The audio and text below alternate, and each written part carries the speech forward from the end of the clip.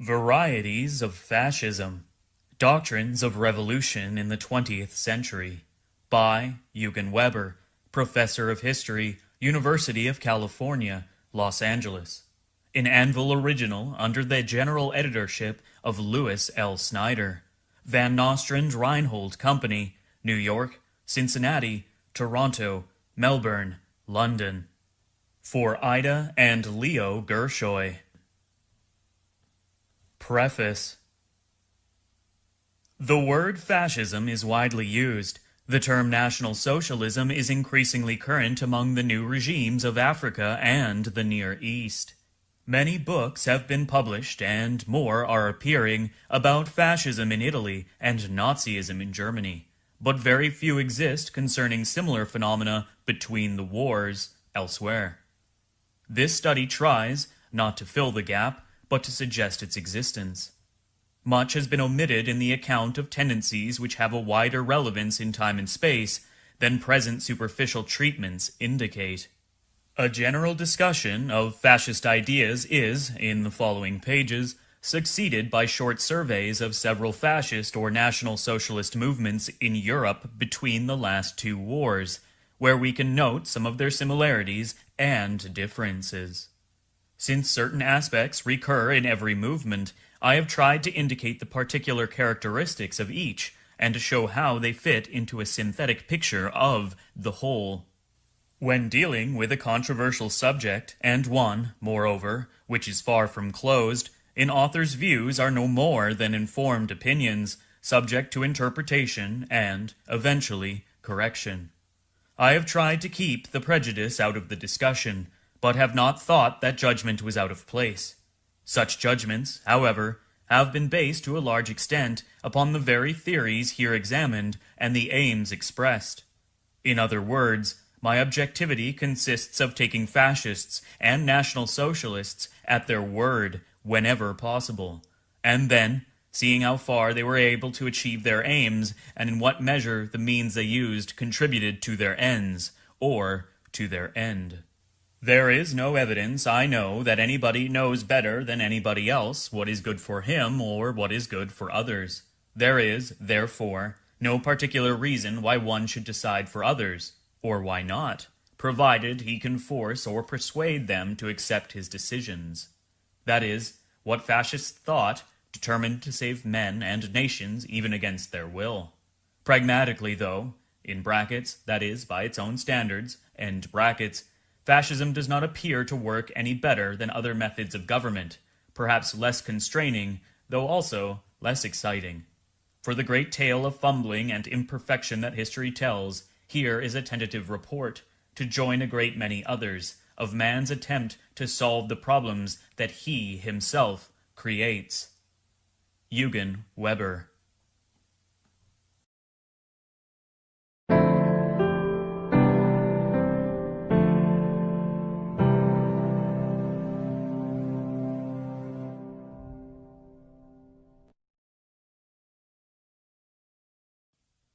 Part 1. Fascisms and National Socialisms. Chapter 1. The Background. Origins. The 19th century has seen the heyday of liberalism, the rise of parliamentary and democratic institutions, the affirmation of private enterprise, and individual liberty. The 20th century would be dominated by tendencies, collectivistic, authoritarian, anti-parliamentary, and anti-democratic, which stressed elitism against equality, activism and irrationalism against reason and contract, the organic community against the constitutional society. All these tendencies had their roots in the 19th century, and even earlier, in the organic nationalism of a Rousseau for whom the national body, made up of the dead, the living, and those as yet unborn, ideally obeyed a general will best defined as a special revelation, in the thought of Hegel for whom the divine purpose revealed itself progressively in the history of nations, and in the romantic affirmation of the primacy of subjective passions, of instincts and of will by which man was supposed to come nearest to nature, to reality, and to expressing his true self. Forgotten for a time, or, better still, adapted to the passion for science, positive knowledge, and rational activity which reigned over the century, especially over its second half. These concepts were revived in the 1890s and the early 1900s, when political and scientific disillusions swung the pendulum away from rationalism, away from the individualistic liberalism of the enfranchised, constitution-minded, free-trading middle classes. The prosperous, respectable, law-abiding bourgeoisie was decadent and corrupt, proclaimed Friedrich Nietzsche. Only dynamic men, ruthless in thought and action, could save the race. Instincts are stronger than reason and closer to reality, suggested Henri Bergson. The individual is a product of the clan, taught the sociologist Emile Durkheim. Collective consciousness has its own existence, prior to individual consciousness, and while these simplified ideas percolated from their books and lectures to a vaster public, new generations whom reigning rationalism bored stood by to welcome them. It was at this time that many of the ideas and institutions of the 19th century took a new shape, and sometimes a new direction, their function and meaning changing here and there to answer the needs of another age. Nationalism and socialism had both been born or weaned in the 19th century. They were to be reaffirmed in the 20th, but in forms less humanitarian and less liberal and for motives different from their original ones. Both nationalism and socialism had first appeared as liberating movements. In the shape they assumed during the 1900s, they would be less liberating than constricting. Where once they had expressed the real needs and real resentments of men oppressed, exploited, and insecure, now they were tapped as myths, potentially powerful invocations addressed to tendencies and awarenesses that they themselves had been instrumental in creating over the past century. And, while we know that both nationalism and socialism were potent as separate, generally antagonistic creeds, both also contributed to those new phenomena peculiar to our age that we call fascism or National Socialism. Neither fascism nor National Socialism has been investigated thoroughly, although both are highly characteristic of our time, a time in which theory and activism, pragmatic violence, and idealistic ruthlessness masquerading as positivism dominate or threaten all societies. The peculiar combination of nationalism and socialism seems to answer the needs of a great many states, even though this is not always explicitly acknowledged or self-conscious. The study of fascist and National Socialist phenomena has suffered from several serious drawbacks. Both movements expressed themselves in actions and statements which repelled serious scholars as they repelled any humane person. Both movements were defeated in circumstances which make an unprejudiced approach difficult, and both movements, once defeated, were temporarily dismissed as having no further immediate significance, except of a purely historical order, and that could wait. Meanwhile, the fiery trail of fascism and Nazism, driving like destructive comets through Italian and German history, had drawn all eyes to these two countries, leaving little attention for similar phenomena elsewhere. Because neither fascism nor National Socialism has been thoroughly analyzed, we lack sound definitions of either and frequently confuse the two. Only the ignorant still think that socialism and communism, much though they have in common, are one and the same thing. But even serious scholars are liable to refer to German fascism and to use fascism and National Socialism interchangeably. True, the activity of German National Socialists involved the violent methods which we associate with fascism. But violence is not the prerogative of either of these movements, and we shall see that there are fundamental differences between them which might help us to reach a new classification. Today, terms like Nazi or fascist, especially the latter, have become adjectives used in a sense that is only vaguely descriptive and generally pejorative. Their purpose is often to give a dog a bad name. Their use seldom exact. Franco is a fascist. Baron was a fascist. Pétain was a fascist. But Churchill, Eisenhower, and de Gaulle may be fascists too, in brackets, depending upon who is talking, end bracket. And so may Tito. Yet these phenomena, crucial to our time, are not only part of the history of the past, but of the present and the future as well.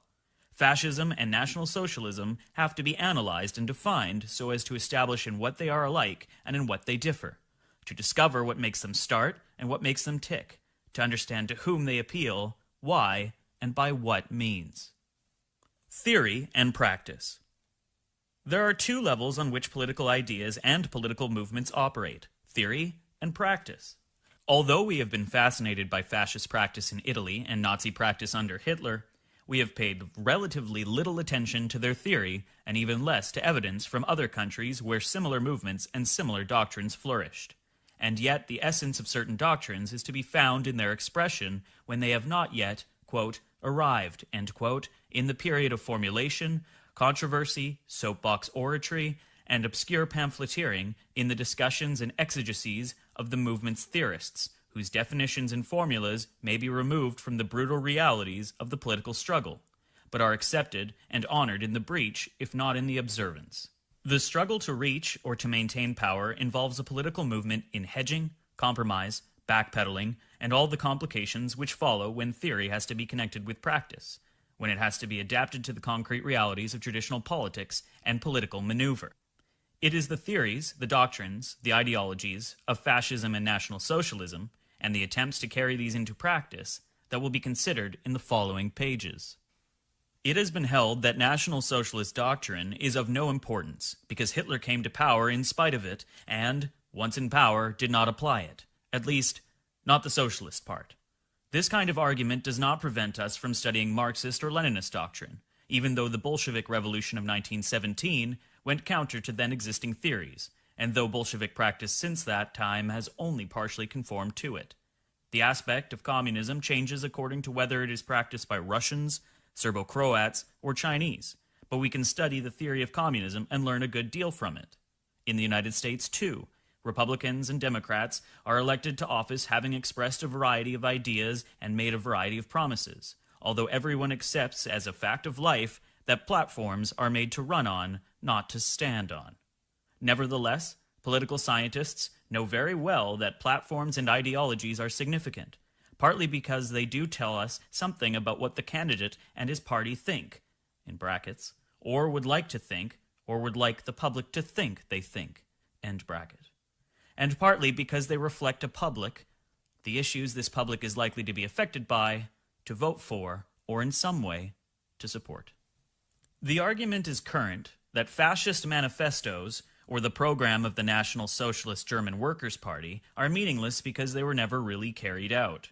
In fact, such statements were acted upon to quite a surprising extent.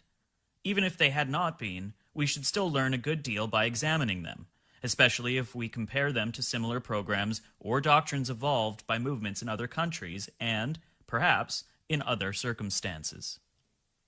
Earlier movements. Movements of a National Socialist nature are not peculiar to the 20th century. F.L. Schumann, in his book The Nazi Dictatorship, New York, 1935, suggests that the idea, if not the name, can be traced back to the German Romantics, to the autarkic economist Friedrich List, and also to Ferdinand Lassalle, the German Jewish socialist leader who was a contemporary of Bismarck. 15 years before Schumann's study, in a book published just after the First World War, Prussianism and Socialism, Oswald Spengler had argued that the prototype of the modern socialist state is to be found in the ideas of Frederick the Great, founder of the perfected Prussian bureaucracy. It is equally possible to trace the pattern of the planned totalitarian society back to Plato's Republic, and the fascist mentality to the turbulent, unscrupulous Callicles, who appears in another Platonic dialogue, Gorgias. Even if we try to narrow things down, we shall find self-asserted National Socialists rampant as far back as 70 years ago. In 1896, Friedrich Naumann, the great economist of the Wilhelmian era, tried to organize what he called a National Social Party, something like it already existed in Austria, where it was called the German Workers' Party, and where, in 1896, its leader, Karl Lueger, became mayor of Vienna, a position he retained until 1910. During this time, he carried out what by all accounts was a most thorough and efficient program of municipal socialism, and also provided the basic inspiration of a young drifter called Adolf Hitler, who sometimes sold the party paper in the streets. In 1918, Lueger's movement would change its name to the German National Socialist Party. In France, meanwhile, in the same year that Lueger became mayor of Vienna, a typical nationalist buccaneer was being given a lavish funeral in the Cathedral of Notre Dame. With the Archbishop of Paris officiating and Maurice Barré, in his funeral oration, asserting that the Marquis de Moray, whose memory they had gathered to honor, had been both nationalist and socialist. As for himself, said Barré, he also liked to insist on the intimate union of nationalist and socialist ideas. Barré had already expressed this view in a periodical, La Cocarde, where extreme nationalists collaborated with extreme syndicalists. The review only lasted from 1894 to 1895, but while it lasted, it preached the gospel of social revolution, in quotations, whose accomplishment no power can henceforth prevent, end quotation. It lambasted the established order, and it attacked with particular vigor the capitalist system that throve upon it.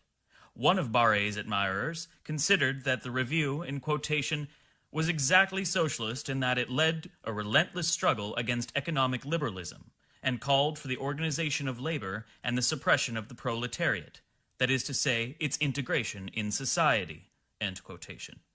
This is not what most socialists would recognize as socialism, but there are a great many variants of socialism, and we shall see that this is the one which fascists and National Socialists favor.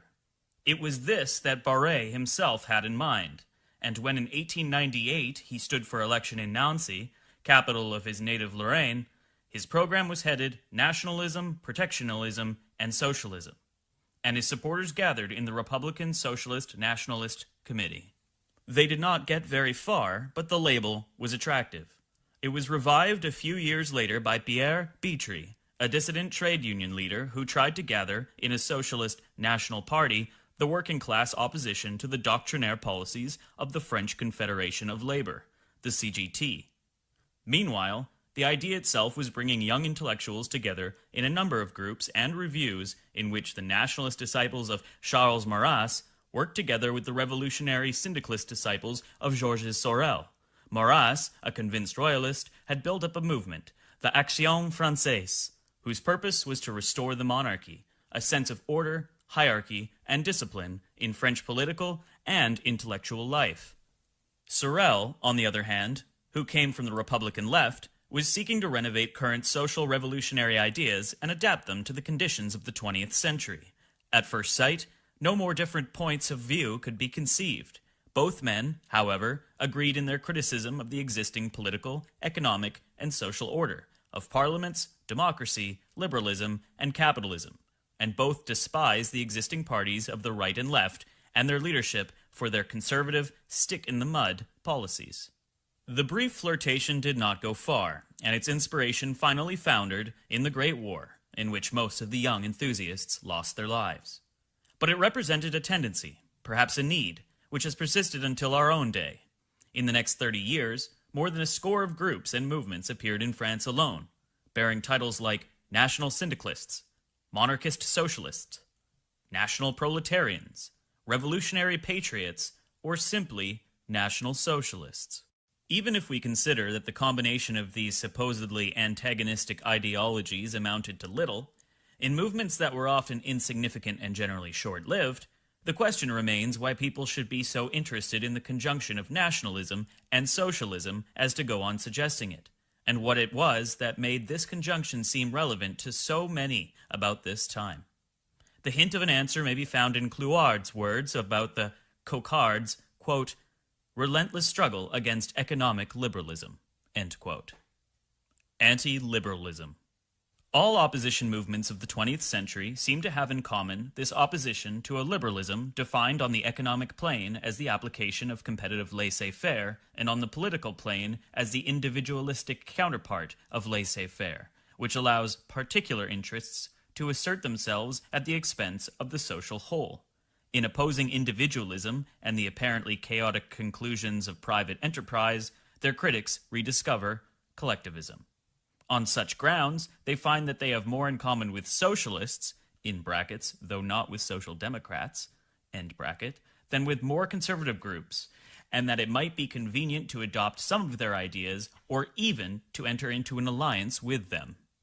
This approach was the basis of German National Communism, whose possibilities impressed quite a number of people in the Weimar Republic of 1919 and the early 1920s. While the communist Karl Radek was interned in the Berlin prison of Moabit, he was visited, among others, by Baron Eugen von Reibnitz, a colleague of Marshal Ludendorff in the Cadet Corps, and, quote, the champion in officers' circles, not only of alliance with Soviet Russia, but of the so-called peaceful revolution. Leibniz was of the opinion that the central task of restoring the productive forces of Germany was insoluble without the nationalization of industry and without factory committees. End quotation. The great Walter Rathenau, himself a representative of vast industrial interests, and another visitor in what Professor E.H. Carr has called, quote, Radek's political salon, end quote, admitted that there could be no return to the old capitalist order. A new society in which capitalism, the right of inheritance, the old social categories would disappear, in which the most intelligent and the strongest would be the leaders, and it should be created by the working class under the leadership of an aristocracy of intellect which would closely resemble Dr. Rathenau himself. In another vein, 15 years later, one of France's most influential economic journalists argued that socialist opposition to liberal individualism attempts to provide the kind of collective awareness which liberal capitalism lacks, and that the only hope of neutralizing the socialist appeal lay in the production of a collective and unifying ideology that could match it. A good statement of this point of view may be found in a book published in Paris in 1943 during the German occupation, entitled Theses for the National Revolution. In quotations, "The capitalist system," it declares, "is dominated by private profit. The capitalist age is characterized by selfishness. In its present form, capitalism is condemned to disappear because it has not associated the majority of producers to the distributive process." End quotation. This kind of awareness, this kind of scruple, had not played a very significant role in the 19th century middle-class thought, especially not after 1848. The first to discover the drawbacks of liberalism had been those well-intentioned members of the middle and upper classes whose reason, conscience, or sensibilities had been shocked by the sufferings of the urban poor. Their yearnings for a better organized society would survive as one of the strands of our story. More concrete political action could be expected from those who first felt the ill effects of liberal free enterprise, that is, the propertyless workers. Particularly, in the great and growing cities of Western Europe, industrialization created a class of permanent wage earners, devoid of property and therefore not committed to individualistic principles. Such people were amenable to collectivistic arguments, first of a nationalistic, then of a socialistic sort. Adam Smith had argued that men further the common interest when they pursue their own interests with enlightened selfishness. This argument, however, was not convincing to propertyless wage earners whom the system exploited without satisfying. They were not persuaded that what is good for General Motors is good for the nation, or perhaps they felt that they were not really full members of this kind of nation. Tariffs, commercial competition, threats of war on the one hand, the growing effectiveness of syndicalist organization and its more active participation in national and international politics on the other, all emphasize the superior effectiveness of groups over unorganized individuals. Meanwhile, the middle class were facing problems of their own. Where earlier, opportunities had not been lacking for the small entrepreneur to set up in business, make money, and rise in the social scale, now big business, big capital, growing labor, taxing and interfering states were all squeezing him out of business. And so, beginning in the late 19th century, certain sections of the middle classes, threatened especially by the encroachments of the competition of great capitalist enterprises, began to consider their danger and to welcome, or, at least, to heed collectivistic doctrines which stressed the need to regulate the workings of capital in order to protect the people, in brackets, in this occurrence themselves, end bracket, from private exploitation. First, they resented the kind of unregulated speculation that made unwitting investors lose their savings in spectacular crashes. Then they came to fear the competition of large department stores, chain stores, and trusts, in brackets, those hideous monsters that Mr. Dooley talked about, end bracket. It was no longer enough for a man to work hard, save, and thrive. A big combine could put him out of business. His savings might disappear overnight because of obscure machinations he ignored. His farm might become useless because people halfway across the world could produce more wheat and fatter sheep and ship them to his country and still undersell him.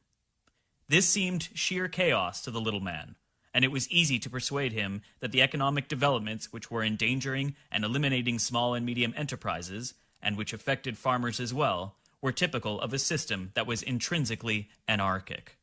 In a sense, that was true. But economic anarchy had gone unnoticed as long as its possibilities had helped rather than hindered the making of money. Now, liberal economics started to look threatening to a number of people who had in the past benefited from it, and, by a natural equation, it became connected in many minds with liberal politics, similarly competitive and similarly anarchic, which had better be replaced. In brackets, the argument began to be heard, end bracket, by a more reliable order, restrictive, protective, controlling private enterprise in order to protect it, not to destroy it. Naturally, most of these people did not know how to formulate their resentments and their claims, and their plight did not attract much attention from the theorists until the 20s and the 30s, when it became really widespread and manifest. But this seems to be the basis of the right-wing spectrum noticeable during the last half-century, and also the basis of differences of orientation to be found within the so-called right, the difference between conservative and radical tendencies. Those who benefited from the established order were firmly conservative, and so were some of the small, threatened property owners. But the mass of the latter, together with those whom the system stripped of the security and the income with which they once enjoyed, would oscillate between variants of radicalism, all of which repudiated liberalism and capitalism, some envisaging a return to a sort of Jeffersonian golden age, while others wanted to forge ahead, through revolution, to a new collectivistic social order. Insofar as they all suspected or feared the class covetousness of socialist claims and ignored the class character of their own resentments, these people were united in opposition to conventional socialism and communism. They were united, too, by a common belief in the national entity and in the value of national definition, a belief which the Marxists traditionally denied, or, at least, played down. Nationalism was going to furnish the ideological basis on which otherwise divergent sections of the right would join in temporary alliances, and also the inspiration for doctrines of reform which the less conservative sections could accept, adopt, and follow.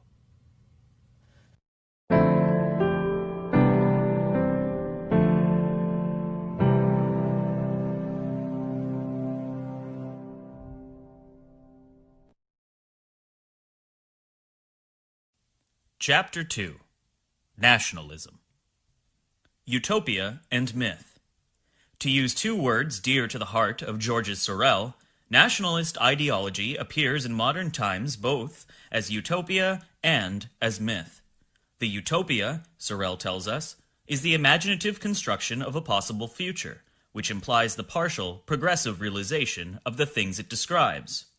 A myth, on the contrary, is something unreal, whose very unreality makes it possible to keep up a violent, intransigent, doctrinaire position.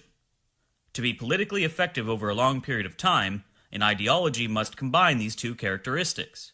It has to be concretely applicable and effective, yet it must have a certain ultimate character, which acts as a sort of ideal carrot, intangible, inspiring, perhaps the more inspiring for being intangible. The need for such a creed is not felt in periods of social and moral stability when people operate in a familiar world, in terms of familiar and unquestioned institutions, authorities, and customs.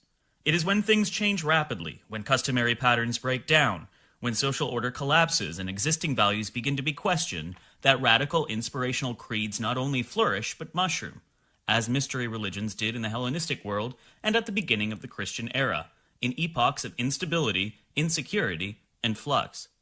All such creeds combine the qualities of utopia and myth that Sorel regarded so highly. Students of religion have discussed how closely Christianity came to other mystery religions of the Hellenistic world, which also stressed ideas of sin and redemption, salvation, and a savior.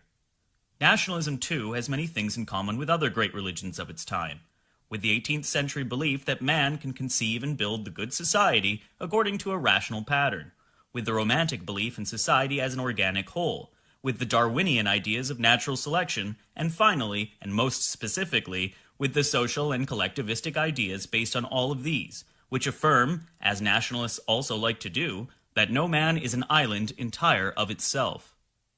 Frequently confused with expansionism, imperialism, or aggression, nationalism is not necessarily connected with any of these. The feudal lord who raids or annexes the land of another lord is not a nationalist. The Crusaders or the Spanish adventurers who clutched at new lands for profit and for faith were not nationalists. Louis XIV was not a nationalist when he annexed some neighboring prince's territory for his own glory or profit, and even Bismarck, uniting a large part of Germany under Prussian sway, flouted the dreams of German nationalists for the sake of the Hohenzollern family and the Prussian state which he served. Nationalism, in other words, is less a policy than an idea. It is the acute, ideological form of normal everyday patriotism and of a new awareness grounded in the growth of national states throughout the early modern period. Where patriotism arises directly from simple emotions connected with people and places that we know and care for immediately, nationalism uses intellectual arguments based on more sophisticated ideas like tradition, history, language, and race. It argues a wider community and a common destiny which are not immediately perceptible, but whose traces can be found in the past, whose reality can be demonstrated in the present, and whose implications have to be worked out in the future. Historical origins. Like so many other phenomena of modern history, this sort of nationalism draws much of its impetus and ideology from the French Revolution of 1789. Give or take a generation, most of the attitudes that we recognize as nationalistic appear in the late 18th century. Awareness and exploration of a peculiar common past, and a similar present culture. Emphasis of the group and the community in which the individual fulfills himself. Insistence on a common interest and a common responsibility, which makes the individual part of the group in a way he had never been before. Finally, the growing identity between the nation and the state, between the political and administrative machine on the one hand, and the cultural community on the other, which would provide nation-states with an impetus that marks the whole 19th century. Not all of these concepts developed at once, and not all of them appeared together, but all implied a sense of community that had not existed in a Christian world where men were truly one in God alone, or in an, quotations, enlightened, end quotations, reasonable world, where individual men could be united only by contract or by force, or in existing monarchies which were visualized as the property of their rulers, and where the state was simply the managing board of a vast private enterprise. There could be devoted paternalism on the one hand, filial loyalty and obedience on the other, but this did not really involve the king's subjects in the king's affairs. There could be the reluctant contractual agreements of John Locke, or the enlightened despotism of Frederick the Great. But they were all limited, utilitarian arrangements which left the individual essentially free of responsibility in the community. Perhaps the Christian religion came closest to suggesting a unity among men. But even Christian unity was not fundamental, because, really, men were all striving individually toward their personal salvation, and even this superficial community broke down in the 16th century. By the 18th century, Christianity no longer provided a serious cultural inspiration. It was still a cultural reality, it was still a social force, but thinking men did not look toward it to find solutions for their problems. And so, nationalism appears as a sort of whistling in the dark. There is safety in numbers, and it is not surprising to find anxious, disoriented men gathering together to draw confidence and a feeling of identity from each other's presence. They had something to worry about. The 18th century was the time when God died, to be replaced by a watchmaker. It was the time when rulers were cut down to size, as a preliminary to more radical disseverments. Habit and custom, the essential ingredients of social cement, were cracking all over the West. Finally, the principle of monarchy itself was called into question, and the principle of property along with it. Because if you take a king's lands away, you are depriving him of his property. And if you challenge a king's right to rule his lands, you challenge any man's right over his property. People worried and wondered where all this was going to stop, where they could find a new principle, a new authority to take the place of the fallen ones. The new principle appeared in the idea of the nation. The soldiers of the old regime had gone into battle shouting, quote, "Long live the king," end quote. The soldiers of the revolution went into battle shouting, quote, "Long live the nation," end quote. Here was the superior entity for which they were ready to lay down their lives, the totality of Frenchmen, the nation, a community that was both real and ideal. And here we come to a basic characteristic of European nationalism, which has not been sufficiently noticed, its collectivistic nature. Certain national ideas that we can trace back during the century that preceded the French Revolution had been formulated with a different end in view. When in 1688 the English dispossessed James II of his crown and handed it over to William of Orange, this same threat to the principle of property had arisen. John Locke had answered the threat by arguing not that the community is superior to the individual, but that the individual and his property interests are anterior to the community, and hence basic to it. In quotations, "The great and chief end of men uniting into commonwealths and putting themselves under government," end quotation, wrote Locke, in quotations, "is the preservation of their property," end quotation. Locke's two treatises on government emphasized that the individual, his liberty, his dignity, his property, his happiness, must always be the basic element of all social life, even within the state. This principle presided over the British philosophy of politics and over its great offspring in North America. This kind of view, which is essentially conservative, in brackets, whatever its revolutionary implications or rationalizations might be, end brackets, was not suited to the revolutionary situation that Europe was facing after 1789. The theory that men joined in a community for the sake of their particular convenience, in brackets, mostly of a material kind, end brackets, was of no use to states in crisis or to revolutionaries who set out to challenge vested interests, in brackets, also mostly of a material kind, end brackets. Something more radical was called for to match their needs, and this would be the collectivistic nationalism with which the modern period is better acquainted. Collectivistic nationalism. A doctrine which stresses the national community is rich in collectivistic implications to begin with. The king's pleasure was replaced by the general will. The arbitrary operation of hierarchy and privilege was replaced by equality before the law.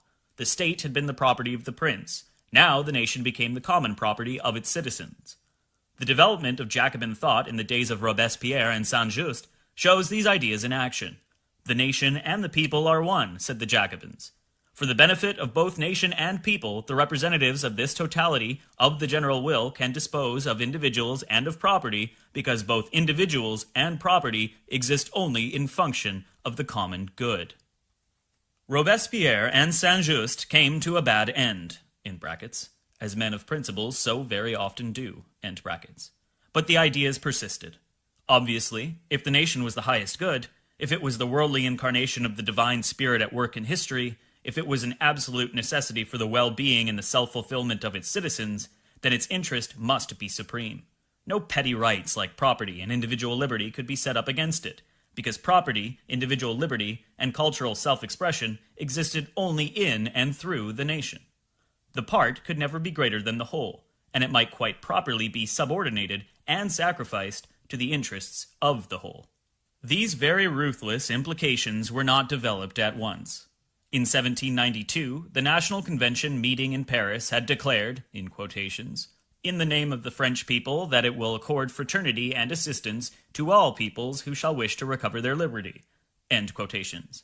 But liberation turned to occupation, in brackets, as it often does, end brackets, and the armies of the Republic were succeeded by the armies of the Empire, and these, in turn, by a series of reactionary regimes. During this time, the confident liberating nationalism, in brackets, which envisaged the national collectivity as part of a vaster order, an order where friction and war would be eliminated by national self-determination, end brackets, turned into the sword of nationalism for which national interests have to be affirmed at the expense of others. In 1792 and in 1848, nationalists were still humanistic and universalistic. Italians, Poles, or Frenchmen would not only save themselves, but they would save the world. Affirming their right to freedom, they affirmed the same right for others too. By 1870, let alone by 1918, they had all become self-assertive to the point of aggression. The nationalist ideology, once it had been accepted, had taken up the narrow opportunism of traditional politics. In other words, where nationalism captured the state, it was in turn captured by the state, and it was used, in brackets, consciously or not, end brackets, to rationalize actions and policies which were not specifically nationalistic. The relations between nationalists in different countries were basically changed as soon as any of them graduated from mere theory to real state power. When they became bureaucrats and politicians, the nationalists assumed the implications and the responsibilities of economics and policies that were based not on cooperation, but on competition. Their ideology became a new flag to wave over the old-fashioned armies of opportunistic power politics. Economic factors. Something else happened to complicate the problems and the nature of nationalism. Just when its ideology had established and pervaded the public mind, nationalism had to cope with rapid changes that were taking place in the scale of economic and industrial activity. At the turn of the 18th to the 19th century, nationalism had been a practical innovation. The national state had been an improvement over the congeries of autonomous units it replaced. It offered people more scope and a wider area of action. But by the end of the 19th century, the needs and the pressures of a vastly more productive, more integrated, more complex economy were already finding this scope too narrow. The nation, as an economic unit, was being involved in a much vaster world market, a new kind of collectivism, world collectivism, pressed in upon the more limited national one. And nationalism had to become defensive and to resist the intrusion of new forces and new ideas, just because the expansive pressures of modern industry were making it aggressive, and because the self-sufficient nation-state that had been such an advance only a little while before was becoming less viable and also more involved and more vulnerable in the cat's cradle of modern world economy. These same expansive forces, which accentuated the doctrinal contradictions within nationalism, also generated a new doctrinal challenge outside it, socialism, which appears toward the end of the 19th century as the opponent and the foil of nationalism, but which is actually the product of the same assumptions that were part of nationalism itself. In 1789, men had set out to organize their world according to their own laws and not to those of some external order. To do this, they had transferred political thought and action from the private to the collective level. The first stage of this revolution had been political, but it did not take long before claims were advanced for a further revolution, a social revolution, which would serve more than a limited minority of the middle class. A revolution of and for the people, which would set up a new economic and social order and not just a new form of government, which would, in brackets, in other words, end brackets, go further toward fulfilling the logical conclusions of the principles of 1789. By the end of the 19th century, these views were identified with socialism, but they could just as easily be identified with nationalism. If they were not, it is because the connection between nationalism and collectivism had in the meantime been lost from sight. And this had happened for a very practical reason. As the middle classes achieved their political objectives in some kind of national and constitutional order, and as they attained their economic objectives by gaining opportunity and prosperity and security, the old slogans of revolutionary and collectivistic self-determination did not suit them anymore. These people believed in the nation, and they believed in the general will, but they also believed in property, and property was being challenged by the ideas of the socialists. How were they going to reconcile the new reality and the old doctrine? How were they going to reconcile the collectivistic implications of what they believed with the collectivistic demands of what they withstood? How were they going to join, or openly join, the camp of established order which they had opposed for so long? There was the problem. A middle class which had been identified with the party of movement achieves its objectives and begins to appreciate the status quo. But while its interests call for stability, its ideology remains an ideology of movement and reform. How can it become a party of order and yet continue to flatter itself that it still represents movement and progress? The way to do so was to emphasize that part of its doctrine whose dynamism did not threaten its interests. Here, nationalism was useful against the divisive doctrines of class war. The erstwhile revolutionaries, in brackets, now replete, end brackets, proclaimed the old Jacobin doctrine of national unity against the subversive doctrines of socialist internationalism. They reaffirmed the reality of the nation in arms, facing a foreign foe. When they had persuaded themselves that this is what nationalism means, they were able to march into the conservative camp, the camp of property and the status quo, with a clear conscience. For a while, after the turn of the century, nationalism was going to provide the slogans of the respectable right against the collectivistic ideas of the subversive left.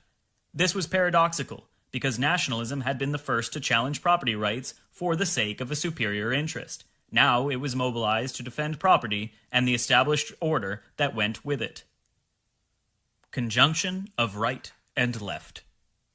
Under the surface, all sorts of ferments were working, both on the right and on the left.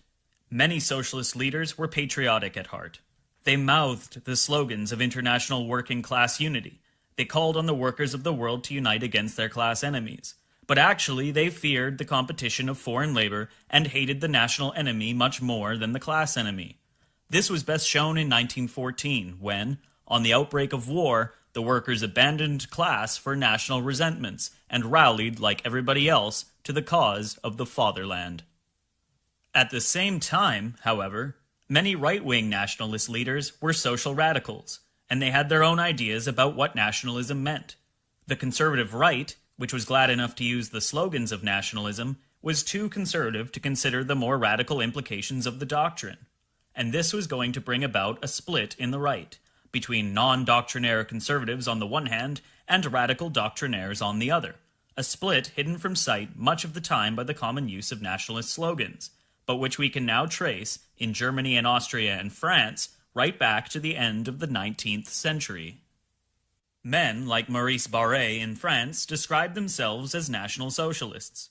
They realized that national unity implied social justice, that national power implied the planned use of national resources, that national harmony might mean the equalization or the redistribution of wealth and opportunity and economic power. Being doctrinaire, they were willing to be ruthless. Being intellectuals, they did not feel the need to maintain the established order at all costs. Putting the nation first and property second, they found that their theories were leading them toward Jacobinism, even while the official left-wing heirs of the Jacobins were moving in the opposite direction. These national collectivist ideas were going to be put into practice during the First World War: planning, direction, compulsion, taxation. The nations mobilized their resources regardless of the property rights that conservative nationalism was supposed to defend. When the war ended and the Jacobin measures were allowed to lapse, an ideological residue remained. When you are hard-pressed, you can mobilize the nation. And the first to take this advice was a heretical socialist, Mussolini.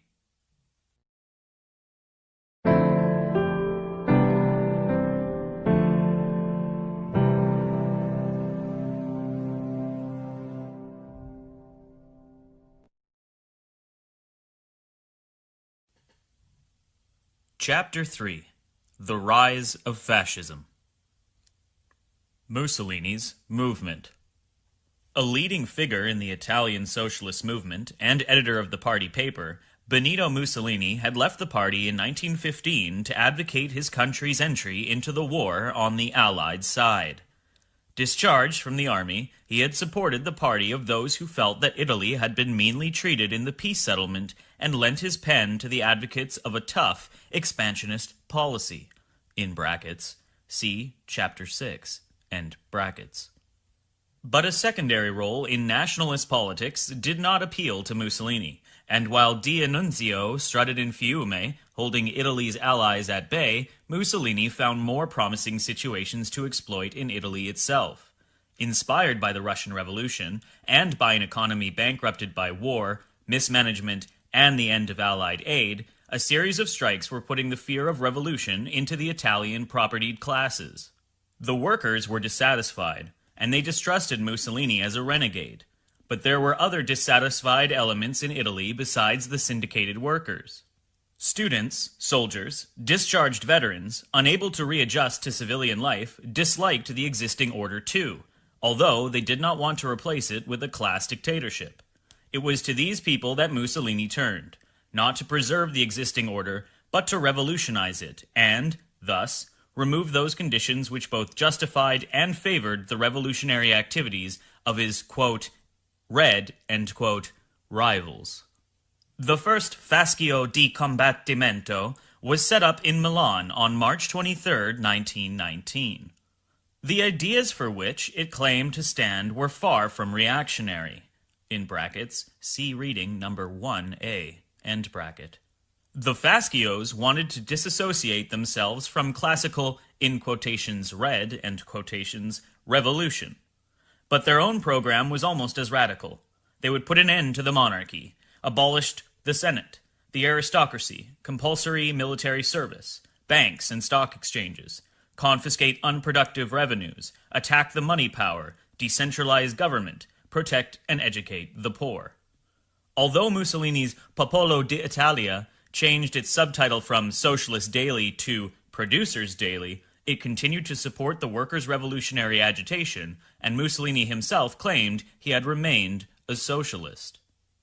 In effect, to begin with, the fascios supported the strikes that raged throughout North Italy, even the first sit-in strikes of 1919, when the workers took over the factories and challenged army and police to dislodge them. A fascist resolution of July 1919 affirmed, in quotations, a boundless solidarity with the insurgent people against those who starve it, end quotation. In the spring of 1920, the Popolo d'Italia criticized the all-engrossing state for its intervention in industrial conflicts on the side of capital against the workers.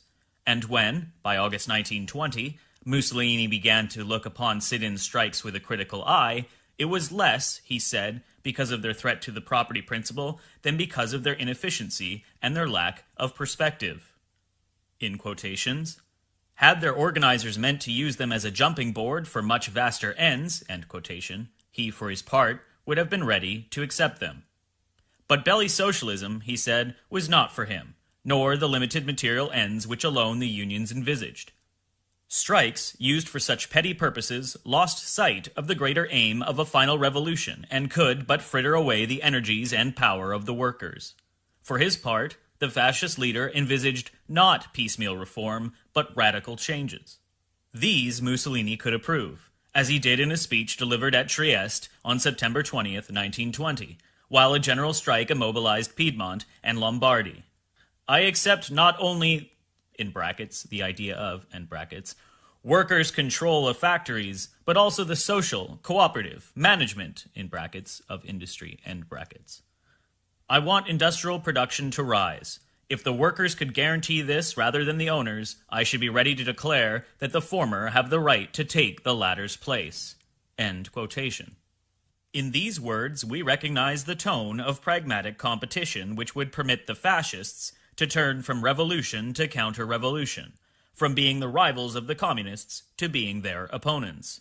One of Mussolini's admirers has called him a condottiere, a soldier of fortune, and this provides a clue to the fact that within 2 years of the radical verbiage of 1919, we find the fascios acting as strikebreakers, and within 3 years, the professed socialist republican being called to power by his king. It is more than likely that part of the reason for such a switch lies in the fascists' need for money. But soldiers of fortune seek power even more than money, and Mussolini had realized that in his race for power against the communists and the socialists, who were firmly entrenched in labor unions and city councils, he could only be successful with the support of the conservative representatives of established order. With the communists, he shared a revolutionary radicalism in which he could never convincingly overbid them. With the conservatives, he shared a common nationalism and a common regard for authority and order, in which the conservatives' inefficiency and their moderation left them at a disadvantage. It was immaterial that for Mussolini the authority and order in question were to be his own. This was a matter to be clarified later. The conservatives could help him attain power. This secured, there was time enough to install an order broadly similar to that which he had advocated in 1919, but adapted rather to the needs of an ever-changing situation than to the points of a particular doctrine.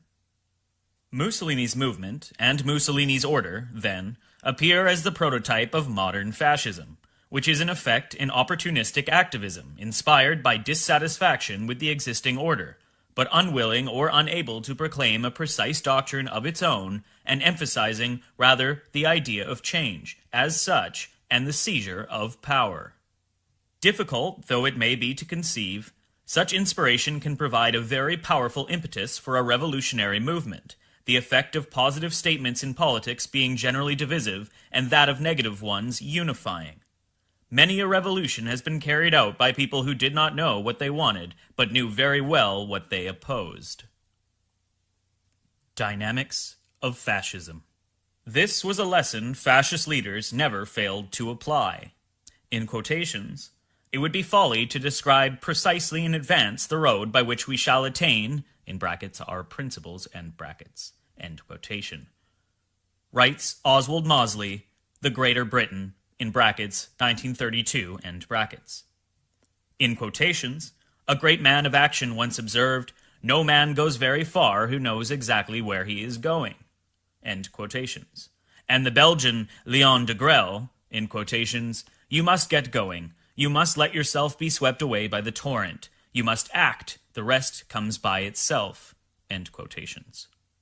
Across the border, in France, one of Jacques Doriot's most brilliant followers in the PPF, in brackets, French Popular Party, end brackets, sings the same song, in quotations. It is not the program that counts. What counts is the mentality of the party that proposes the program, end quotation. Trio La Rochelle would write in 1936, in quotations, do not ask us first what is our program, but what is our mentality. The PPF spirit is a spirit of life, of action, of speed, end quotations. Doriot was a renegade communist. His chief competitor, renegade socialist Marcel Diat, thought the same, in quotations, fervor, end quotation. He told his followers of the Rassemblement National Populaire, in quotations, is sometimes better than enlightenment and clarity, end quotations. In brackets, see readings number 1C, end bracket. What a movement needed to succeed, and it is important to remember that the sense of movement was essential in fact as well as name, was a mystique, a principle or an idea to which it could appeal, which could sweep its followers off their feet and off their minds, toward a goal left imprecise except in terms of power. In quotations, it is not a question of working out a program, end quotation, a French right-wing terrorist declared, in quotations. The question we seek to solve is of a higher order. We have to find the idea, the dynamic of salvation, the dynamic of action. Only an ideal, only a mystique are likely to redeem us, to raise us, to make possible the redeeming ascent towards the bright pinnacles of the future. End quotation. The curtain of lyricism discarded, questions do arise nevertheless, in quotation, ascension towards what, end quotation. In quotation, change in what direction, end quotation. Quotation, power for what purpose, end quotation.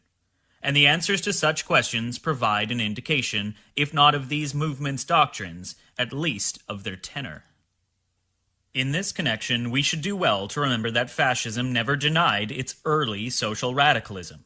On the contrary, it considered itself a form of socialism, freed of humanitarian sentimentalism and Marxist dialectic, truer to fundamental socialist aims in that it tried to adapt itself to a changing historical reality which the old Marxist interpretation no longer suited. Socialism, by this time, had become a practically meaningless term. In certain cases, it served as a pejorative label to stick on objectionable men or measures. In others, it provided a popular description of desired but undefined reforms.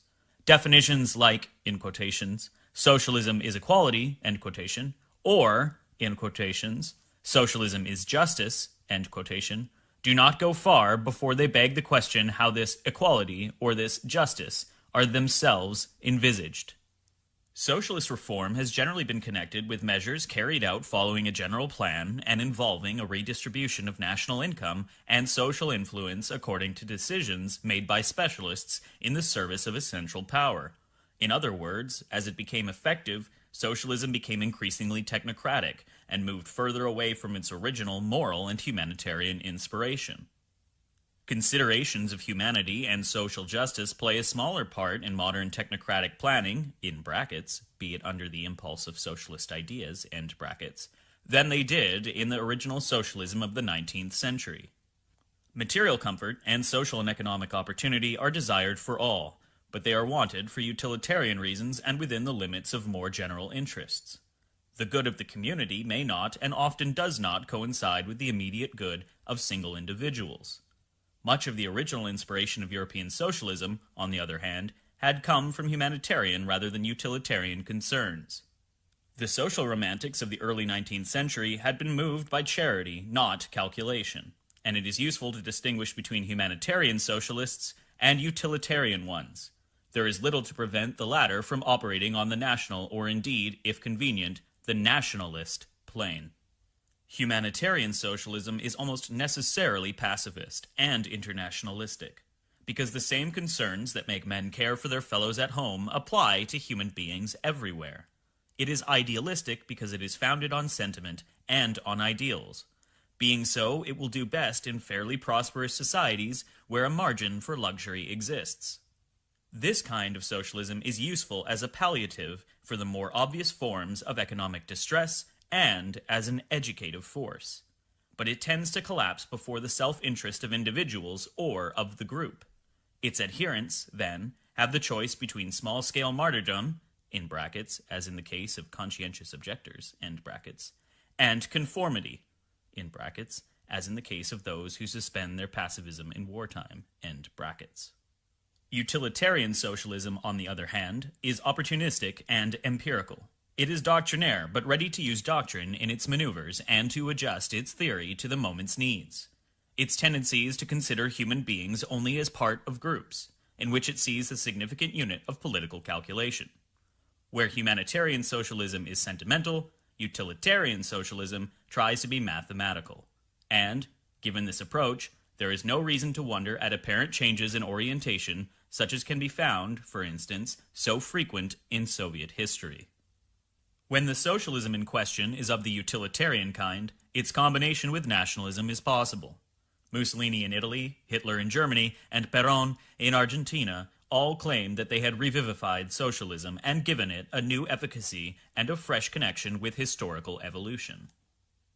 Their claims were confirmed by many opponents who, outside of communist ranks, recognized a characteristic of the fascist or National Socialist appeal that later observers would ignore. In quotations, the National Socialists, it is essential to remember, call themselves socialist, as well as nationalist, end quotations, wrote the Daily Herald, organ of the British Labour Party, on May 2, 1933. In quotations, their socialism is not the socialism of the Labour Party, or that of any recognized socialist party in other countries, but in many ways it is a creed that is anathema to the big landowners, the big industrialists, and the big financiers, and the Nazi leaders are bound to go forward with the socialist side of their program. End quotation. From the opposite pole, a sometime collaborator of Hitler suggests that the speculations of national communism had not been completely devoid of substance. In quotations, the Third Reich, end quotation, warned Hermann Rauschning, in quotations, is actually bringing into operation a sort of socialism. We may call it Prussian socialism, or state socialism, or the total mobilization of the nation, or the beginning of the grandiose democracy of work. The revolution will proceed on its course, and it will do so through the initiative of a revolutionary elite in cooperation with masses excited into revolutionism. End quotation. While the old order, political and economic, creaked and strained, parliamentary socialist parties had become part of the establishment, adopting its methods and its ideas of gradual reform which, it was hoped, would reconcile the workers to the common prosperity of the capitalist system. To the left of this conservative socialism stood the Communist Party, with its slogans of class warfare and its foreign connections. Fascism appeared as an alternative to both, as the representative of a national revolution hostile to conservatism, but opposing social divisions as it opposed social injustice. And when European socialists gathered in 1934 to study the fascist question, Henri Deman, leading intellectual of the Belgian Labour Party and soon to become its leader, explained that, in quotations, fascism has succeeded because it emphasized the anti-capitalist sentiments to which the socialist movement no longer appealed enough. Fascism has rallied the masses by a program, by slogans, by a vocabulary that are anti-capitalistic. End quotation. Violence and history. The ideological inspiration of this attitude is to be found in the work of such men as Joseph Arthur de Gobineau, in brackets 1816 to 1882, end brackets, and Friedrich Nietzsche, but also and more immediately in the writings of Georges Sorel, in quotations, "It is to Sorel that I owe most," end quotation, declared Mussolini, in quotations, "For me the essential was to act," end quotation. The characteristically fascist form of action through violence had been advocated in Sorel's best-known book, Reflections on Violence, an attempt to adjust the conventional Marxist analysis of social development to the political and economic facts of 1900. It was naive, thought Sorel, to put your trust in the gradual proletization of a society which, contrary to the predictions the Communist Manifesto had made in 1848, was becoming increasingly bourgeois, and ever less inclined to desperate revolution. On the other hand, those socialists who, in view of this, hoped to achieve their aims by gradual reforms carried out within the existing system were just as mistaken. The socialist order could only be installed by a radical revolution. To create the conditions for such a revolution, violence must be used. Violence is distasteful to sensible men. Worse, history shows it to be a wasteful and ineffective method, likely to corrupt even the worthiest cause. This is because violence has been used in a sporadic or sentimental fashion without calculating the end in view. Violence must cease to be an anarchic reflex. It should be integrated in the order of political action so as to end the dichotomy of two great historical phenomena, order and violence, too often and too wastefully opposed, and to ensure the historical realization of socialist aims. In this manner, ignoble means were dignified by a noble end, and violence appeared as a morally and socially necessary form of effective action. Gobineau's essay on the inequality of human races, in brackets 1853 to 1855, end brackets, is also often cited as a basic source of fascist opposition to the sentimental humanism of an earlier day. This can be misleading, for, while Gobineau argues in favor of white supremacy, Mussolini, who had been affected by his ideas, was not a racist. What Mussolini took from Gobineau was not the affirmation of white supremacy, but the idea that power must be based on the collective principle, not on universal human values like honor, freedom, or human dignity, but on biological factors of a collective or social nature, race, nation, or caste. Fascism would justify its aspiration to total control by biological considerations, and would define order by the coincidence of political and biological realities. With their insistence on living space and the survival of the fittest, fascism and National Socialism appear as the political expressions of evolutionist and so-called Darwinian views. They deny transcendental values because history provides no indication of ultimate truth, and so the only valid approach must be a pragmatic one. It is, indeed, in this attitude that we discern the historical roots of fascist thought, growing from an intellectual situation in which, following the death of God, history was left as the only touchstone of the absolute, a sort of theology for our time. The fate and development of nations is the bedrock of fascist reality, but this reality itself changes, both in time and space. The divine spirit, which, according to Hegel, realized itself in the nation's past, could also suggest its future, but this could only be realized by the heroic few who combine the capacity to perceive such a manifest destiny with the courage to carry it out. Courage, here, is very important, for it relates once more to the deliberate activism so characteristic of fascism. Traditionalists and conservative nationalists also refer to history in order to justify setting back the clock or staying put.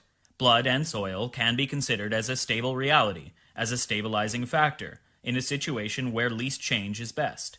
But when, instead of providing a reference for traditionalists, history becomes the justification of collective, national, or racial evolution and change, when it becomes the only absolute reference of the will to power, then it is the basis of fascism. The conservative or the traditionalist does not consider history alone and of itself as his sole point of reference. Other references are as authoritative in his eyes: great institutions and organized bodies, guilds, estates, above all, the church. But history, when it becomes the only concrete absolute capable of providing both definition and justification, is no longer referred to, in brackets, as in nationalism, end brackets, in an attempt to be true to it, but envisaged as a continuous creation, as a deliberate acceleration of human destiny entitled to overthrow or crush all obstacles before it. Once again, this explains why fascism not only uses violence, a trait which is not, after all, peculiar to fascism, but regards it as an absolute, in brackets, because necessary, in brackets, means to an absolute and necessary end. In this perspective, violence appears as the highest, or, at any rate, the most obvious form of the social energy and the will to power which create history. Such an analysis may take us further than the theorist of pragmatic fascism would wish to go, but it applies to the common principles which we can discern among a great variety of fascisms, all of which imply historical relativism when they argue that history awaits its maker, all of which insist that the nation exists as an absolute, expressing and affirming itself in the role it plays in history, its people incarnated in a heroic leader who embodies the world historical individual of 19th century Hegelian legend. Given his gigantic task of forging history on the hoof, the leader must be able to call on all the resources of the nation, both spiritual and material. Previous to bending his people's energies to their historical task, he must, therefore, conquer their souls. Writing about the public at one of his meetings, de Grelle expressed this very well, in quotations. The crowd was magnificently subdued, entirely given over to an idea, by all its senses, by every fiber of its flesh. But what one sensed above all, and what really made these Rexist meetings worthwhile, was the quality of the soul, this vibration, this total abandon of the public. Rex is the realm of total souls, withholding nothing, marching straight ahead, sure of their way. That is the true Rexist miracle. This faith, this unspoilt, burning confidence. We have these souls. Who could say as much? End quotation. The leader and the crowd. The fascist leader conquers a crowd and subdues it as he would a woman or a horse. But such a conquest implies responsibilities. When a people achieves true national self-consciousness, explains the Romanian Codreanu, in quotations, the leader is no longer a master, a dictator who does what he wants and leads where he wills. He is the expression of that invisible spirit, the symbol of this state of consciousness. He does not do what he wants, he does what he must, and he is led, in quotations, by the interests, end quotations, of the eternal nation, which the people has sensed, end quotation. Here is the basis of that cult of the leader as the emanization of his people, produced by his people as the materialization of its profound will and purpose. Such a leader is neither elected nor appointed. He affirms himself as the, in quotations, truly democratic, end quotation, chief of a group that freely accepts him.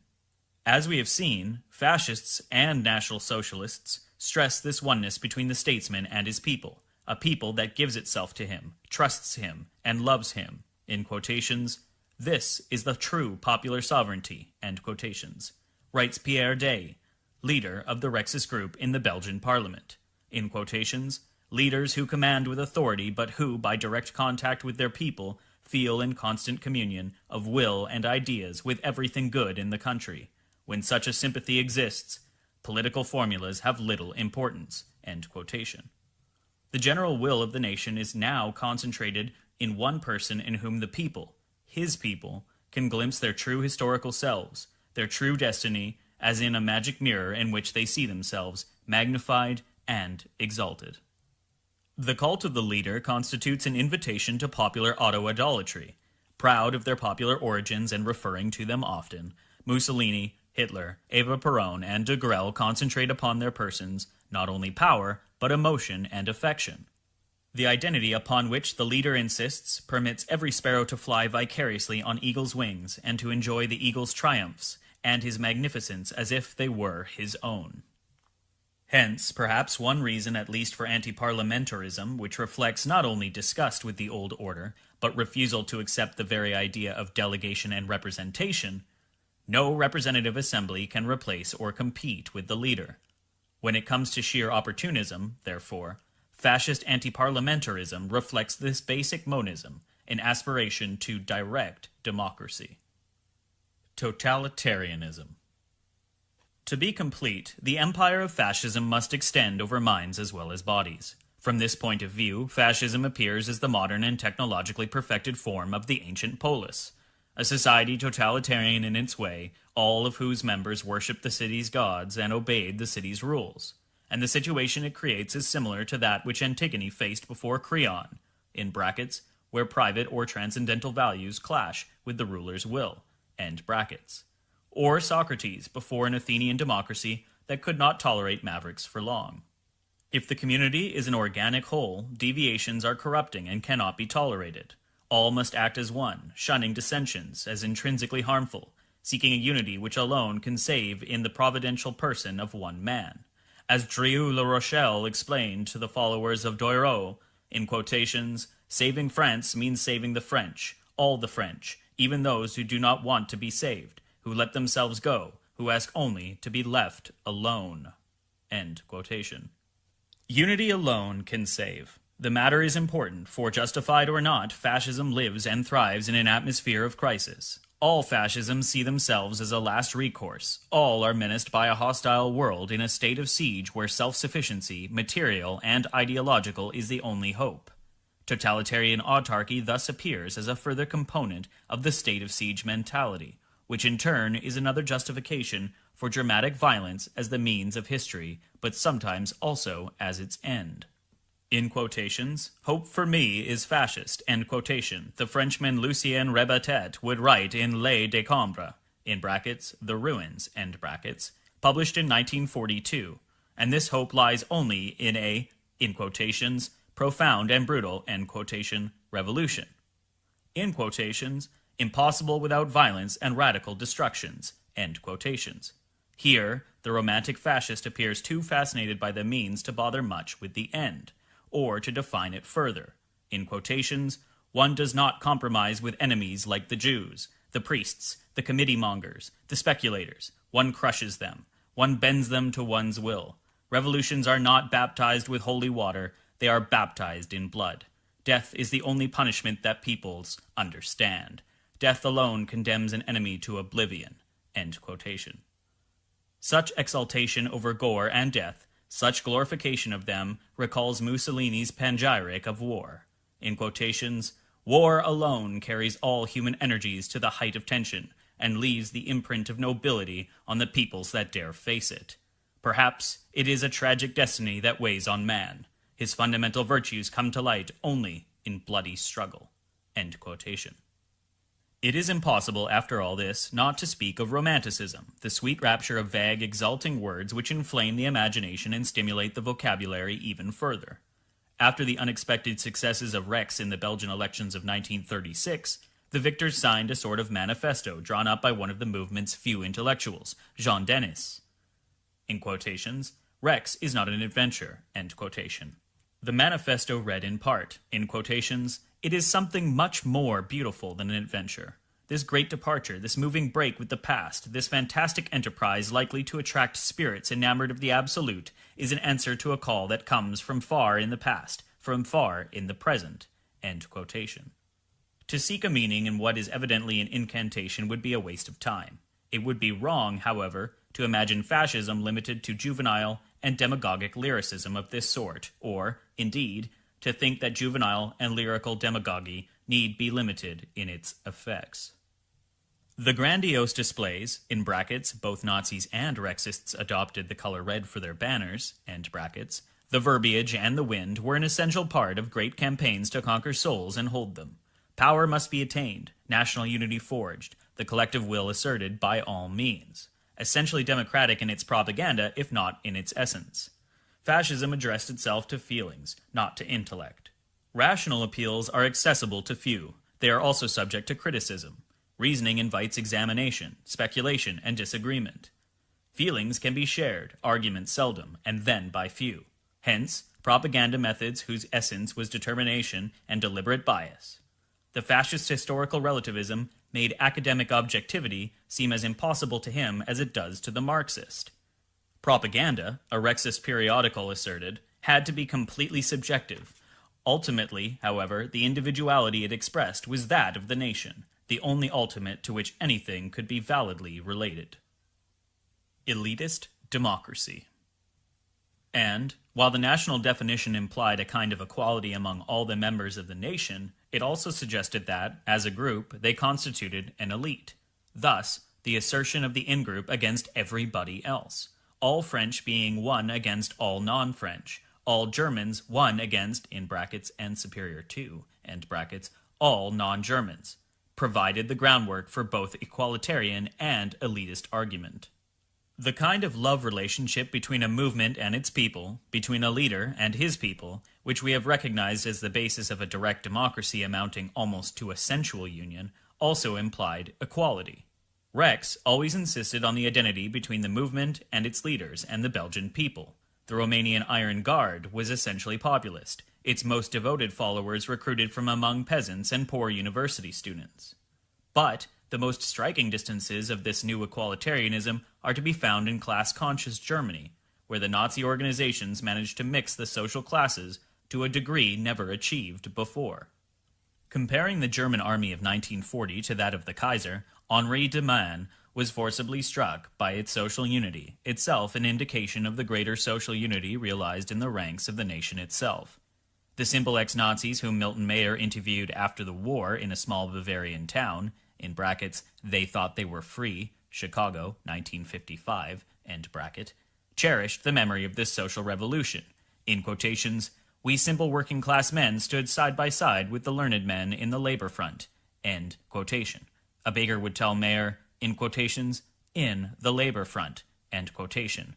Said another, in quotations, we belonged to something together. We had something in common. We could know each other in those days, end quotation. Even the local school teacher, the only one to view Nazism with a critical eye, believed in the reality of democracy as part of its program and practice. In quotations, there was democracy in Nazism, and it was real. How shall I say it? My inferiors accepted me. End quotations. This crucial acceptance of each other by men of different social classes as equals in the nation, in the party, and in the different party organs whose hierarchy incidentally also added to the opportunities of social mixture and promotion, all this supported by incessant equalitarian propaganda and a system whose marks of social distinction differed from traditional ones, had a profound and hopeful effect. Eva Perón's jewelry and stylish dresses were part of her appeal to the descamisados, to whom she seemed a symbol of the opportunities that Perón's justicialismo was offering to all. Well aware of this, she labored the point. In quotations, you will all have clothes like these someday. Someday you will be able to sit next to any rich woman on a basis of complete equality. What we are fighting for is to destroy the inequality between you and the wives of your bosses. End quotation. One obvious means for destroying this inequality lay in the party, with its own uniforms which, brown shirts and black shirts, green shirts and blue ones, belts and jackboots, set a man apart from the common run of humanity, proclaimed his membership in a fraternity with values and a hierarchy of its own. The army, too, where the uniform begins by establishing the basic uniformity from which individuals detach themselves by abilities best suited to the army's task, had been an excellent instrument for the abolition of social differences. But the army, which in many countries furnished the last refuge of a haughty and tenacious class spirit, reflected and magnified the privileges and the iniquity of societies where money and influence held sway. In any case, most citizens passed through it too rapidly to be marked by its peculiar values. The war had been different.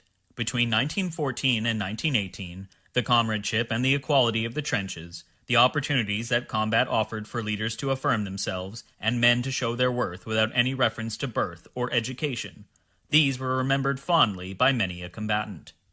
With death and misery past, men recalled the better side. In Germany, Italy, Hungary, and France, the first fascist leagues were founded by men who almost yearned for the chaotic and virile hell that civilians had always ignored, its unity, its order in the midst of chaos, and its opportunities for violent, even if useless, action. The leagues, the movements, and the parties sought to recapture or recreate all this. In brackets, see reading number 8A, end brackets. Opposite the Communist Party, with its aggressive class consciousness, the fascist leagues offered movements as active, where caste was abolished in the comradeship of a new, self-styled elite. Elite is a tricky term. It generally describes a body or group considered to be socially superior, and the elite spirit so prevalent in the movements we know seems at first to contradict their equalitarianism. The meaning becomes clear, however, and the contradiction less, if we remember that the equality which fascists extolled was one of origin and opportunity, very similar to that which the French Revolution had decreed, inequality from which men detach themselves to the extent that their virtues and their will could carry. Marcel Diat explained this to his followers in some detail in a speech delivered in 1941. The old democracy wanted to persuade the most backward clods that they were equal to the greatest and the best of men. It found no difficulty in doing so, but, in the process, envy became a part of a false equalitarianism. Since men were no more equal in democracy than they had ever been, envy became the essence of relations between people who, inevitably, fulfilled different functions in society. But true freedom consists of carrying out your task in the place which suits you and which you deserve, and equality has two complementary aspects. On the one hand, equality of opportunity to begin with, for there can be no difference between men except that of their work, their talent, their true worth. On the other, in quotations, this higher, deeper, more intimate and indefinable equality which arises between leader and led, from mutual trust and from the absolute certainty that both sides carry out their duties for the common good and solely in order to serve it. End quotation. A new chivalry. To the mainstream of a grubby bourgeois world, the fascists opposed a doctrine of sacrifice, abnegation, and entire devotion to the cause, similar to that which the good Bolshevik must accept, a doctrine to which they often added the mystical idea of transcendence by expiation. This last was strongest among the deeply Christian legionaries of Romania, for whom, in quotations, the true and eternal victory, in brackets, was, end brackets, that born of martyrdom, end quotation. The same theme recurs on the lips of other nations. In quotations, it was by demanding devotion, exalting self-sacrifice, evoking renunciation, purity, labor gladly given, that de Grelle drew the wildest applause. End quotations. Reports Pierre Day. Oswald Mosley's Greater Britain ends with these words, in quotations, "Those who march with us will certainly face abuse, misunderstanding, bitter animosity, and possibly the ferocity of struggle and danger. In return, we can only offer them the deep belief that they are fighting, that a great land may live." End quotations. But it is Marcel Diat who reveals the fundamental sentiment most clearly, in quotations. "People might ask whether we want to create an order. The word does not frighten me, but it has to be understood as the voluntary acceptance of a strict rule for the sake of a great task to which one has resolved to devote himself. At least, then, the revolution will have its regulars, as she will have her secular devotees. And if the future members of the one party took the oath of poverty on joining it, it would not be a bad idea. We live in times when exemplary behavior is essential, especially in those who want to reform." End quotation. Diat's order might have been one of reforming friars. A more frequent image is that of the medieval knight. We find it not only in the Nazi revival of medieval Ordensbergen, as training centers for the SS, Teutonic Knights of a later day, but also in the thought of Eugene Delangle, who wanted his collaborationist social revolutionary movement to be like knights of old. We also find it at Nice in May 1941, when, on the day of the feast of Jeanne d'Arc, Joseph Darnand, authentic hero of two wars, decided to found a militia of the Veterans Legion, in brackets, Service d'Ordre Legionnaire, end bracket, which would support Pétain's national revolution, and to recruit this among young people sharing a common ideal embodied in the medieval knight. Darnand's SOL soon became the murderous and bloody militia feared auxiliary of the German occupants' Gestapo, but its oath continued to be administered to trainees on their knees who had passed the night in vigil and meditation under arms. Before a vast public gathered to hear him in Paris on his return from the Russian front, where the Germans were already in full retreat, Léon de Grelle, now a colonel commanding the Walloon Legion of the SS and speaking under its auspices, put it all with his usual brio. In quotation, "The true elites are formed at the front. A chivalry is created there. Young leaders are born. That is where you find the true elite of tomorrow. And there, between us, a complete fraternity grows up, for since the war everything has changed. When we look to our own country and see some fat, stupefied bourgeois, we do not feel this man to be a member of our race. But when we see a young revolutionary from Germany or elsewhere, we feel that he is one of ours, for we are one with revolution and with youth. We are political soldiers. The badge of the SS shows Europe where political and social truth are to be found. We prepare the political cadres of the post-war world. Tomorrow, Europe will have elites such as it has never known, an army of young apostles, of young mystics, carried by a faith that nothing can check, will emerge one day from the great seminary of the front." End quotation. There was about these transports a great deal of romance, of histrionics, of enthusiasm for enthusiasm's sake. But the world conceals vast quantities of fervor, great capacities for devotion, that ask no better than to be employed. In a Western world where sometime radical and socialist parties had, in quotations, come to terms with reality, end quotations, where only communism still called on an adherent's sense of sacrifice rather than on his search for security or gain, the fascists offered an alternative, however vain, in quotations, a cause, end quotation, as de Grelle put it, which transcends the man, asking everything from him, promising nothing. Nothing for him, of course, but great things for the nation of which he is a part, in which he finds himself the artisan of that unity and self-awareness on which national fulfillment depends. Organic society. The assertion of national unity against outside pressure or against internal faction soon brings to mind the image of an organic society in which the free individual, alone in the world, making his own terms with other individuals and with society, is replaced in a complex structure of, quote, realities, end quote. His family, his trade, his region, above all his nation, all of which exist prior to him, all of whose existence is essential to his, all of whose security and prosperity are essential to his, to all of which, therefore, he and his private interests must be subordinated. This, of course, bears heavy marks of Hegelianism. In the 1920s and the early 1930s, we find a leading German advocate of the corporate state insisting that while private property exists formally, in reality, there is only collective property. What did he mean by this? Presumably that, while we may think of property as private, and even formally and legally acknowledge it as a fact, the true Platonic or Hegelian reality is that property depends upon and is subject to collective existence, the collective interest, the collective will. This is the principle by which we justify taxation or the freedom of firemen to trample our lawn when putting out a fire next door, or all the other trespasses we sanction upon property called private. All so-called right-wing reactions against the liberal democracy of the 19th century have opposed the organic concept to the individualistic one. In quotations, whether fascism is a philosophy or an intuition, a vision or a faith, end quotation, wrote Mussolini, in quotations, it is always, at least virtually, an organic conception of the world, end quotation. And because it is organic, however opportunistic its pragmatism may be, the fascist tendency is towards collectivism.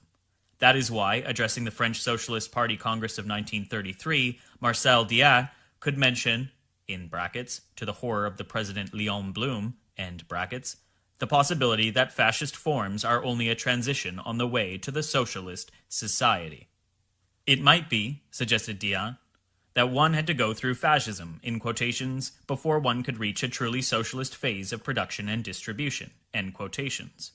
The great Romanian theoretician of corporatism, Mihai Manoilescu, would express a similar hope in his book The Century of Corporatism, in brackets, 1938, end brackets, welcoming the gradual squeezing out of capital and the diminution of its influence, and expressing the conviction that Italian corporatism would move, in quotations, willy-nilly, end quotation, towards the social left.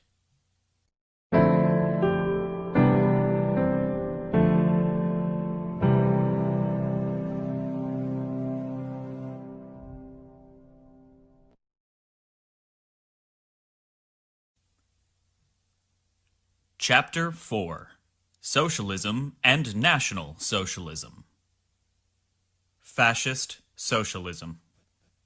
The extent to which fascist or National Socialist movements were or were not socialist or, in quotations, social, end quotations, is, we have already seen, a vexed one. The critics of fascism generally represent it as the vehicle of nationalist ideology in the service of capitalism.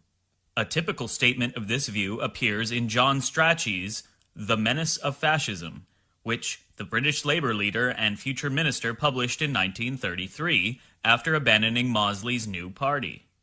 For Strachey, National Socialism is simply a movement, in quotations, for the preservation by violence and at all costs of the private ownership of the means of production. Fascism kills, tortures, and terrorizes in defense of the right of the capitalists to keep the fields, factories, and mines of the world as their private property. End quotation. Two things strike one in this passage. In the first place, the familiar confusion between fascism and National Socialism. In the second place, the equally familiar confusion between these movements and reaction. And, since reaction must be defined as the attempt to keep things essentially as they are, or, better still, turn the clock back, preferably to a time before the French Revolution, since reaction opposes progressive or subversive tendencies, blackshirts and stormtroopers Racists, and Romanian legionaries appear in Strachey's book as simple mercenaries in the service of some occult private interest. This was a mistake that true reactionaries like Charles Maurras never made. Let us see what another student of fascism, the communist theoretician R. Palm Dutt, has to say on this question. In his Fascism and Social Revolution, in brackets 1934, end brackets, Palm Dutt enumerates what seem to him the outstanding characteristics of fascism, which may be summed up under 7 headings. Heading 1. Maintenance of capitalism. Heading 2. Intensification of capitalist dictatorship. Heading 3, in brackets, letter A, end brackets, limitation and repression of independent working class movements and, in brackets, letter B, end brackets, building up of a system of organized class cooperation. Heading 4, revolt against parliamentary democracy. Heading 5, extending the state monopolist organization of industry and finance. Heading 6, closer concentration of each imperialist bloc into a single economico-political unit. Heading 7, increasing imperialist antagonisms leading to war. In brackets, see also reading number 1b, end brackets. On closer examination, we shall find that most of the points which Palm Dutt considers characteristic of fascism apply equally well to communism.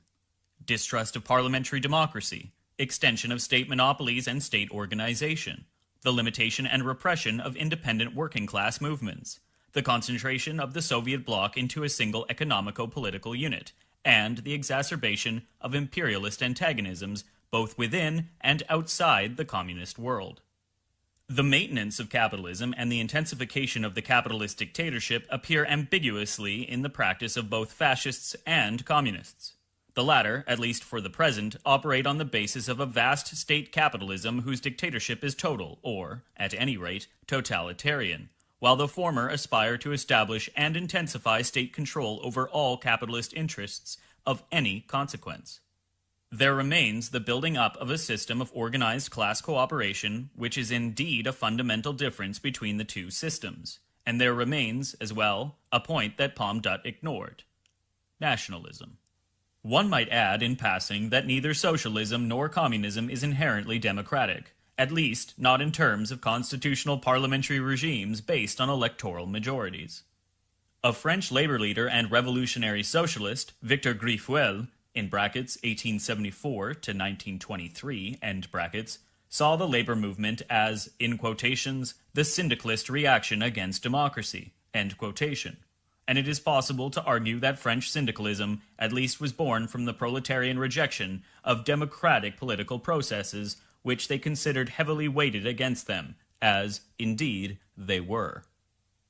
It seems, therefore, that, as concerns fundamental ideology, fascism differs from communism, and from socialism too, by its nationalism on the political plane, and by its insistence upon class cooperation on the social plane. Both of these points have long since been adopted by conventional socialist, social democratic, and labor movements in the West, where the essence of socialism is no longer the victory of one class over another, culminating in the dictatorship of the proletariat, but the reconciliation of the proletariat with their fellow citizens in an equalitarian, in brackets, and democratic, end brackets, national community. Writing while his country lay under German occupation, Raymond Aron, a supporter of General de Gaulle, forgot all the arguments of socialist internationalism to remember only the reactions of a romantic nationalism more redolent of Mazzini than of Marx. The French worker, he declared, knows very well that no social progress is possible in a country enslaved and colonized by a foreign conqueror. Patriotism and the hope of social reform cannot be separated. In quotations, these wars of national liberation are true revolutions because they rouse against the foreign tyrant whole peoples united in the will to fight and to be free. End quotation. Such arguments would soon be turned against the French themselves, by other peoples waging their own revolutionary wars of national liberation against them. But they were also easy to transpose into a national socialist context, to which Aron acknowledged no relation and no sympathy. If patriotism and the hope of social reform could not be separated, Hitler and Mussolini found an unexpected place in the great Jacobin tradition, along with the heroes of Valmy, the Communards of 1871, and the Red Armies that responded in 1918 to Lenin's cry that the fatherland was in danger, as they did in 1941 to Stalin's similar appeal. All this is very confusing, and should warn us to go carefully in trying to find a classification for fascism. The most obvious conclusion to be drawn from it was voiced by Kurt Schumacher, the German socialist leader. In quotations, "Never again," end quotation, he declared after the Second World War, in quotations, "will the socialist be caught being less nationalistic than their opponents," end quotation. Some students of fascism seem to have remained with the conservative view of opposition between extremes, which is reflected in the title of a pamphlet of the 30s entitled Bolshevism or Fascism. The reality lies rather in another title, Drieu La Rochelle's Fascist Socialism, which, in an unconventional conjunction, reflects the essence of fascist radicalism. If there is one thing all fascists and National Socialists agreed on, it was their hostility to capitalism. In 1936, the slogan of Rex had been simple: against inhuman hypercapitalism, against profiteering politicians, for bread and dignity, workers of all classes, unite. 7 years later, de Grelle had not changed his tune. In quotations, "It is not to save capitalism that we fight in Russia," end quotations, he told the thousands who had gathered to hear him in German-occupied Paris. In quotations, "It is for a revolution of our own," end quotations. Rather than see the old regime survive, in brackets, or revive, end brackets, he would prefer the communists to win. De Grelle spoke to the crowd. "If Europe were to become once more the Europe of bankers, of fat, corrupt bourgeoisies, slack, sloppy, and accommodating, we should prefer communism to win and destroy everything. We would rather have it all blow up than see this rottenness resplendent.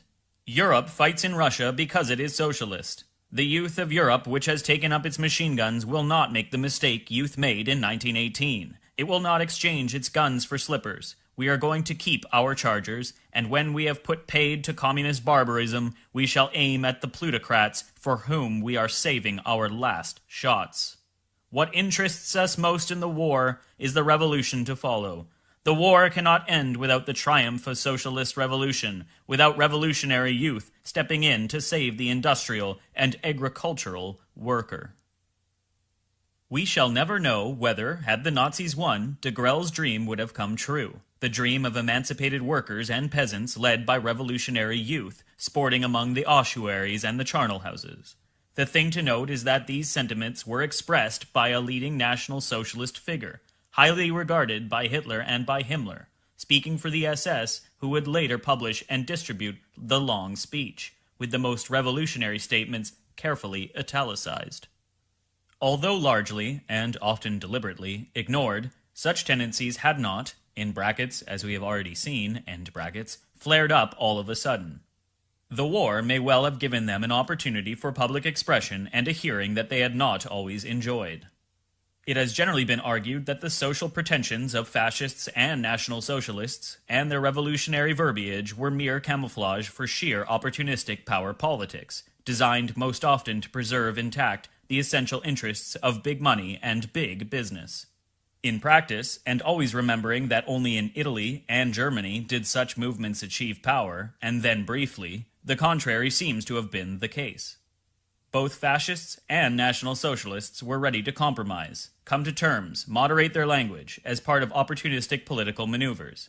As soon as they could, however, they tried to establish control over the economic and financial interests which they had begun by treating with circumspection. In quotations, corporatism is not, even in Italy, a system for the conservation of capitalist privileges, end quotation, writes Manoilescu, and in his Revolution of Nihilism, written to warn the West against what he describes as the truly revolutionary and nihilistic nature of Hitlerism, this is what Hermann Rauschning says, who had been Nazi Gauleiter of Danzig. In quotations, "Nothing is more astonishing than the blindness of conservative economic and social leaders, not only in Germany but everywhere, to the fact that dynamism, whether fascist or National Socialist or any other, is revolutionary, and that its constructive elements are only in appearance conservative, and in reality work on the strict lines of state socialism, leading, of necessity, to the expropriation of the leaders of industry and the deposition of the past ruling class." End quotation. In Italy, the fascists moved more slowly. First, because the control apparatus of which they had disposed was less efficient, and then because their aims were less doctrinaire than those of the Nazis. The latter had very little time between their access to power in 1933 and the outbreak of war, and this time was devoted largely to establishing themselves in power. The liquidation of SA leaders in June 1934, which seemed to mark Hitler's break with the radical and socialist aspect of National Socialism, was only a maneuver in a greater campaign, a temporary sacrifice made to secure long-term advantages. An illuminating article by A.G. Whiteside, in quotations, The Nature and Origins of National Socialism, end quotations, in brackets, Journal of Central European Affairs, April 1957, end brackets, shows that contrary to Rauschning, some German conservatives at least realized this. Nor did the Nazi rank and file doubt it. As one of Milton Mayer's interlocutors pointed out, to speak of the National Socialist Party was to miss the point. It was the National Socialist German Workers' Party. Another had the same to say. In quotations, it was the Arbeiter Socialist Party, the party of workers controlling the social order. It was not for intellectuals. People wanted something radical, a real change. End quotation. In January 1939, the British Union Quarterly had printed out, in quotations, a letter by an enthusiastic German National Socialist to a sympathizer in England, end quotation, protesting against allegations that Hitler was no socialist. In quotations, Hitler is a socialist, end quotation, the writer insisted. In quotations, National Socialism, as the name says, is socialism, end quotation. If they were not socialists, it seems at least that this is what they wanted to be. Property. The confusion between fascist and Nazi claims of socialism and the indignant rejection of such claims by a more conventional left seems to rest largely on the question of property and what should be done with it. Socialists held, and non-socialists seem to have shared this particular impression, that property was the touchstone of socialism, and all the theorists of fascism and National Socialism declared that private property would be respected. They added, however, that property of social significance must conform to the nation's needs, and that it would be controlled and directed to this purpose by the state.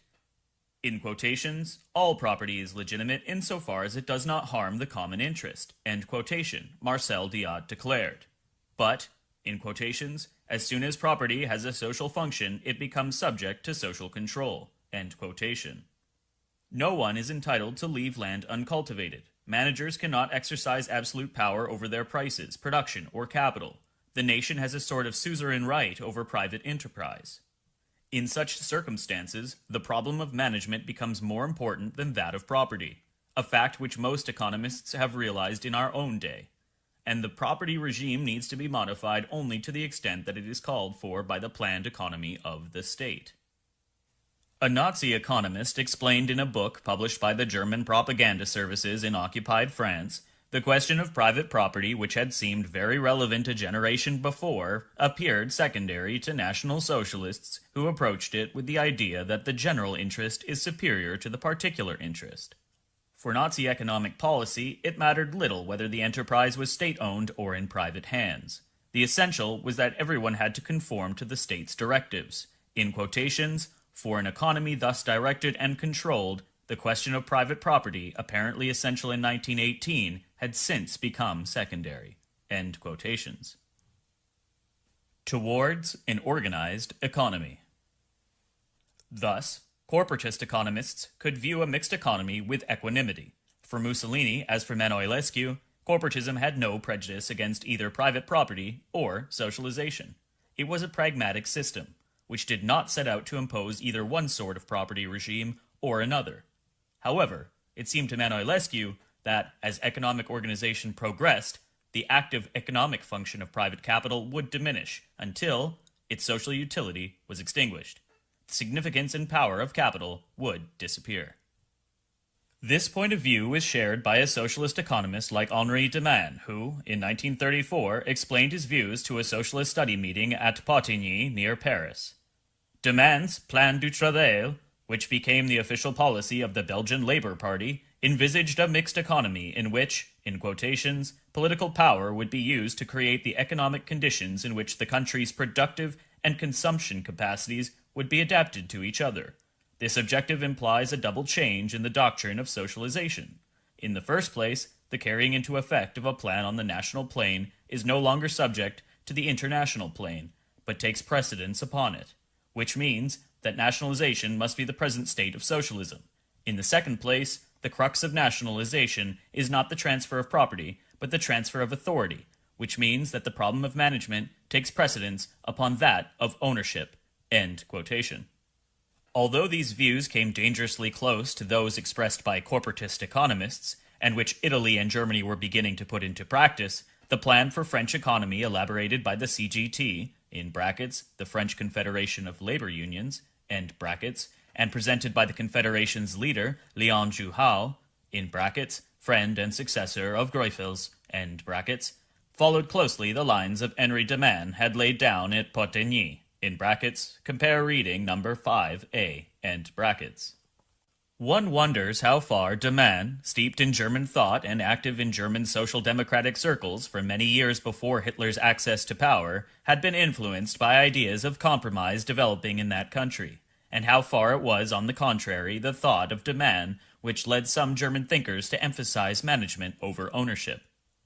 A more general historical explanation, while not answering the question itself, may provide part of the answer. The subordination of ownership to control seems to stem from the attempts of socialist intellectuals to reconcile their doctrines with a less obviously revolutionary platform, and one which would not clash with property interests that even the working-class electorate now cared for. After the turn of the century, when socialist parties began to compete for power within the parliamentary system, their collectivistic doctrines could be expressed and applied only at the risk of losing the votes of property owners. As a class-conscious proletarian party, the socialists could ignore this. As electoral candidates in a democracy, they could not. For the industrial proletariat never comprised a majority of the electorate, and small property owners were even more hostile than the great corporations to a collectivism that they interpreted in terms of confiscation and communism. For those who proposed a gradual advance towards social justice by means of constitutional reforms, it became necessary, therefore, to adjust socialist doctrine to the interests and to the prejudices of the electorate for whom property was vitally important. As the socialists became less revolutionary, their electorate grew and incorporated the partisans of moderate reform within the existing system. As their electorate grew and their parliamentary representation with it, the socialist parties themselves became increasingly, in quotations, governmental, end quotations, ready to work with cabinets of other factions and sometimes even ready to form a cabinet themselves. This had notably been the case in France before 1914, and would be the case in Germany, Austria, Belgium, and Britain in the years which were to follow the outbreak of war. It was impossible in these circumstances for socialists to emphasize the apocalyptic theses of their Marxist doctrine. It was equally difficult, however, to abandon this doctrine altogether. The theory had to adjust to practice. The more so since socialist theoreticians realized that in an economic structure, with power increasingly concentrated in the hands of few, the economy could be manipulated and directed from a relatively small number of vantage points that controlled credit, production, and labor.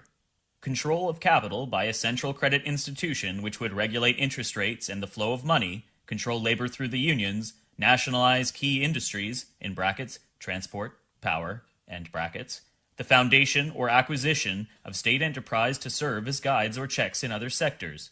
These would provide the essential means for vaster changes which need not threaten, nor appear to threaten, property as such. The experiments and reforms that all this involved could only, it seemed clear, be carried out on a national scale.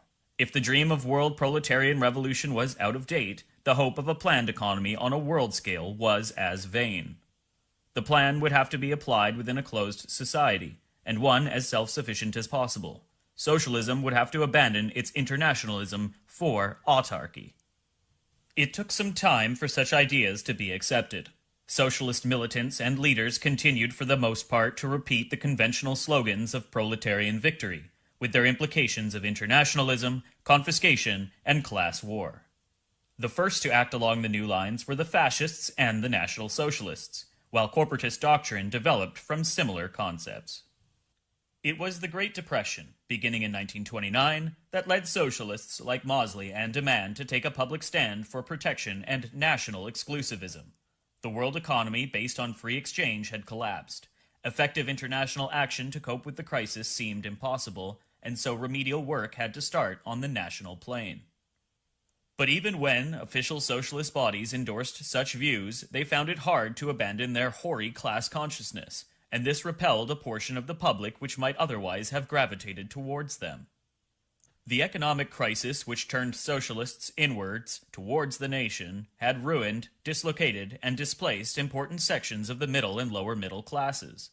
Deprived of their property and of their previous social and economic associations, many of these people could now be persuaded to consider collectivistic situations that they had rejected earlier. Now that they had no property to defend, the thought of a national community of resources became more appealing. They became more willing to express themselves and to view their interests in national collectivistic terms, which seemed to offer the advantage of both utopia and myth, the promise of effectiveness and the inspiration of the dream. The success of National Socialism in Germany is obviously connected with this. In stressing national unity rather than division into classes, the Nazis harnessed the two great ideological forces of our time. They were not alone. Mosley, Diat, Doriot, and Demand all insisted that the new society must be a society for everybody, that nothing useful could be built on class divisions, that while the revolution was more than ever necessary, it would not come from petrified party mandarins and bureaucrats trammeled by their investment in the existing order, cracked and useless though this order was.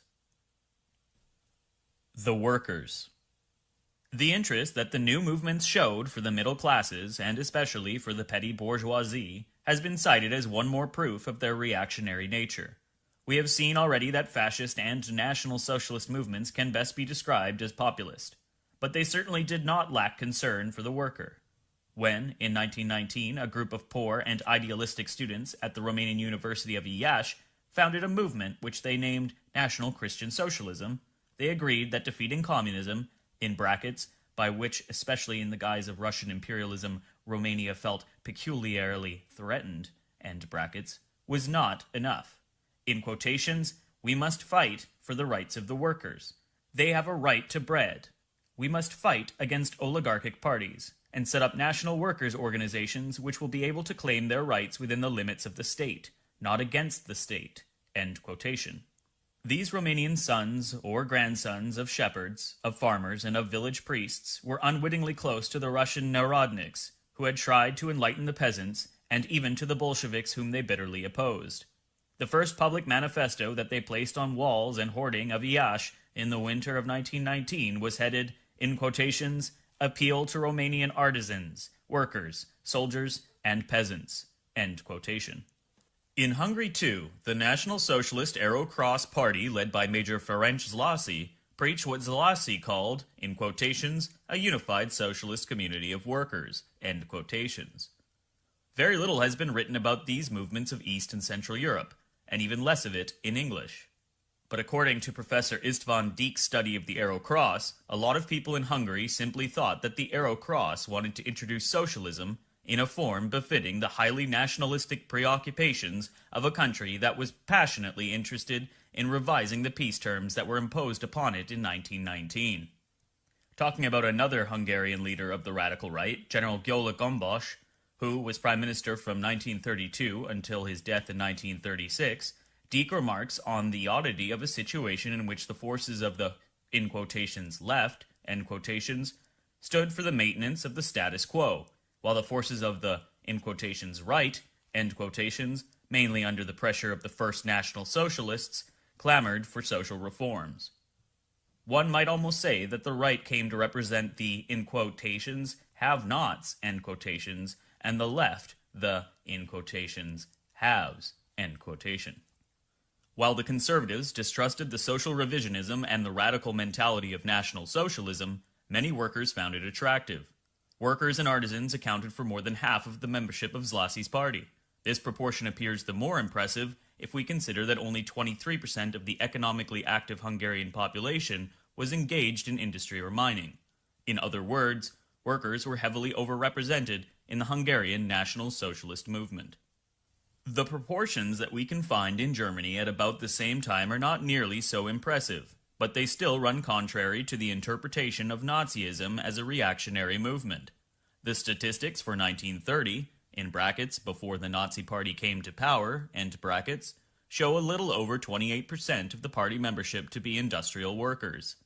The inquiry of an American sociologist, in brackets, Theodore Abel, Why Hitler Came into Power, New York, 1938, end brackets, concerning 124 party members who had joined between 1925 and 1927, found 44% of these to have been skilled and unskilled workers, and 7% as coming from socialist or communist backgrounds.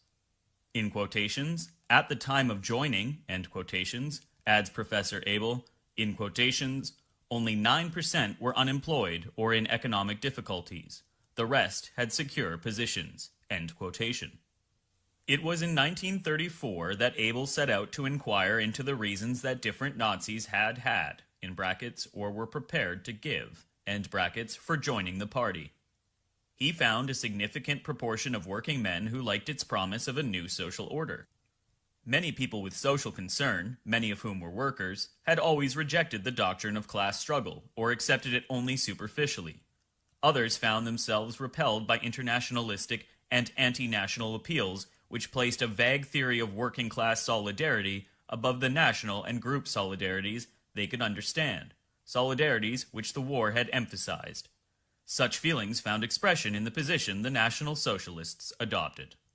A coal miner was, in quotations, puzzled by the denial of race and nation implicit in Marxism. Though I was interested in the betterment of the working man's plight, I rejected, in brackets, Marxism, end brackets, unconditionally. I often asked myself why socialism had to be tied up with internationalism, why it could not work as well or better in conjunction with nationalism, end quotation.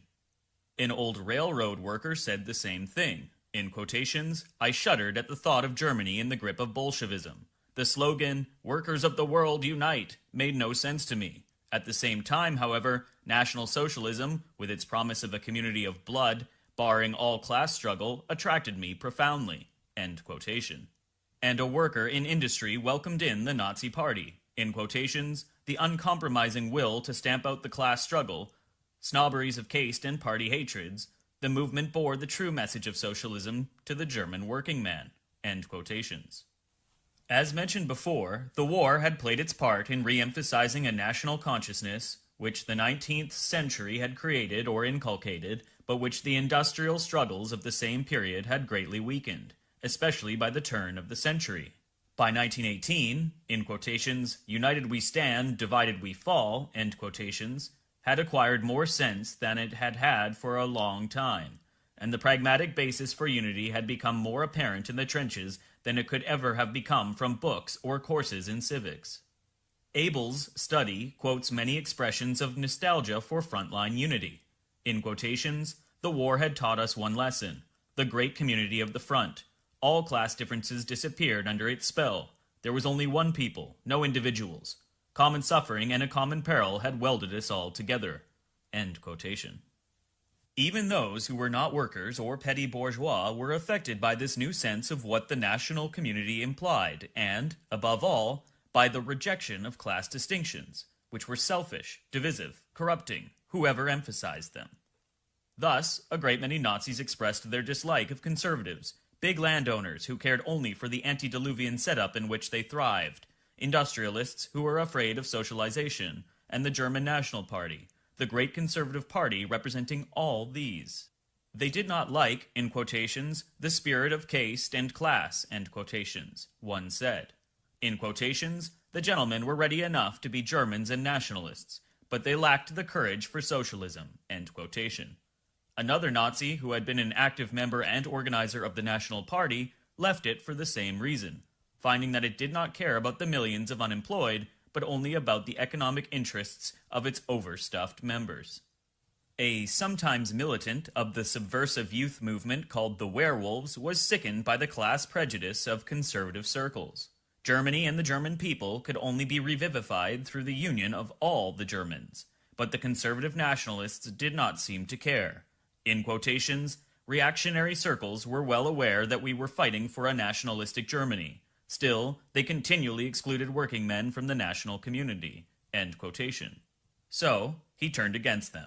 And a Free Corps volunteer, who had fought the Bolsheviks in the East, very soon realized upon returning home that he and his friends had little in common with the so-called nationalists, who, in quotations, spoke of Germany but meant money and privilege. End quotation.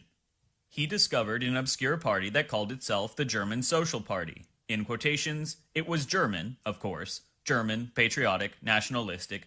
That was what we were, and so were the gentlemen with whom we could not agree. But there was another word that aroused our enthusiasm. Socialism, enlightenment, the development of the communal spirit.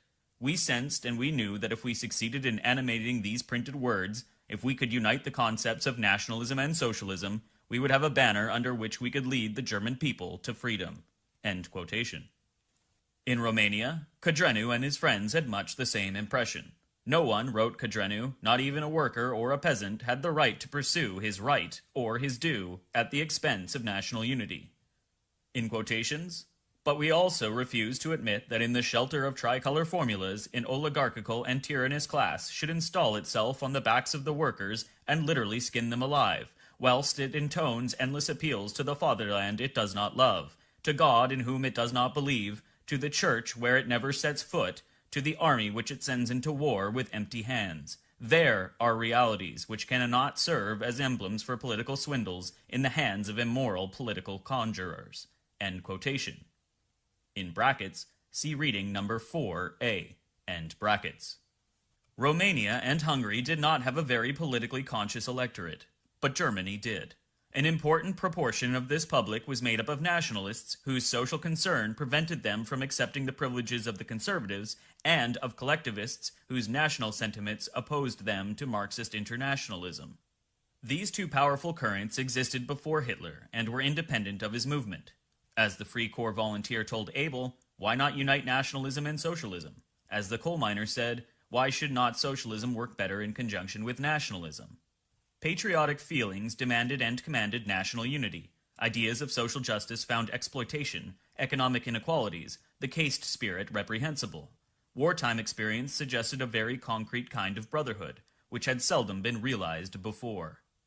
Manoilescu was to write that, in quotations, social service is the source of every right, end quotation, and that a man deserved a political importance proportionate to his social, cultural, or economic function. That is, to his national function. At a simpler level, many fascists and National Socialists would agree with the Nazi factory worker who had been a socialist, because, he said, in quotations, it seemed to me no more than proper that anyone who had unstintingly devoted himself to the fatherland should be entitled to share its wealth, end quotations. The man who expressed these feelings was going back, unbeknownst to himself, to the very sources of organic nationalist doctrine in the thinking of French and German revolutionaries of the late 18th and early 19th centuries. From these feelings it would appear that neither the petty bourgeois nor the working class supporters of National Socialism thought of it as a movement of reaction. Reformism or reaction.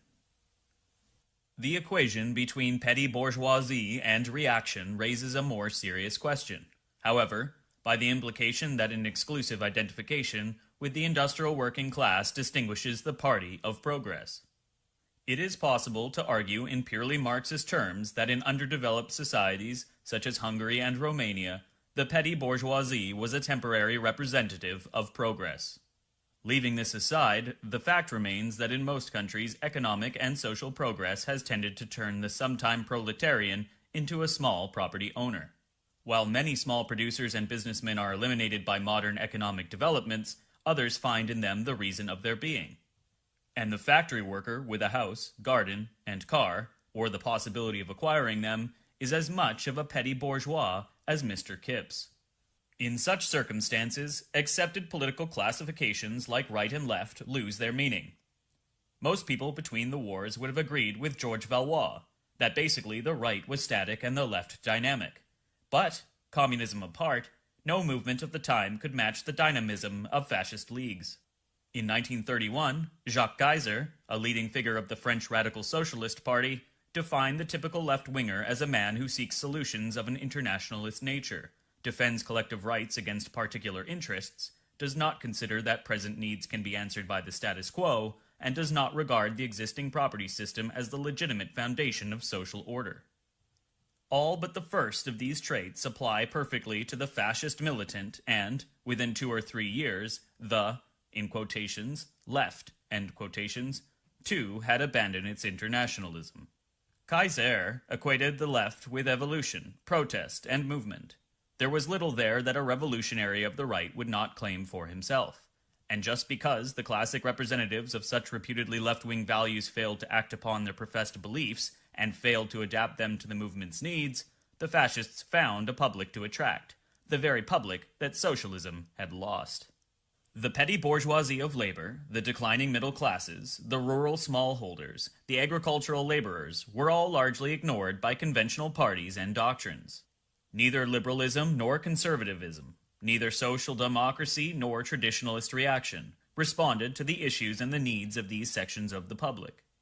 It was to answer these needs, or to speculate upon them, that many fascist leaders first broke away.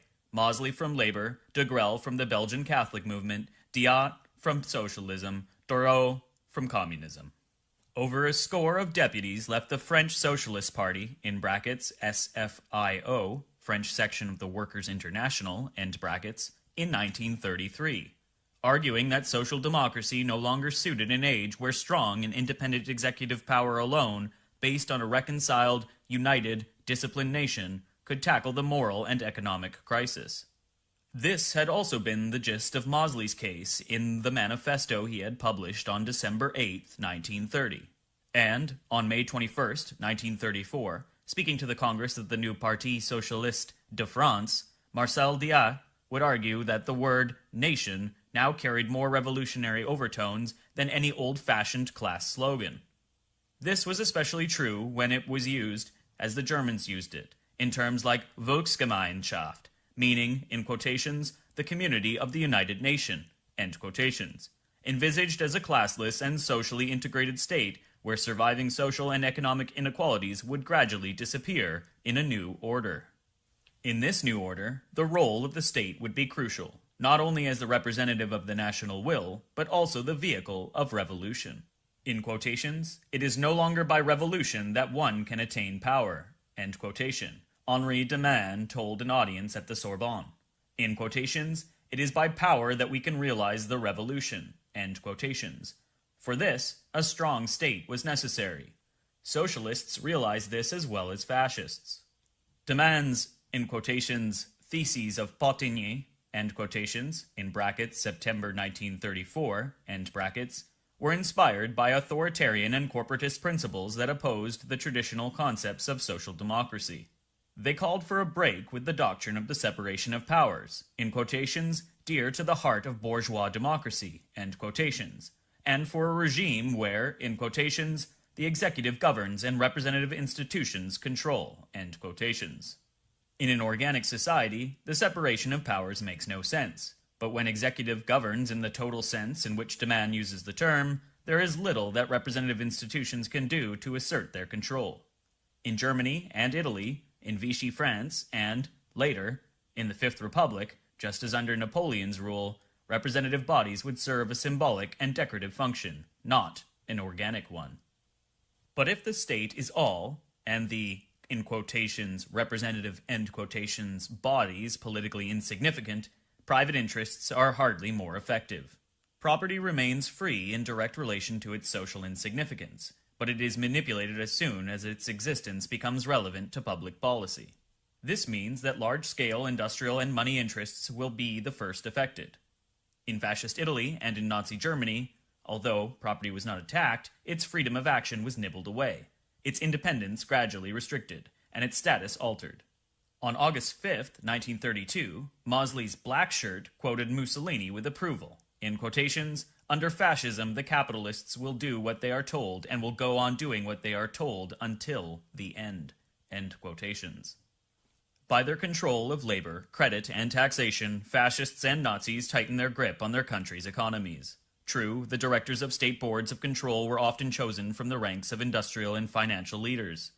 But while these leaders may have acted as representatives of their class and caste, they represented above all the technocracy, the managerial class, whose rise had been a characteristic of our time. Whether their positions are in the public or private sector, these managers seem to act above all as specialists, whose personal interests are tied less to ideas of profit and loss than to criteria of achievement in which immediate gain may be irrelevant. Men like these can pass without difficulty from the private to the public sector, distinguish themselves by liquidating a factory or a coal mining area as easily as by augmenting its productivity, and pass on to the next assignment. We see them at work today in the mixed economy of the United States, or the common market, as in the state capitalist economy of the Soviet bloc. They are the creatures of the great industrial concentrations of our time, but hardly their servants. Here again, the national collectivism of fascists and national socialists inclines them to view old-fashioned industrial and capitalistic interests with suspicion. Their feeling of being besieged, their insistence on national self-sufficiency, while they may bring profits to national industry, go counter to the cosmopolitan tendencies of large-scale money powers. Against anarchic, individualistic, or monopolistic capitalism, the theoreticians of nationalism and of Marxism, the prejudices of proletarians, petty bourgeois, and conservatives coalesce. Their widely divergent interests are reconciled in opposition on the basis of a common nationalism. The fact that for some this nationalism is conservative and for others collectivistic is generally and conveniently ignored, so long as the coalition lasts. But such coalitions do not last long. Temporary alliances between radicals, conservatives, and reactionaries can hold together only under extremely critical conditions, during a time of crisis. The crisis past, the fever abated, such alliances are bound to fall apart, with the consequent sacrifice of the weaker partners. In Spain and in Romania, the revolutionaries of the right were neutralized by their conservative competitors. In Germany and Italy, as fascists and National Socialists settled into power, the conservatives were edged back and gradually removed from positions where they might have exercised an influence on policy or on the economy. Results were unpleasant in either case. In Spain, the representatives of established order did not hesitate to use the fascist bands to do their dirty work. Mercenaries of a bourgeois order, which they detested and which detested them, the fascists felt exasperation mount at the thought that they were preserving not only the interests but also the good conscience of the conservatives. Where the forces of conservative moved in time, as Franco did in Spain, this exasperation did not have time to explode. The phalange was broken and harnessed to the conservative dictator's orders. Failing that, an explosion, such as occurred in Romania in 1941, might lead to massacres ending in defeat and dissolution for the revolutionary insurrectionists. In the opposite case, however, where the forces of fascism gained the upper hand, their revolutionary pretensions gave way to opportunistic maneuvers, and high purpose yielded to corruption and parasitism, defended by terror and force. The elevation of the end had justified the basest means. In turn, the means would mark the end. The violence, glorified as a necessary part of national revivification, would sink to brutality. Organicist dogma would justify the constraint or elimination of dissenters. The leader cult ended in paranoid exclusivism, and the chivalry of the elite turned into a corps of torturers and butchers. Strange paradox of dreams that turned into nightmare, the fascist phenomenon leaves us with the question, as yet unresolved, at what point and under just what pressures do high ideals turn into tales of dread?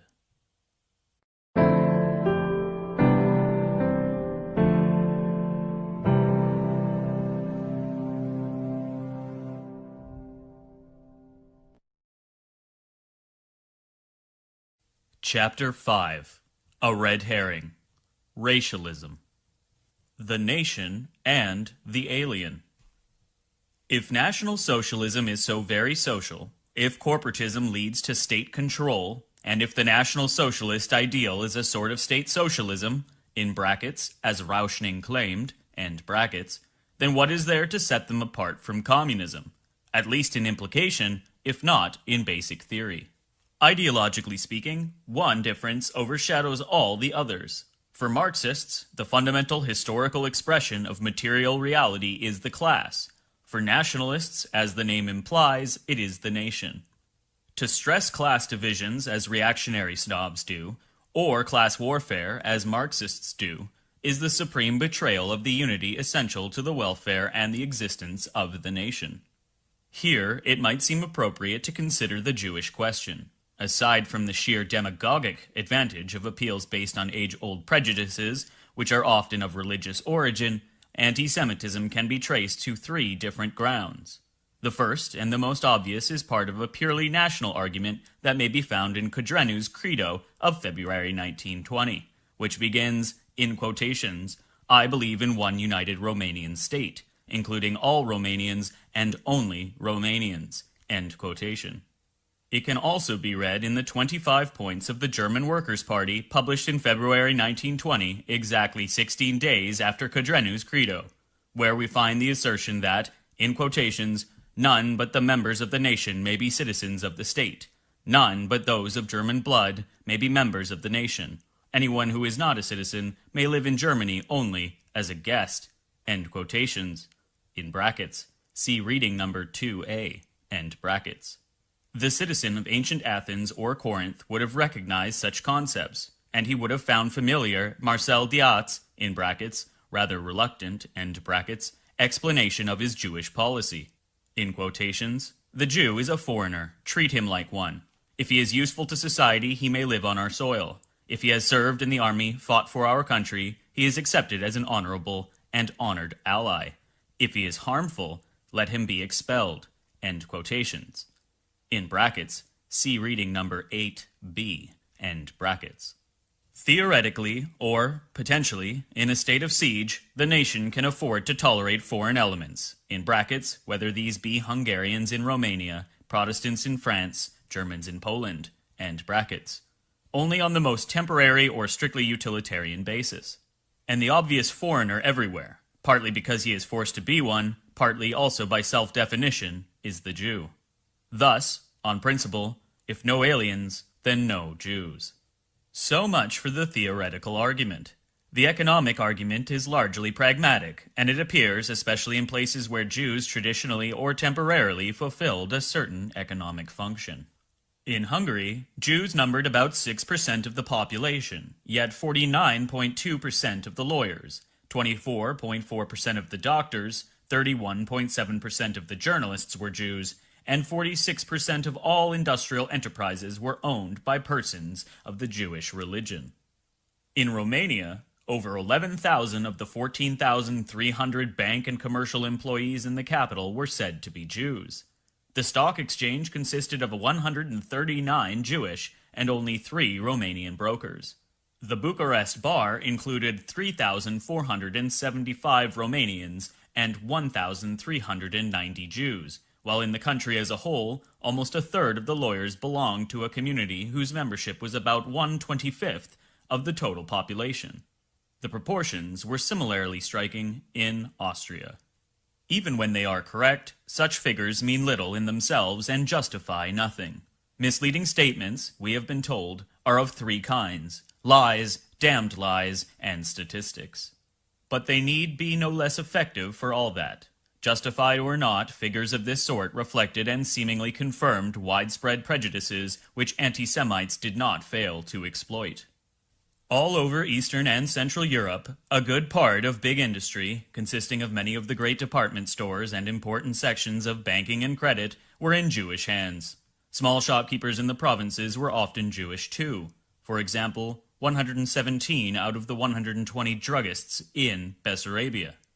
The poor native gentry going into business and industry, the rising local petty bourgeoisie just emerged from the land, the newly developing native professional classes were all finding the Jews in their way. The anti-Semitism of the conservative upper classes seldom went beyond the limits of social snobbery and social exclusion. But the radical right's appeal to the middle and lower middle classes was strongly based on anti-Semitic resentments. The conservatives needed and got Jewish capital and credit for their enterprises and estates, Jewish loans for their speculations. They had no intention of upsetting existing property arrangements in order to confiscate Jewish property. There was no knowing the effect of such gestures. The radical right, on the other hand, were as ready to get rid of Jews as the communists were to get rid of capitalists. And for the same reason, the radical right saw the Jews as barring the way, materially dominant, and restricting their possibilities of advancement by their very existence. They may well have resented the ability of a more studious, skilled, and industrious group, whose separateness seemed flagrant and whose success they liked to attribute to the peculiar solidarity they themselves seemed to lack. This one-sided appreciation of the situation had the same partial truth as the hungry feeling entertained by colonial nationalists who think that when their occupiers are thrown out, there will be more places for them.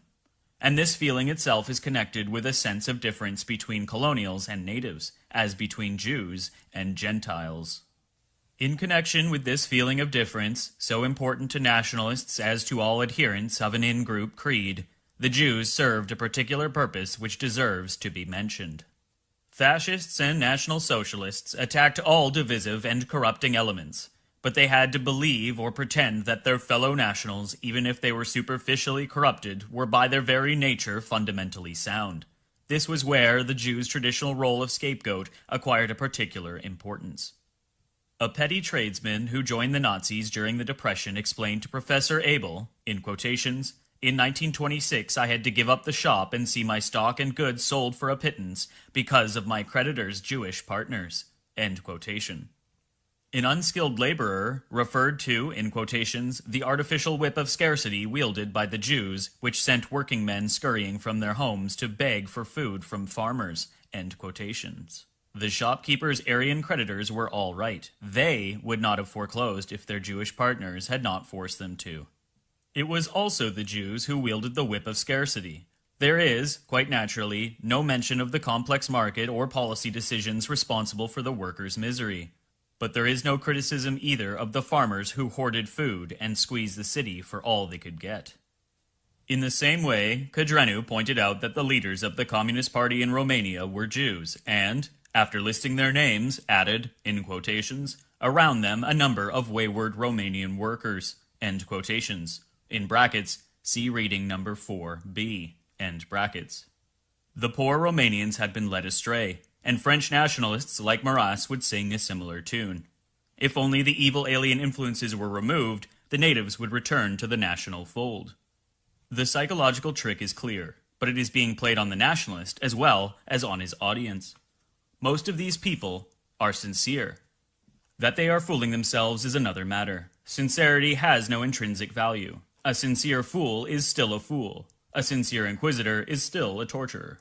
A sincere anti-Semite may be any number of things.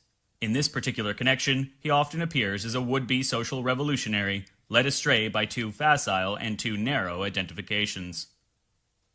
A convenient diversion. The way in which anti-Semitism has served as a diversion for social resentments appears quite clearly in the work of Édouard Drumont, the leading publicist of French 19th century anti-Semitism, whose politics were, in quotations, social, end quotations, and anti-capitalistic. If Drumont's great success of 1886, La France Juive, was a reactionary book, the reaction it expressed was against the money power, against what the Duc d'Orléans, pretender to the French throne, called, in quotations, anonymous and vagabond wealth, end quotations, and the corrupting effects of such wealth upon society and the state. His point of view was close to that of contemporary socialists who also equated moral and political action and to whom anti-Semitism seemed natural at a time when Jew was synonymous with usurer or banker, and the Rothschilds and the Barrières were symbols of high finance. The socialists, however, moved past such primitive equations, while Drumont's approach to the social question remained naively simple.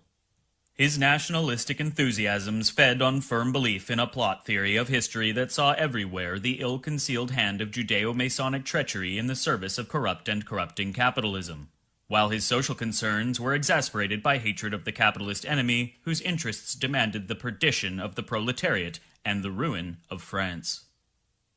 Today, anti-Semitism is no longer the absolutely necessary concomitant of national or socialist attitudes.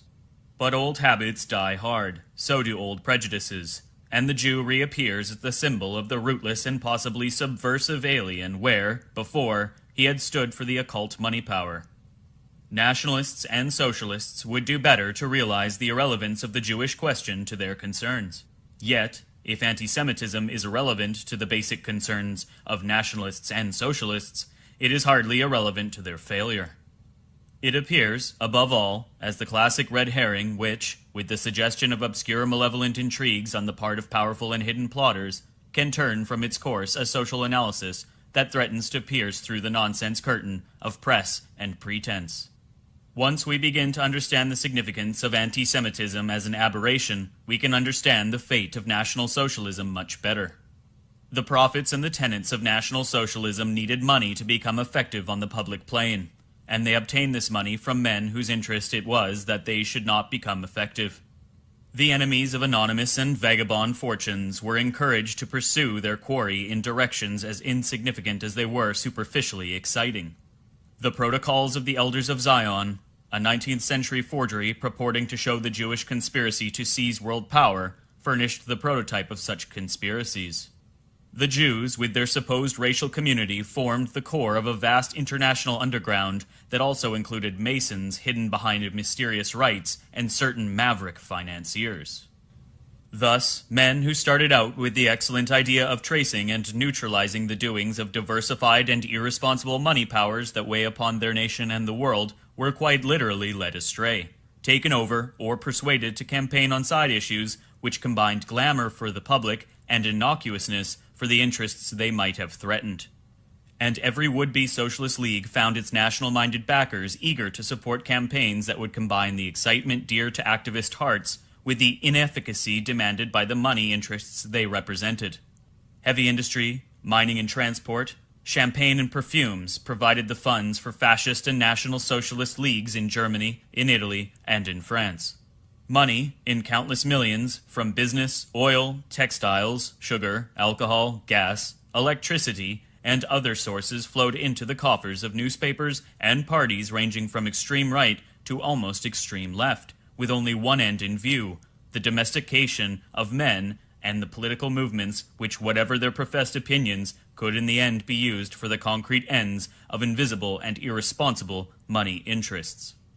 The communist resistance leader, Gabriel Péry, attributed this deliberate purpose to the Nazis, in quotation, Nazi leaders, end quotation.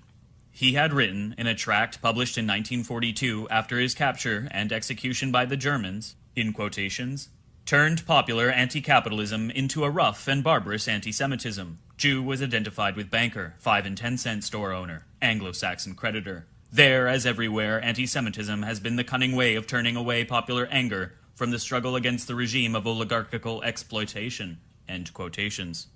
But even a heretical socialist like Marcel Diat sensed that anti-Semitism was a dangerous deviation, that once one had brayed its slogans, the revolution was still no nearer.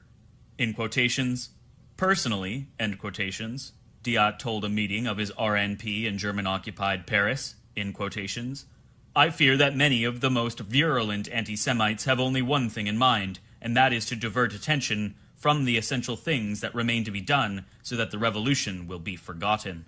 End quotations. The anti-Semitic and anti-Masonic campaigns of many radicals on the right are a good example of how inability and unwillingness to get to the bottom of things can be disguised into a semblance of forceful and effective action, convenient for all parties except the persecuted.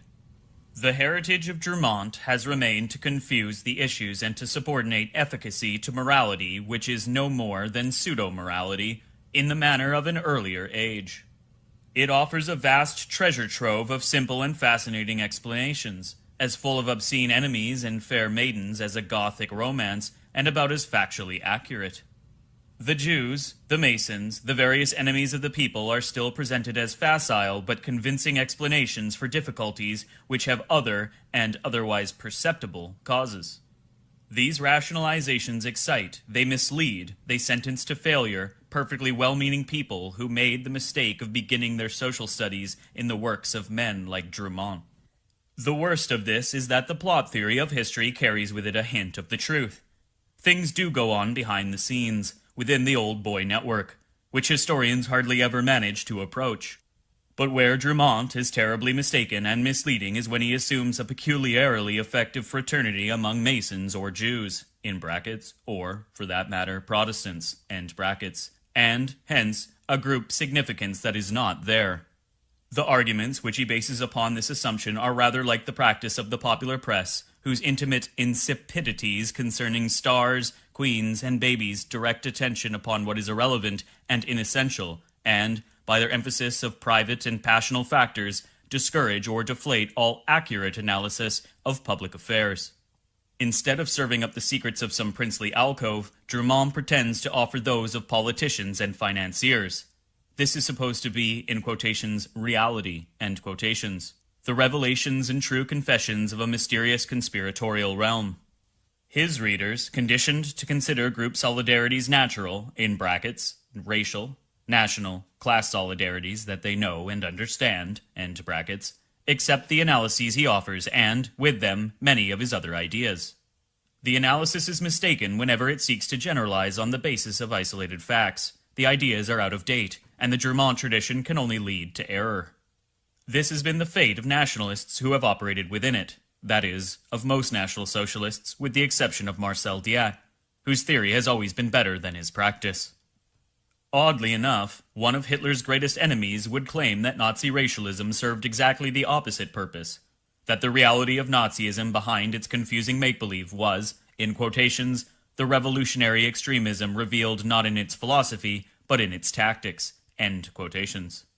But Rauschning's division between racialism and extremism seems unwarranted. Events have shown that for the Nazis, the racial delusion was an obsession to which they clung to the last. But while such myths are not a necessary part of National Socialism, let alone of highly pragmatic fascism, we can recognize in them a means, a justification for propaganda and terror, a biological reference for the definition of a necessary, natural national unanimity. In brackets, see reading number 2b, end brackets. From this point of view, racialism appears as an attempt to provide a concrete, would-be scientific basis for national unity. Cultural and linguistic differences are obvious. Physical differences are more obvious and hence still more useful, facilitating the assertion that one color or skull formation, in brackets, my own, end brackets, is superior to another. The demagogic appeal of racialism is too evident for it to be abandoned by the national populists of our time, but it would be wrong to connect it automatically with the doctrines discussed in this book.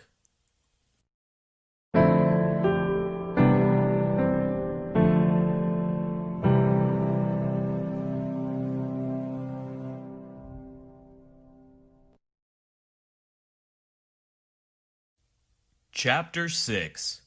Italy. Roots of Revolution. There was no good reason for Italy to enter the First World War. There were many reasons why she should not. The conquest of Libya, in brackets 1911 and on, end brackets, had exhausted her army and her resources. Socialists and anarchists were numerous and active. Industry was weak, the country was overpopulated, underdeveloped, and not very thoroughly united under the rule of the House of Savoy. Italians still lived under Austrian government in the Alto Adige and the Trentino, and nationalists did not cease to call for reunion of the unredeemed provinces to a fatherland that had only been put together half a century before. But the Triple Alliance which bound Italy to Austria and Germany had been renewed as recently as 1912, and Austria was prepared to be conciliatory to safeguard her southern borders. From the Central Powers, Italy could expect important concessions as the price of neutrality. She chose to accept more grandiose assurances as the price of her intervention. In April 1915, by the Treaty of London, the Allies promised her Trentino and the Alto Adige, Istria with the Portafiume, and Dalmatia. The Adriatic would once more become an Italian sea. In May, Italy was at war, with a cabinet of national union that included the heretofore pacifist socialists. For a country ill-prepared and ill-equipped for modern warfare, the conflict was difficult and harsh. The army, on the verge of disaster in 1917, was saved from collapse only by prompt Allied intervention with troops, credits, and supplies.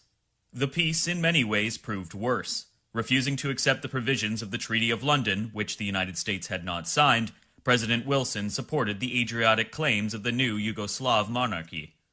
Italy made important gains, but not all the gains for which she had bled. Dalmatia remained in Yugoslav hands. The Portafiume was left to an international commission. To those who weighed benefits in the balance against corpses, this seemed too little for 750,000 dead and 1 million wounded. The morrow of victory was full of disillusion, uncertainty, and confusion.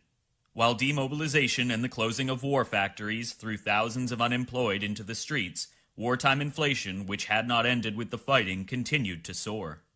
There were strikes, there was violence and bloodshed. The petty bourgeoisie and the veterans echoed the nationalist complaints about the Allies' treatment of their country. The worn formulas to which old parties clung held no more meaning for the new mass public. Pre-war socialist leadership was discredited by its acceptance of the war, and the Socialist Party joined the Communist International, drifting ever closer to communist positions. Peasants were taking over the great estates. Sit-in strikes and riots threw industry and the cities into confusion. In September 1919, Gabriele D'Annunzio, in brackets 1863 to 1938, end brackets, well known as a poet and a daring flyer during the war, took the law into his own hands and occupied disputed Fiume, with a hodgepodge force of volunteers and regular soldiers. Ensconced in his Istrian fief, he laid plans for a march on Rome, and for a new corporatist constitution. He addressed his followers from palace balconies and led them in chorused war cries and slogans with which the world later became familiar. Around him, stormtroops, the Arditi, gathered. Slogans were hammered out, in quotations, "A Chia Italia," "A Noi," end quotations. The mood developed which Mussolini would eventually exploit. Mussolini. Starting as a schoolteacher, Benito Mussolini, in brackets 1889 to 1945, end brackets, son of a socialist country blacksmith, had fled to Switzerland to avoid conscription and then returned under an amnesty to do his military service. In the years before the war, he had become the leader of the extreme wing of the Socialist Party and editor of the party newspaper in Milan, Avanti. His pacifist and anti-militaristic intransigence changed very suddenly in November 1914 to violent interventionism, which, forced to leave Avanti, he would express in a paper of his own, the Popolo d'Italia, probably financed by Franco-British funds. Forsaking Marx, he placed the Popolo under the patronage of Napoleon and Auguste Blanqui, the 19th century socialist who had conceived revolutionary action as the preparation of a decisive coup to seize power and establish the workers' dictatorship. After a year on the Austrian front, Mussolini was invalided home and henceforth free to devote himself to politics and to the Popolo d'Italia. For a man who combined an anarchistic kind of socialism with extreme nationalist positions, the post-war situation afforded Mussolini excellent opportunities for fishing in troubled waters. Mussolini always claimed that he had remained a socialist, as late as 1941. He would affirm it to Marshal Antonescu of Romania, as he would again in the program of the rump, in quotations, Socialist Republic, end quotations, which he ruled by German fiat from 1944 to 1945. But the debates, before the war and after, which tore Italian socialism apart, had shown, if nothing else, that there were many interpretations of socialism. The Socialist Party, though it was winning votes, seemed to have lost the revolutionary spirit. The Communists, on the other hand, took orders from abroad. Another revolutionary party was needed. Blanqui had been the first socialist to envisage the revolutionary as a professional. He suggested that the success of revolutionary parties must be organized along military lines. Against the organization of the Bolsheviks, only a similar organization could compete. On March 23, 1919, the Fasci di Combattimento, with an extremely radical program which did not at first evoke much public interest, was organized. D'Annunzio was in the limelight, and Mussolini supported him, but the electors who knew D'Annunzio did not know Mussolini. Less than 5,000 Milanese voted for the fascists in the elections of 1919. Soon, however, D'Annunzio let himself be dislodged from Fiume and from fame. Meanwhile, faced with growing social disorder, the government had decided to use the Fascios, declared enemies of the, in quotations, Reds, in quotations, but the only ones, in quotations, popular, end quotations, and tough enough to face them, to crush the strength of popular demands, of the Slovenian peasant movement in the countryside around Trieste, of strikes, of squatters, of socialist and communist municipal councils in towns and in the countryside. Armed by the army, protected by the police, subsidized by the landlords, the industrialists, and by the government itself, the fascios grew in numbers and in force. The movement, which had had 35 branches in 1919, had over 800 branches by 1921, over 100,000 members. The fascios so effectively raided, burned, murdered, and terrorized in the defense of order that Mussolini and 35 other fascists, in quotations, anti-parliamentary, anti-democratic, anti-socialist, anti-government, end quotations, entered parliament in the elections of 1921.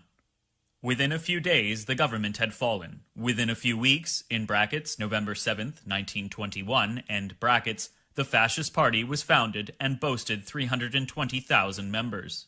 Within a few months, governmental instability, in brackets, for which the fascists were responsible, end brackets, inclined many of the respectable, conservative public to welcome the possibility of dictatorship.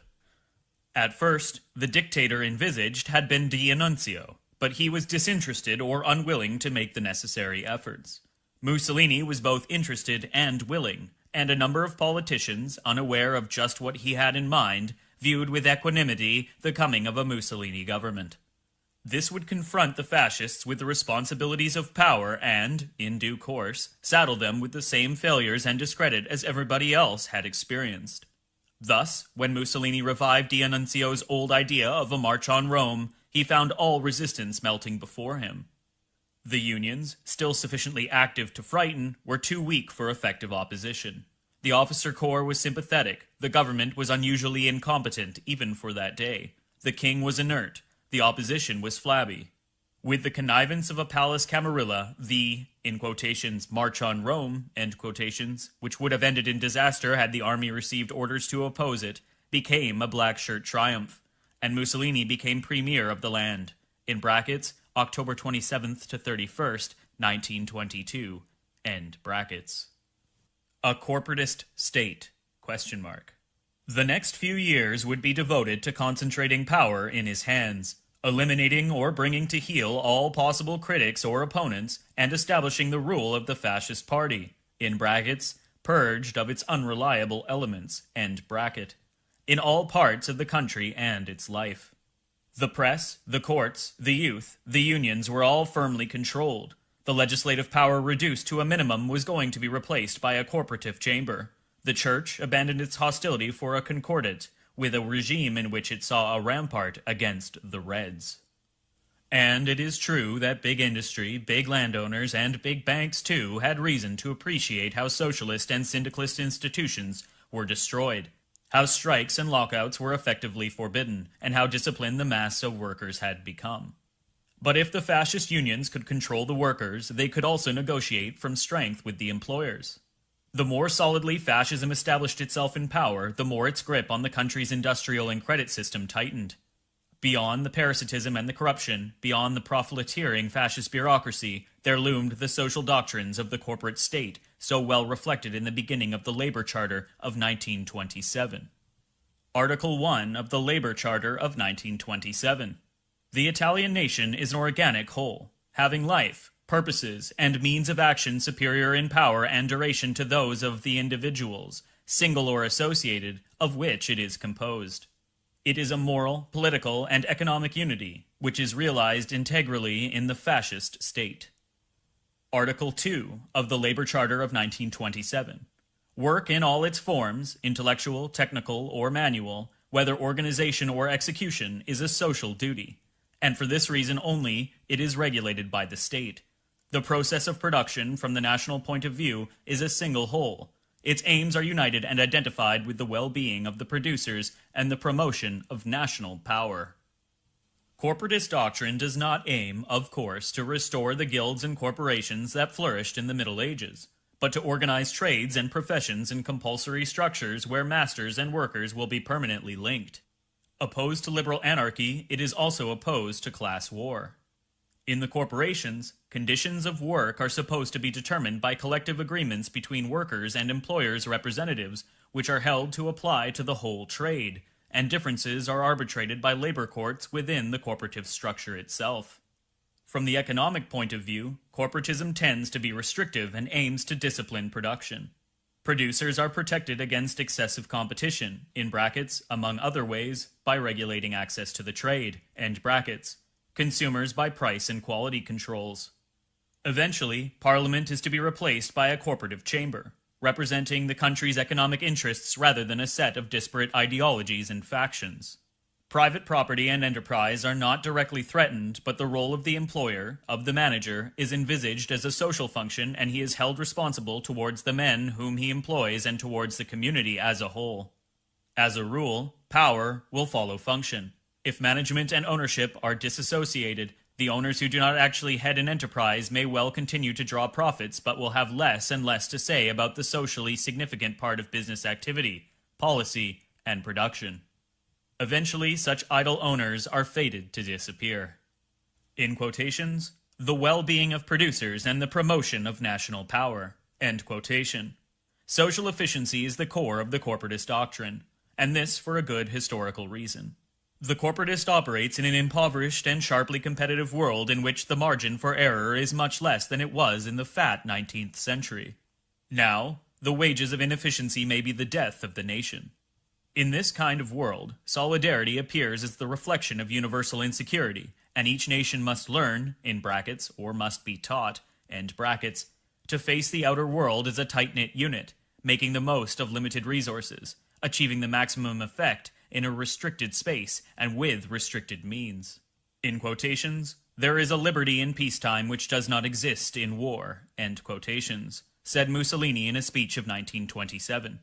In quotations, there is a liberty in times of prosperity which cannot be conceived in a time of poverty. End quotation. In this state of siege, the nation's forces must be mobilized, in quotations, polarized, end quotation, as Manoilescu puts it. In quotations, in the service of a single ideal, end quotations. And this ideal, to be found in the nation, is shaped by the directions and the traditions discernible in the nation's past, which one extrapolates from its history into the future. Such an ideal cannot be one of individual freedom, free enterprise, and enlightened self-regard because such concepts are disintegrating and divisive, whereas the fascist seeks that which will unify, a group ideal which will encourage the individual to transcend his private interests and give, abandon, and devote himself to the greater good of the greater whole. It follows that the national ideal must be on a grandiose and inspiring scale, imperial, exciting, theatrical, emotionally satisfying. Without it, no nation can survive for long. In quotations, if a nation has not got an ideal, it must invent it, end quotation, writes Manoilescu. In quotations, for national solidarity becomes a reality to the extent to which the nation serves a common ideal. National idealism thus appears as the first imperative of the 20th century. End quotation. Who shall provide the organic integration of national forces, the economic and social organization of the national potential, the invention and assertion of a national ideal? Private individuals are too small for such a task. Only the state can do it. A new kind of state, aware of its responsibility as organizer, leader, and inspirer of the nation, a prophet and a pilot all at once. The prototype of this new state that Manoilescu calls, in quotations, l'état porteur d'idéaux, the state provider of ideas, end quotations, is the fascist state, and on this score the fascist view is properly Hegelian. In quotations, the state, end quotations, writes a corporatist theorist, in quotations, is no longer an instrument for the conservation of individuals and the achievement of their end. On the contrary, individuals become means, instruments of the life of the state, end quotations. This view would be forcibly expressed by Mussolini himself before the Fascist Party Congress of 1929. In quotations, the individual exists only insofar as he is in the state and subordinate to the necessities of the state. The more complex the forms of civilization become, the more freedom of the individual is restricted. End quotation. The great difference between the Hegelian and the fascist states is that the former was really conceived as something divinely willed, a worldly incarnation of a Platonic ideal in process of realization, whereas the latter appears as something of a fraud, the merely pragmatic manipulator of ideas and techniques considered appropriate in certain political circumstances. There is nothing metaphysical, nothing ultimate, about the fascist state or its ideas. They are intended and, if necessary, invented to work, Any pretense that they are more than relative seems to arise from the needs or the excitement of the moment. If a national ideal is lacking, one must be invented. If too many ideals jostle and cause confusion, that one must be selected which best suits the moment. The doctrine is tactical, the tactics are pragmatic and self-consciously so. This explains Mussolini's assertion that fascism never had a theory or doctrine but invented its philosophy after the fact, after it came to power. The philosophy was not a rationalization, but a systematization, a necessary part of staying in power. An effective political movement needs no ideology because it moves. But an effective state needs one to provide the unifying force and a sense of direction. In brackets, see reading number 1C, end brackets. The corporatist ideology Mussolini eventually adopted is not necessarily or characteristically fascist. What is characteristic is fascism's pragmatic readiness to adopt it because the needs of a given situation at a given moment were felt to require it. In other words, fascism is par excellence pragmatic. Its interest is power. Its means tend to be violent, largely insofar as violence works.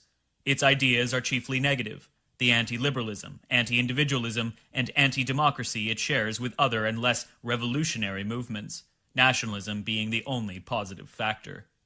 It was this nationalism that caused the perdition of fascism. This and Mussolini's belief that struggle toughens and purifies a nation as it does a man. Nothing is less certain than the thought that struggle is always beneficial, an impression Mussolini must have derived partly from Sorel, partly from an indiscriminate combination of Nietzsche and Darwin. But first the vocabulary of fascism and then its foreign policy sought to act upon this misconception. Italians were called to fight the, in quotations, battle, end quotations, of the lira, of production, or of wheat. In quotations, campaigns, end quotations, were undertaken to dry marshland or build great stadiums and highways. If this had gone no farther, such pacific warfare would have been well enough, though hard on a poor country none the less.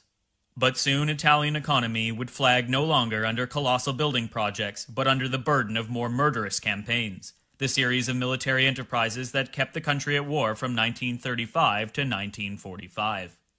Abyssinia, in brackets 1935 to 1936, end brackets, Spain, in brackets 1936 to 1939, end brackets, were the preliminaries of a more devastating conflict which Italy need no more have entered than the First World War, and which Mussolini would end hanging head downward, dead beside the corpse of his mistress, similarly upended on the Piazzale Loreto in Milan. The question arises in Mussolini's case, as in many others, why he could not leave well alone. Why, in a position where friends and foes asked him only to sit tight, he had to intervene and drive his country into ruin. There is no telling the power of vanity and human thoughtlessness.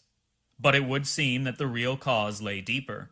Part of the confusion over the true character of fascism comes from its advocacy of, in quotations, order, end quotations, a term we generally associate with conservatism or reaction. But fascist order envisages not the status quo, or the status quo ante, but a more or less definite order of its own. The fascist leader, now that God is dead, cannot conceive himself as the elect of God. He believes he is elect, but does not quite know of what, presumably of history and obscure natural forces. The elect of God establishes or guards God's order. The fascist leader seeks a similar justification. But in the absence of ultimate authority, the order is one that he defines himself, based on a historical interpretation of national destiny. Thus, nationalism is crucial to the fascist mind. But as we have seen, the nationalism of the fascist is dynamic. His people or his country must sink or swim, struggle ahead unceasingly, or fail. The fascist vehicle is not the tank, so much as a bicycle equipped with flails on which one must keep moving so as not to fall. Without precise objectives, the fascist must move forward all the time, but just because precise objectives are lacking, he can never stop, and every goal attained is but a stage on the continuous treadmill of the future he claims to construct, of the national destiny he claims to fulfill. Fascist dynamism comes at the price of this, and therein lies its profound revolutionary nature, but also, it seems, the seeds of its eventual fall.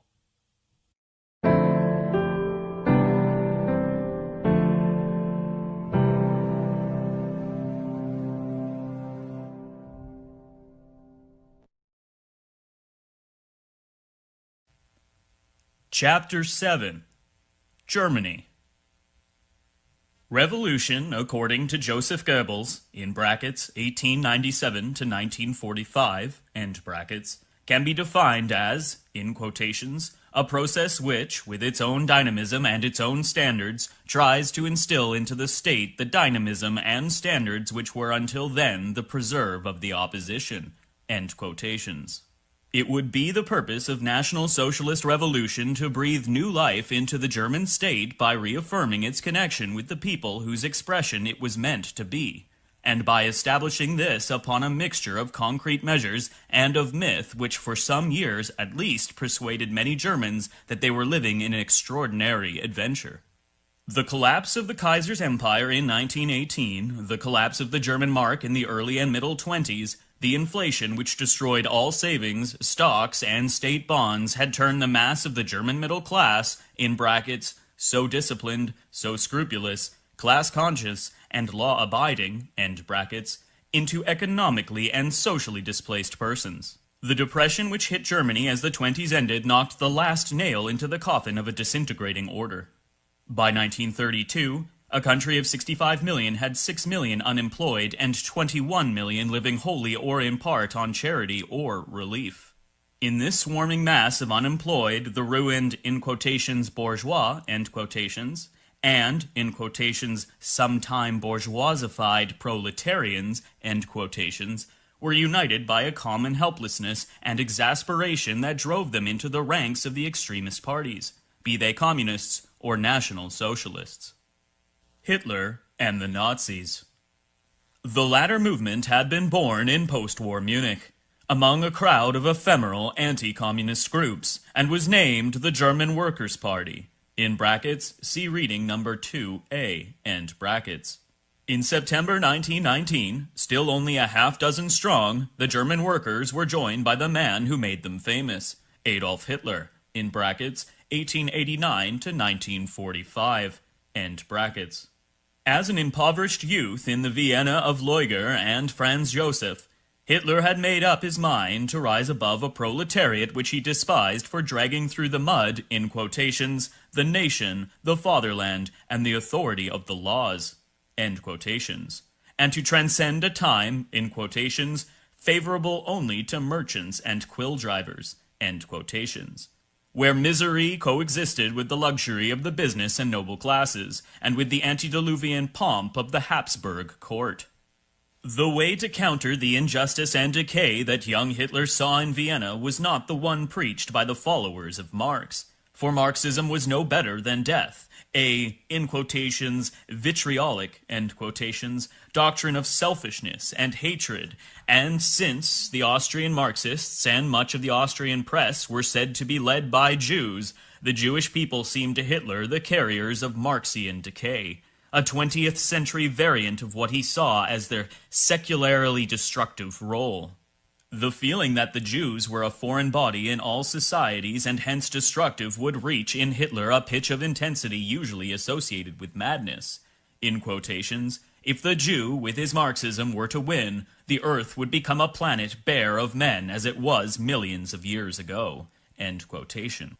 Although the fierceness of his beliefs disgusted some, it seems to have had a convincing effect on others, helping to turn his arguments into invocations, the more impressive for being less coherent and closed to critical examination.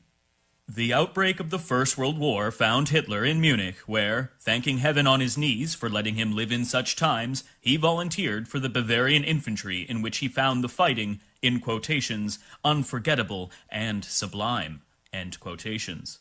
The end of the war found him decorated and wounded several times. Back in Bavaria, his eloquence, his violent patriotism, and his fanatical hatred of Marxists, Jews, and parliamentary institutions won him sympathies in certain largely reactionary political and military quarters, horrified by the very moderate social democracy of Weimar. They would have been more horrified by the agitator whom they helped to notoriety, in brackets, for Hitler alone had helped himself to power, end brackets. The people that Hitler gathered around him were far more radical than either the conservative gentry or the almost equally conservative trade unionists whom his followers were to displace. To the apocalyptic promises of communist revolution, the National Socialists opposed an apocalypse of their own, capable of galvanizing the disillusioned and the desperate into a unity for which they yearned. The faith that held them together was based on the three ideas of race, folk community, and leadership. The leader and the race. Racial theories are not peculiar to National Socialism. In brackets, see reading number 2C, end brackets. Partly as a byproduct of 19th century ideas of national selection, partly under the impact of equally 19th century attempts to combine history and sociology in would-be scientific theories. A great many Germans, in brackets, including Jewish intellectuals like Walter Rathenau, end brackets, had come to believe in the existence of, in quotations, races, end quotations, with different inherent moral and physical characteristics, and also in the superiority of northern or Aryan peoples. This superiority could only be affirmed and maintained if the characteristics and the purity of the race were not adulterated, as those of Germanic peoples had unfortunately been for a long time by foreign influences and foreign blood. The race had now to be purged of pernicious elements by which it had allowed itself to be infiltrated, and German salvation lay in the recapture, in brackets, or achievement, end brackets, of the ideal biological type in which the German race could find fulfillment. The roots and inspiration for such a revival, a return to the nation's vital sources, could be rediscovered in the secular folk community that blood, soil, and history had created, and in the institutions which peculiarly German conditions had forged, religious, social, and economic. The Germans were anarchic and divided because they lived in an artificial society that had lost all sense of community in its institutions and in its laws. A new consciousness of common race, the true democracy of a revived corporative order, would reunite them. But the unifying factor par excellence would be the person of the leader, upon whom all aspects of the faith could focus. The leader does not hold his position because of any particular intellectual or moral superiority, but by a mystic pre-selection. He is not so much the representative of his people as its medium. Ideally, the leadership principle should be applied at every level in a great cat's cradle of relationships in which each group, in brackets, families, schools, factories, professions, end brackets, has its leader, all finding place in a great pyramid of responsibilities and loyalties topped by the national leader. The group cannot be fully united, fully effective, fully itself, without the leader who helps it to crystallize, just as he himself is nothing without the group. So the two can only prosper and rise together. The members of the group give up their personal freedom to follow the leader, but gain in effectiveness as a group and in the satisfaction of their will to power, more than they lose as private agents. The relationship is not recorded in a contract, not even reflected in a reasoning process, but similar to the selection of pirate and robber chiefs, or that of certain military castes in which a bond of honor and mutual devotion unites the leader to the men he leads. The notion of race evoked familiar echoes in the minds of the German bourgeoisie. That of the folk community had the attraction of a certain romantic socialism. The last, that of the leader, fused all this in a group relationship and a hierarchy based on virtues different from those on which position in society heretofore depended. A new, biological democracy, in brackets, what one of Rathenau's killers called, in quotations, plebiscitary mass democracy, end quotations, end brackets, would take the place of the unreal and ineffective order where no one was really equal because unfair moral, intellectual, or economic differences set them apart. The Nazi Siegfried looked back to the equalitarian elitism of Sparta, to the barracks of the Prussian army, to the ideals of a classless society that some French revolutionaries had entertained. In the new order, not property but physical excellence would make for the superiority. Not class but comradeship would provide the basis of the new peer groups. Not contract but confidence would create the texture of social and political relationships. The party creates the conditions in which the Siegfried may be born and thrive. It also manipulates the machinery of the state, which appears in turn as, in quotations, the secular arm of the German community, end quotation. The community judges the state by its plebiscites. The state must form its policies to express the profound tendencies, in quotations, the general will, end quotation, of the nation, and the nation is purified, educated, and trained by the party. The party state must intervene in every aspect of public and private life, in brackets, hence the totalitarian state, end brackets, because, as Carl Schmitt writes, in quotations, any activity is potentially political and thus subject to political decisions, end quotations. And, furthermore, in quotations, it is as a political animal that man can be grasped in his totality and his existential essence, end quotation. These were the theories which after 1930 would attract millions of German voters to the Nazi side. As the Nazi regime progressed, the distinction between civil and military society grew less. The German people were increasingly enlisted in a pan-German crusade not only at the expense of the Jews, but also of other groups or institutions, in brackets, especially religious, end brackets, with particularist claims whose influence might affect the Nazis' monopoly in training the German soul for the fulfillment of its destiny. The opposition that such encroachments met was slight.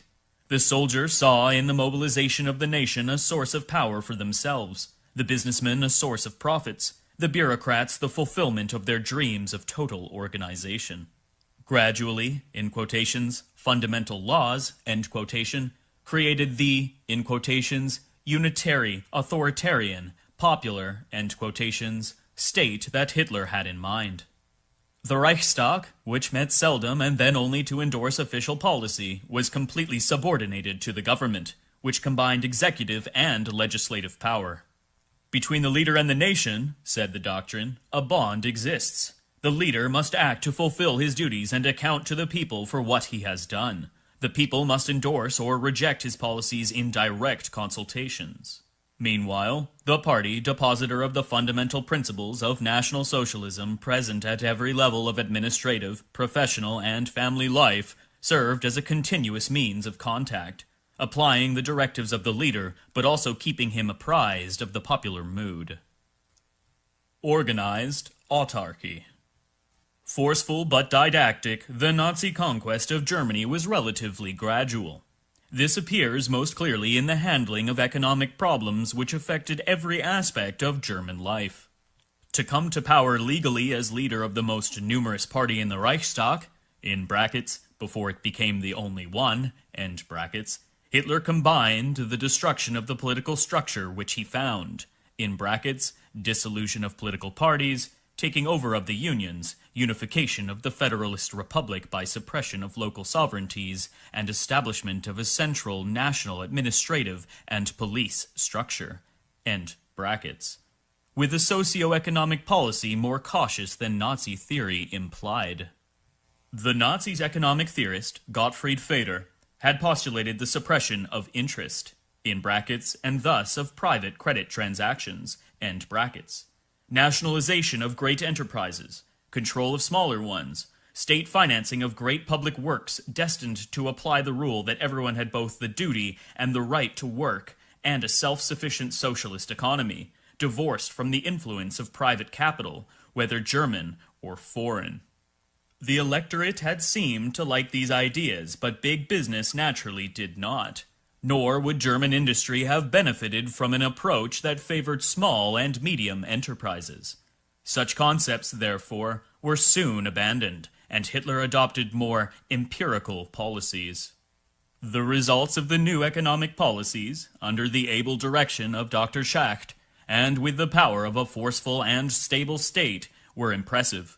Over 6 million unemployed in 1933 were reduced to 4 million in 1934, 2.9 million in 1935, and 300,000 in 1938. National revenue rose from 45 billion marks in 1932 to 61 billion in 1936. National production increased from about 38 billion marks in 1932 to about 75 billion in 1938. In brackets, during which time the general production index passed from 52 to 96, end brackets. The volume of trade rose 25% between 1935 and 1939. Nor did the production of guns unduly hamper the production of butter, whose consumption rose from 483,000 tons in 1932 to 600,000 tons in 1938, while that of fats in general rose correspondingly. But it is worth remembering that if Feder's ideas were relegated to ideological discussions, over the years the tendency of the empirical measures in whose favor they had been set aside was in his direction. Interest would never be eliminated, nor would the profit motive, but the state, which held nearly 70% of the capital of German banks, controlled their activities as it did those of heavy industry by its great holding companies. Import, exchange and price controls allowed the Ministry of National Economy to direct production, distribution, and consumption. Investments would be regulated by the great professional boards that functioned within the complicated structure of the corporate state. Some enterprises were nationalized, other nationalized enterprises were created. No new firms could be set up without special permission. In a short time, a great part of the population had been reintegrated into the production circuit, both as producers and consumers, with full employment making a reality of the right to work and voluntary, in brackets, eventually compulsory, end brackets, labor for the young, making it a duty. In The Decline of the West, published in 1917, Oswald Spengler had called on German youth to turn their backs on the effete refinements of decaying civilization and to adopt a peculiarly German morality of effort and of work. No longer the object of haggling or of contracts, a man should treat his work as a joyous, voluntary community service. Working for the community, that is, for themselves, men could accept the necessary disciplines of work as self-imposed and view their labor's product as a common gain. This was very well, if workers could be shown that the product of their labors did in fact benefit them, and Nazis made great efforts to succeed in this. One of the duties of the labor front, in brackets, which incorporated the tasks of the old unions, end brackets, was to provide satisfactions and rewards for every class of worker. In brackets, e.g., the well-known and ridiculously inexpensive holidays and cruises of, in quotations, strength through joy, end quotation, end bracket. On the eve of war, the labor front was spreading its activity into every sphere, from sport and travel to socialized medicine, in brackets, already existent in Germany, end brackets, and labor courts. In 1938 alone, factory social services sponsored by the front as part of its activities employed 26,000 doctors, sent 600,000 children to the countryside, and paid maternity allowances to 150,000 mothers. A first step towards the autarkic economy which Feder advocated had been taken in 1931, when Germany had established exchange control and removed its currency from free international circulation. Soon after taking power, the National Socialists completed this particular move by abandoning the gold standard and basing the mark's rate on its commercial value in the international market, that is, the demand for marks by people wanting German services and goods. Such a step implied either a favorable trade balance or a trade policy largely based on barter. Both were tried. In 1933, the figure of imports and exports had fallen respectively from the 1,120 and 1,124 million marks of 1929 to 350 and 400 million. By 1939, the relevant figures were 456 and 493 million marks. Trade volume had risen 25% since 1935. Exports were exceeding imports, and the situation was healthy enough.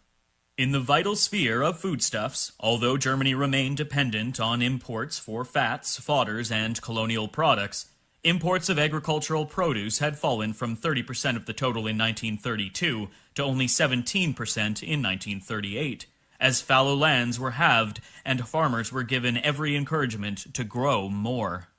Meanwhile, Important barter agreements had been signed with a number of countries in Eastern Europe and overseas, which furnished essential raw materials. The German economy faced serious problems, in brackets, arising largely from increased consumption, end brackets, but its capacity of solving these problems also improved. It may be that the obsession with self-sufficiency provided an argument for Hitler's policy of conquest, but the argument by itself cannot have been a major one. The needs for self-sufficiency that his policy implied did, however, lead, especially after the resignation of Dr. Schacht in 1938, to the hardening and progress of state direction as well as regulation of the country's economic life. Henceforth, Article 1 of the notorious decree of December 1st, 1936, would be put into practice. In quotations, any German resident who, consciously or unconsciously, moved by base selfishness or by whatever vile sentiment, contravenes legal rules and causes grave prejudice to German economy may be condemned to death and his fortune confiscated. End quotation. By 1943, the money market as motor of industrial activity had been replaced by the state's planning organizations, the vestiges of capitalism by a planned economy which, unlike in the West, fitted perfectly with National Socialist conceptions, being only the fulfillment of earlier moves. The, in quotations, German socialism, end quotations, soft-pedaled in the middle 30s, was again coming into its own in the form of state capitalism. Political and economic pressures were forcing the Nazis to affirm it at the expense of the business and capital interests they had begun by trying not to offend too much. Apart from obsessive fanaticism and from the resentment of middle-class business and professional men against their abler, more successful Jewish competitors, anti-Semitism appeared in the 1930s as an ideal outlet for the anti-capitalist tensions of the mob which the Nazis themselves had done so much to rouse. But once the Jewish minority was eliminated, the essence of that, in quotations, vagabond and cosmopolitan fortune, end quotation, which it suited the Nazis to identify with the Jews would be exposed as something else and something more, far more than Jewish. On the other hand, the Nazi power would feel strong enough to challenge it head-on. There seems to be little question that, as happened in Italy, the grip of the dynamic totalitarian state would not have spared the private interests which had helped it secure power. In the event, the Nazis did not win. But at the very moment of defeat, the doctrinaire quality of their beliefs stood out most sharply. Over and over again, the primacy of doctrine over pragmatic logic kept the Germans from using their hard-pressed resources to the full. It was to an important extent principle that kept them from using Russian, especially Ukrainian, hostility against the communists as they might. It was the same insane principles which used rolling stock the army needed to ship Jews and gypsies to their slaughter. The Germans were waging a religious war. They benefited from the fervor this provided. They also paid its price. Nations in our time seem caught in a strange dilemma. Without a cause to fight for, they see little reason to fight, even to defend themselves, persuaded that in the end merely material gains hardly outbalance the possibility of death. Only a faith will keep men together in great stress or make them brave great dangers.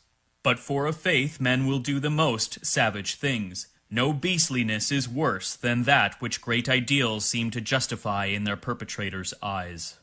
The Germans murdered a people for a dream.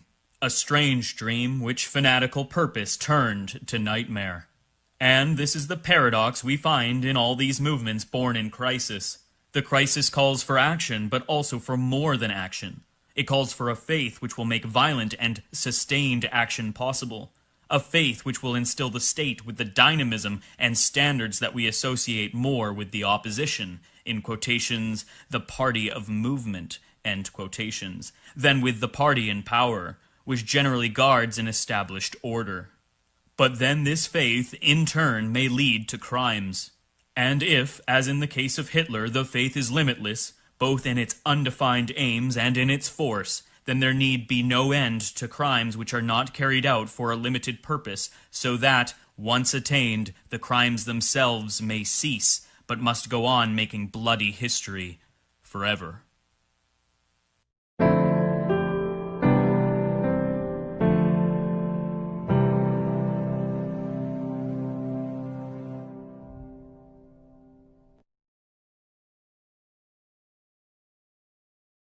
Chapter 8. Hungary. Patriotic Reactions. The disintegration of the Habsburg monarchy in 1918 left Hungary isolated and beleaguered, retaining less than a third of the territories she had once ruled. Of 282,870 square kilometers, she kept 91,174, and of a population of 18 million, only 8 million were left. The brief communist regime of Bela Kun, dislodged by Romanian troops, was succeeded in 1919 by a right-wing reaction. The Red Terror by a White Terror, which settled down by 1920 to the highly conservative rule of aristocratic cabinets headed mostly by great landed magnates. 2 attempts of Emperor Charles of Habsburg to seize the crown were repulsed in March and October 1920. Hungary remained a monarchy, but one from which the kings continued to be excluded, and where the memories of St. Stephen's crown were preserved in the person of the regent, a former Austro-Hungarian admiral, Miklos Horthy. In this rump of an empire, ruled by a former imperial aristocracy, socially displaced persons formed an important group. Ex-officers of the imperial armies, teachers and administrators who had been employed in large numbers in territories now within Yugoslav, Czech, or Romanian borders, refugees from those lands and, in time, students, many of humble origins turned out by high schools and universities in greater numbers than before the war. All these responded to the irredentist appeal of a Magyar nationalism, exacerbated by defeat. Unrelenting irredentism, Hungary's claims to the lands she had lost, would be the leading theme of all Hungarian politics after the Treaty of Saint-Germain in 1919. Against this background, a number of patriotic societies sprang up, many of them secret. All aimed to reverse the verdict of the war and to restore Hungary's past greatness. The first of these societies and movements was organized in 1918 to 1919, among the anti-Bolshevik forces who were concentrated in southeastern Hungary around the town of Szeged, near the Serbian border.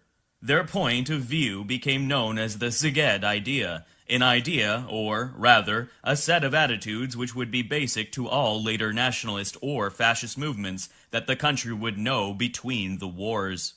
Having lost all they had in revolution or in flight, most of the representatives of the Szeged idea felt no particular respect for property and inclined to believe that the greater part of Hungary's wealth was in the hands of big landlords and Jews, for whom they bore no sympathy.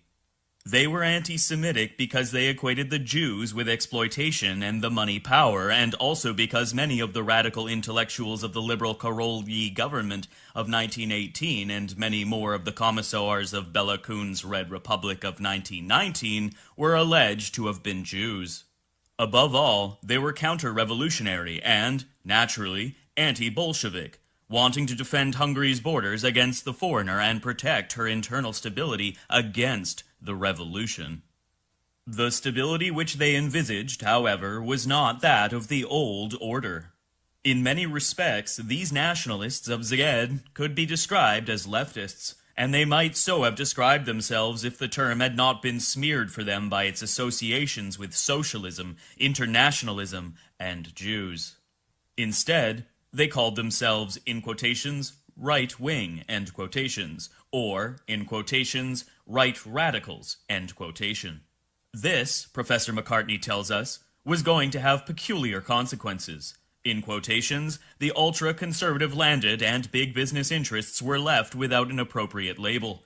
Hungarians not infrequently called them, in quotations, left, end quotations, and the English pen, which boggles at following the example, is left at a loss for an alternative, end quotation.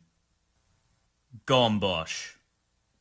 The representative leader of those right radicals whose programs and methods came very close to those of the radicals of the left would be Gyula Gombos, in brackets 1886 to 1936, end brackets, born in a Swabian district, the son of a schoolteacher who may well have been of German stock, and of a local farmer's daughter who did not speak Hungarian at all.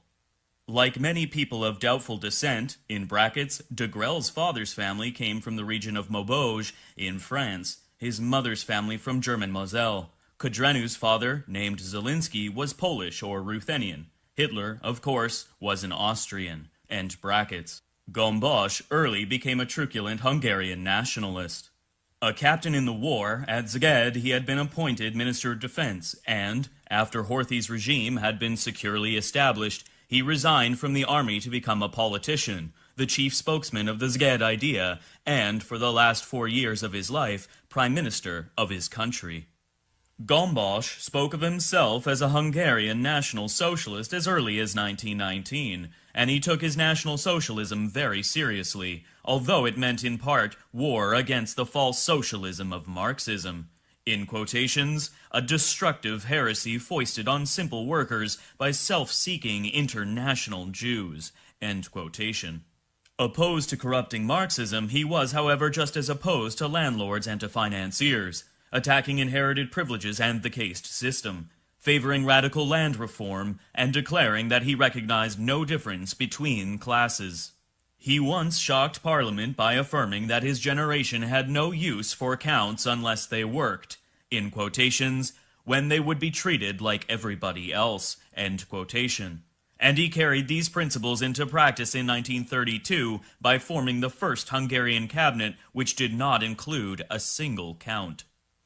As early as 1921, his anti-Semitism and his irredentist conspiracies brought Gombauch into contact with like-minded groups in Munich, in brackets, where Hitler was then busy as an obscure hanger-on, end brackets, including the original National Socialist Workers' Party, White Russians, Ukrainians, and German and Bavarian nationalists. But Gombauch did not like the Germans, and his vaguely social patriotic ideas developed into a doctrine only in the late 1920s under the impact of Mussolini, from whom, in brackets, despite the fascists' regrettable lack of anti-Semitism, end brackets, he seems to have borrowed the idea of leadership in an integrated, corporative state. As Gombauch rose to power in the early 1930s, his policies, in which even the anti-Semitism had been toned down by the necessity of government, became too moderate for a new generation whose socialism and nationalism were more uncompromising. The high school and university graduates of the post-war years cared nothing for the social system which their parents and their conservative rulers still accepted. In quotations, some of the most penetrating and also the most radical works on Hungarian social conditions, end quotations, writes McCartney, in quotations, came from men who were afterwards penalized as war criminals and their works burned as fascist, end quotations. Yet such men could not gravitate towards the classic left. For one thing, the position was still identified with the anti-national revolution of 1918 to 1919. For another thing, it was uncomfortable. The Communist Party had been outlawed and the Social Democrats were far too liberal and internationalistic for the young men's taste. Also, the left was not anti-Semitic, whereas the middle classes were profoundly so, both by prejudice and by economic considerations, the Jews seeming to bar their way in many businesses and liberal professions. Although anti-Semitism kept many radicals from going left, it also kept them from the conservative government party, whose economic ties with Jews were too close and whose prejudices were too weak for it to countenance any serious anti-Semitic action. Their sympathies would go to the nationalist, socialist parties of the 1930s. The latter, however, drew much of their rank and file support from the urban and rural proletariat, a class to whom anti-Semitic appeals meant little, but radical reform meant a good deal. Thus, Hungarian National Socialists appealed to the middle classes by their anti-Semitism and to the workers by their radicalism. And a great many radicals of the right who wanted to change the whole political and social structure of the nation would find in Nazism as they saw it across the German border, and quite apart from its anti-Semitism, the hope for drastic remedies which middle-class reformers had promised but failed to carry out. The political parties that sprung up in the 30s are easily confused because they bore similar labels and were often amalgamated only to split again, or disappeared to revive under another name. Scythe Cross, or National Socialist Party of Labor, which simply took over the Nazi program, 1931. The Hungarian National Socialist Agricultural Labourers and Workers' Party, with its brown shirts and its green swastika on a brown field, 1932. The Hungarian National Socialist People's Party, 1933. And the Hitlerite National Socialist Party, which imitated the whole Nazi pattern from swastika to jackboots, 1933. And then some more. By 1934, the chief formations had adopted the distinctive marks of Hungarian National Socialism, the green shirt and the arrow cross badge. Soon they would crystallize around the person of one man, Ferenc Szalasi, 1897 to 1944. Szalasi. Szalasi's ancestors came of Armenian stock, for many Armenians had immigrated to Transylvania in the 18th century. But his grandfather, who moved to Vienna, found a small job on the railways and chose an Austrian wife. Had changed his name from Szalosjan or Szalogian to a more Hungarian consonance. Ferenc's father had been a non-commissioned officer in the Imperial Army. His mother was of mixed Hungarian and Slovak origin. Ferenc, after serving in the war, entered the Hungarian army and was appointed to the general staff in 1925, where he soon gained the reputation of being a, in quotations, military revolutionary, end quotation. He studied politics and sociology and read Marx, Babel, Kropotkin, Lenin, and Trotsky so thoroughly that he was always able to quote passages from their works. He investigated the possibilities for action of the opposition parties, in brackets including the Social Democrats, end brackets, and resigned from the army in 1934 to devote himself to political activity. Szalasi's great idea was, in quotations, Hungarism, end quotation, the dream of uniting the peoples of the, in quotations, great Carpathian Danubian fatherland, end quotation, with the peoples from Ruthenia to the Adriatic, a kingdom where the Magyars would be dominant, in brackets, as the chosen people, end brackets, but not exclusive. The first instrument for the realization of this ideal would be the Party of the National Will, which he founded in 1935, dedicating it to, in quotations, the trinity of soil, blood, and work, end quotations, and then the Arrow Cross Party, which he set up to succeed it. In brackets, see reading number 3a, end brackets.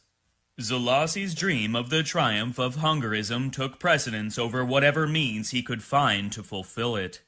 The party's purpose was to carry him, the leader, to power, but this power was to be achieved, in brackets, and Szalasi insisted on this and remained true to it, end brackets, in quotations, by the common will of the nation and of the head of the state, end quotations. For Szalasi wanted to take power by constitutional means, against the existing parliamentary parties, certainly, which did not derive their power from the freely expressed will of a people who had never seen free elections, let alone a secret ballot, but not against the people themselves, nor against their constitutional head, the regent, Horthy. In quotations, the people, end quotation, were crucially important not only as the many-headed symbol of national reality, but also because Szalasi realized that their support was crucial in the event of a war. At such times, everything had to go with perfect smoothness, and national resources had to be exploited to their utmost.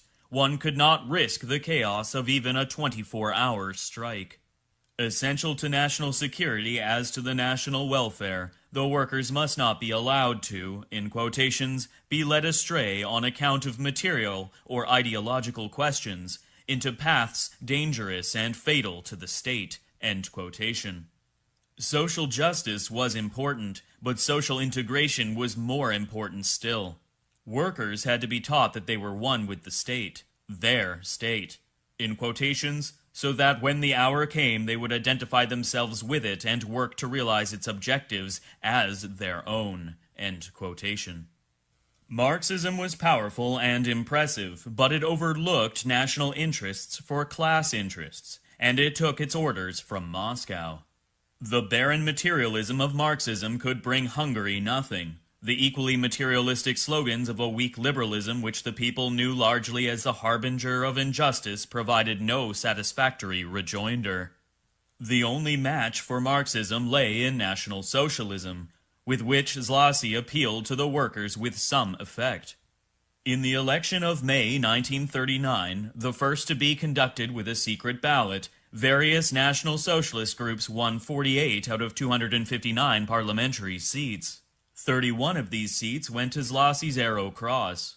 Though holding less than a fifth of the seats, the National Socialists had received 750,000 of the 2 million votes cast, and in Budapest, their 72,383 votes compared favorably with the government party's 95,468.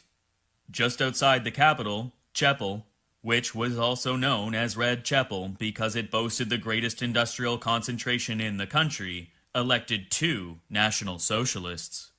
Mistrusted by the Hungarian conservatives because of his ambitions and his revolutionary program, unable to come to an understanding with the Nazis because of his uncompromising Hungarist principles, Szlosy could not secure either the support of the moderate regent or that popular endorsement without war for which he hoped.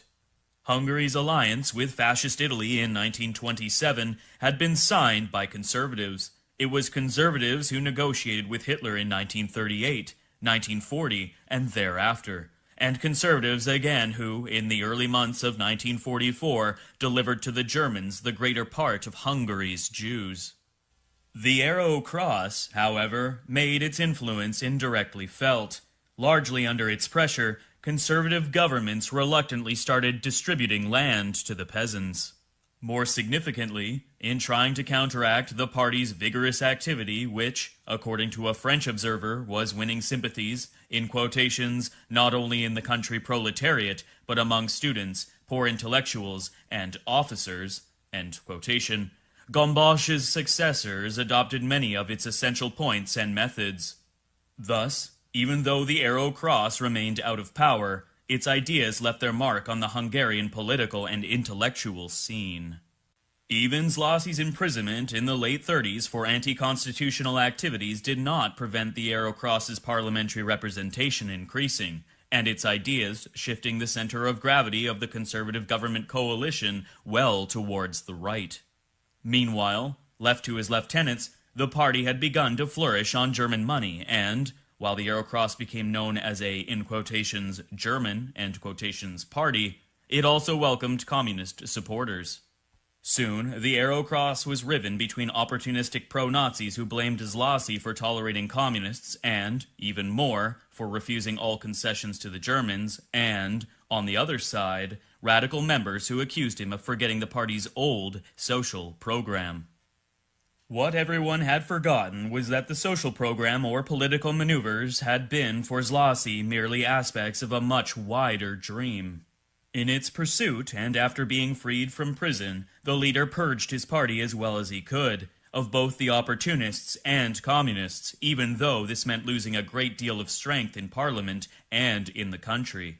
However, Szlosy, unmoved by such mundane considerations, was busy working out plans for the eventual organization of his Hungarist corporatist state, including such refinements, Macartney tells us, as a compulsory anthropological examination for all officials. By the end of 1943, when membership had sunk below 100,000 and the party's spirits were very low, Szlosy worked out plans for an institute of racial biology.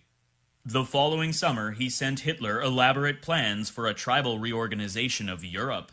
Momentary difficulties did not worry him. He felt certain that his time would come, and it soon did. Hungary had been dragged into war much against her will, by German pressure and by her military leaders' ambitions. At the beginning of 1944, unsuccessful efforts to get the country out of the conflict led to the German occupation of the country, the suppression of all but right-wing parties, and an influx of new members into the Arrow Cross. And, while the middle classes and the army contributed their share, workers were not the least numerous among those who joined it. Zlosi's had been the only right-wing movement seriously to bother with, in brackets, and about, end brackets.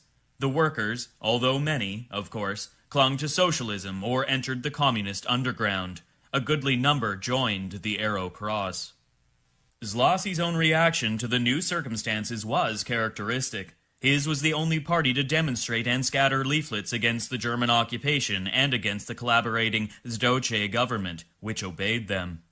Zlosi himself was willing to take power, in quotations, by will of the people, end quotations, and to lead the nation against Bolshevism, but on condition that the Germans integrally accept his Hungarist ideas and give his policy full rein.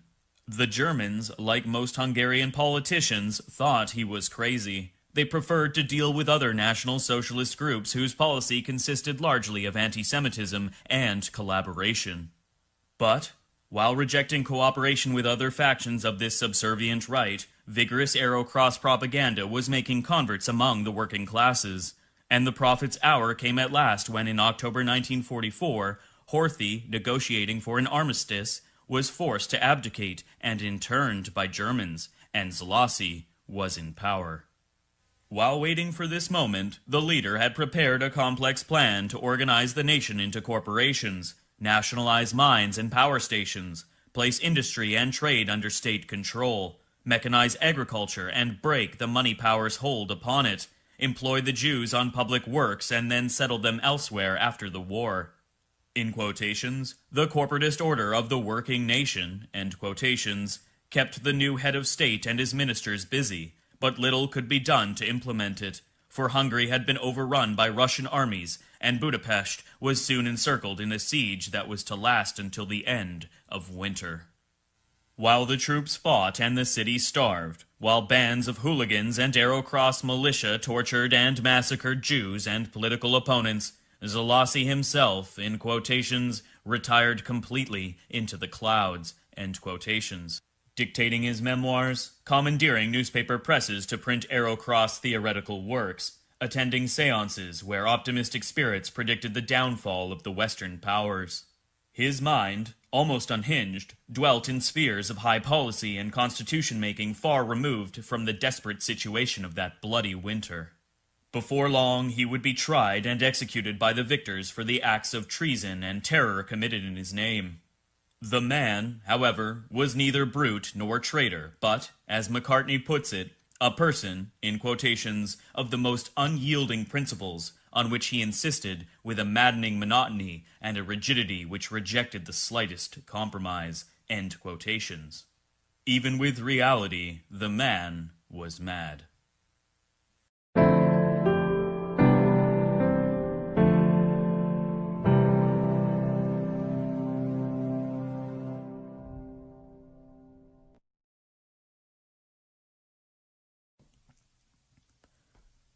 Chapter 9. Romania. Codreanu. The doctrines of Cornelio Zelia Codreanu and his nationalism were of a completely different essence than that which we discover in other social movements of our time. While sharing the main traits which we have found elsewhere, Codreanu's dream drew its inspiration from an older Christian tradition and spoke in chiliastic accents the West had known in the 14th or 16th century but forgotten since. In brackets, see reading number 4a, end brackets. Simpler than the ideologies developed in the West, the ideologies of Codreanu's legionaries were also more thoughtful and in some ways more subtle, because they considered moral problems that others had ignored. And this was only proper for a movement which grew up in forests, in monasteries, and in prisons, themselves set up in disaffected cloisters, among the sons of peasants and of priests, its chief emblem provided by an icon. Codreanu's father's name had been Zielinski. His mother came of Protestant German stock. Codreanu was baptized in the Orthodox Church, in brackets, which is the national church of Romania, end brackets, at the same time as his parents. While his father taught in a provincial high school, the boy grew up in a military academy in the Moldavian forests.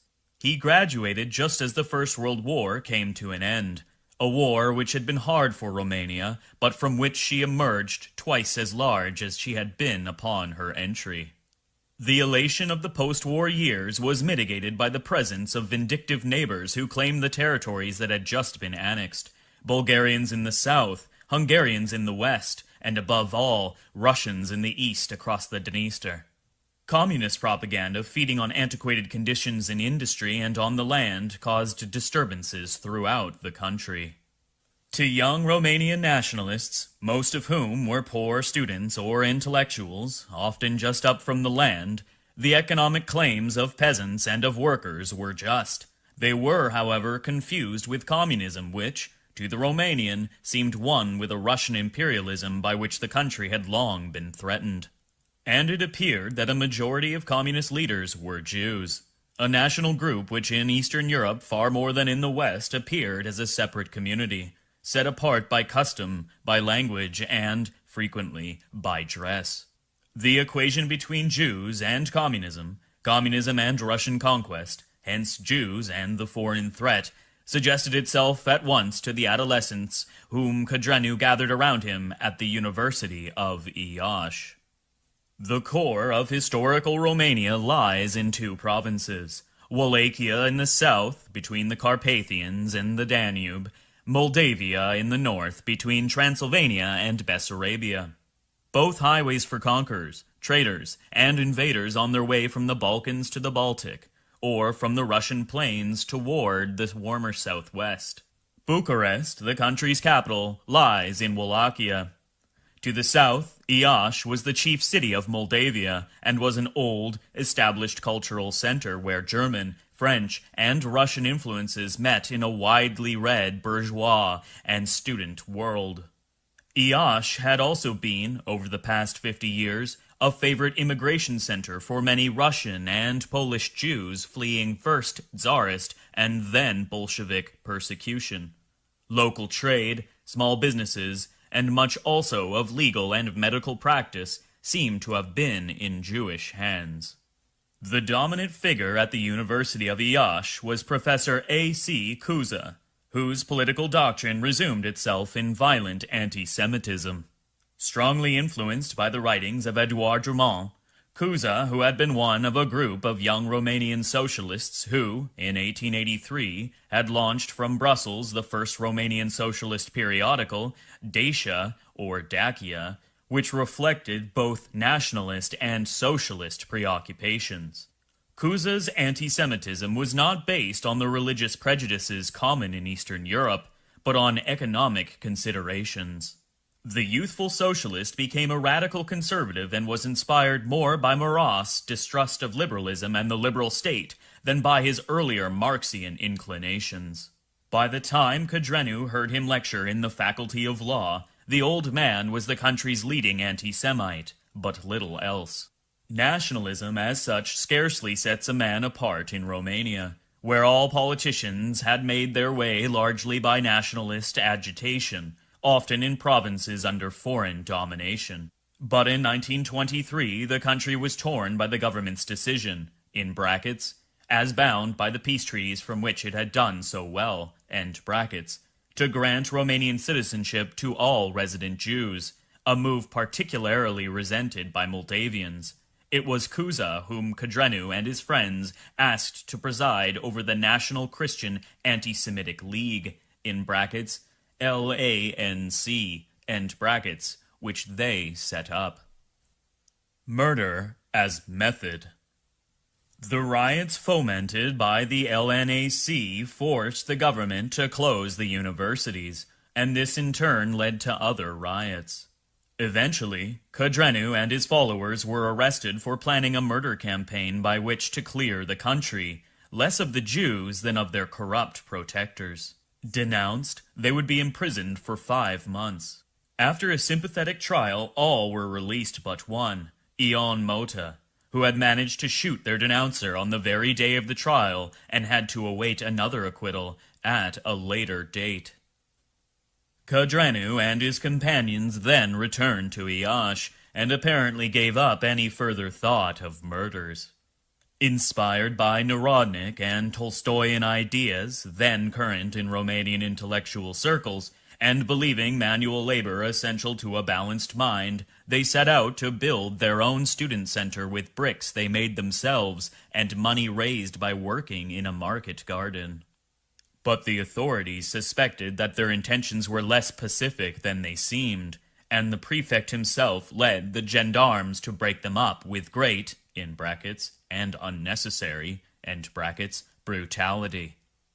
Arrested without apparent reason at their work, they were dragged through the streets tied up with ropes, spat on, beaten, humiliated, and only released on Cuza's intervention and that of certain leading citizens. Shortly thereafter, Codrenu, who had been denied any hearing for his griefs, let alone any sanctions against the prefect, took the law into his own hands by shooting the official down.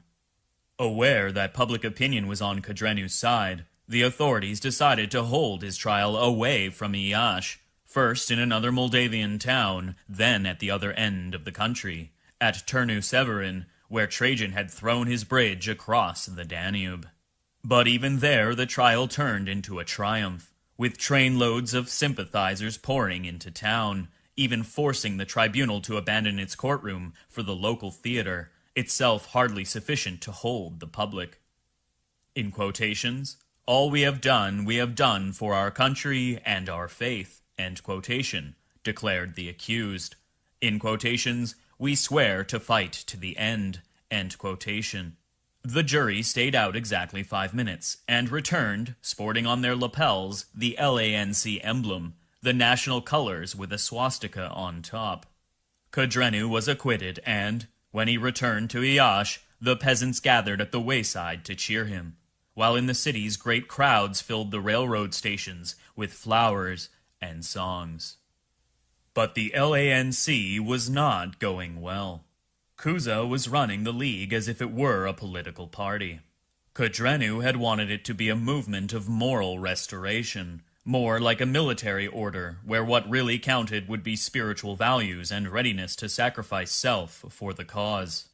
In June 1927, with a dozen friends, he left the League and founded the Legion of the Archangel Michael, placed under the patronage of the warrior saint whose icon had caught Codrenu's attention in a prison chapel, and whose image would henceforth preside over his life and that of the movements which he led. With the help of Mota's father, a priest, the little band put out a magazine, Lord of Our Forefathers, whose title page carried 2 quotations, under the figure of Saint Michael. The first one read, in brackets, "Ruthlessly I raise my sword against the impure ones who seek to enter the house of God," end quotation. The other, from a Romanian poet, said, in brackets, "We are in the hands of God. One only dies once. Be it in the flower of youth, be it very old. Death is exactly the same. But it is not the same whether one dies like a lion or like a mad dog." End quotation. Within a few days, Land of Our Forefathers had 3,000 subscribers, and the subscribers of today would be the partisans of tomorrow. The Legion was organized in brackets, nests, end brackets, of 13 or less, in which every member had to take an oath. In quotations, "We bind ourselves before God and men to remain closely united around our leaders, to obey and carry out orders received, to work for the ever deeper popular penetration of the new spirit of work, honesty, sacrifice, and justice, in a world where we want to convert all with whom we come in contact into legionaries, that is, sharers in these beliefs. We believe in God and in the Legion's victory. We believe in a new Romania, which we shall conquer through Jesus Christ and through integral nationalism, acting through the country's legions." End quotation. A Puritan host. The rules for members were laid down in a nest leader's manual which Codrenu himself prepared, and which in its thoroughness had been compared to Loyola's Institutes. Its dispositions were at any rate appropriate to a talkative, lazy, undisciplined, unreliable, and most unpunctual people. Number 1. Rule of discipline. Be disciplined, for only thus will you win through. Follow your leader through good and evil. Number 2. Rule of labor. Work, Work every day. Put your heart into your work. Let the reward of your work be not gain, but the satisfaction that you have done your share to advance the Legion and improve Romania. Number 3. Rule of silence. Speak little. Say what has to be said. Speak when you need. Your oratory is the oratory of the deed. You act. Let others talk. Number 4. Rule of education. You must become another, a hero. Let the nest provide all your education. Know the Legion well. Number 5. Rule of mutual help. Help your brother fallen on evil days. Do not abandon him. Number 6. Rule of honor. Follow only the ways that honor suggests. Fight and never be a coward. Leave the ways of infamy to others. It is better to fall fighting with honor than to win through an infamy. To insist on work, on discipline, and on scrupulous honesty was very important in a society where manual labor was held in low esteem, and work of any order was best avoided, where truth was at a premium and anarchic corruption was the rule. The Legion set up work camps wherever it could, and filled them with volunteers who sometimes crossed a province on foot to get there. It built for itself and for the villages near which it worked. It raised money by marketing produce that it grew. It trained its members in a hard school. The manual also prescribed marches on Sundays and holidays so that members should learn to know their country, the countryside, and the neighboring villages. Marching, said the manual, is healthy and good for the spirit. In quotations, but above all the march is the symbol of action, of legionary exploration, of the Legion's victory. End quotation. It was also a means of bringing the gospel to the peasants, who soon got used to Legion meetings in the churchyard, in which a green-shirted speaker announced that the day of resurrection was at hand. New times were coming. A world without faith was about to disappear and be replaced by another in which everyone would have his place, not according to learning, diplomas, or birth, but to the strength of his faith and the quality of his soul. In June 1931, the Iron Guard, as Codreanu had first named the movement, won 34,000 votes in national elections, not enough to elect a deputy. Within a few months, however, both Codreanu and his father had been elected to Parliament in Moldavian by-elections, and, after the new elections of 1932, 4 legionary deputies were seated in Parliament, pledged to turn their representative salaries over to the Legion, which then allowed them, in quotations, a minimal sum sufficient to lead a modest life, end quotations. Meanwhile, the Legion pressed forward in the countryside, building its way into the heart of peasantry and youth, constructing dikes, repairing bridges, churches, schools, and roads. In July 1933, Codreanu told his legionaries, in quotations, "The time has come to get to work. Enough of politics, enough of talk. We want to build, from the smallest to the greatest, even villages, even cities, even a new Romanian state. The vocation of our generation is to build a new country on the ruins of today." End quotation. 5 months later, a new, in brackets, liberal, end brackets, Prime Minister, Ion Duca, ordered the Legion dissolved, its centers closed, and its members arrested all over the country. 3 weeks later, Duca was shot down on a railroad platform. His murderers were sentenced to hard labor, but Codreanu, who had been tried with them, was released to continue his subversion by work.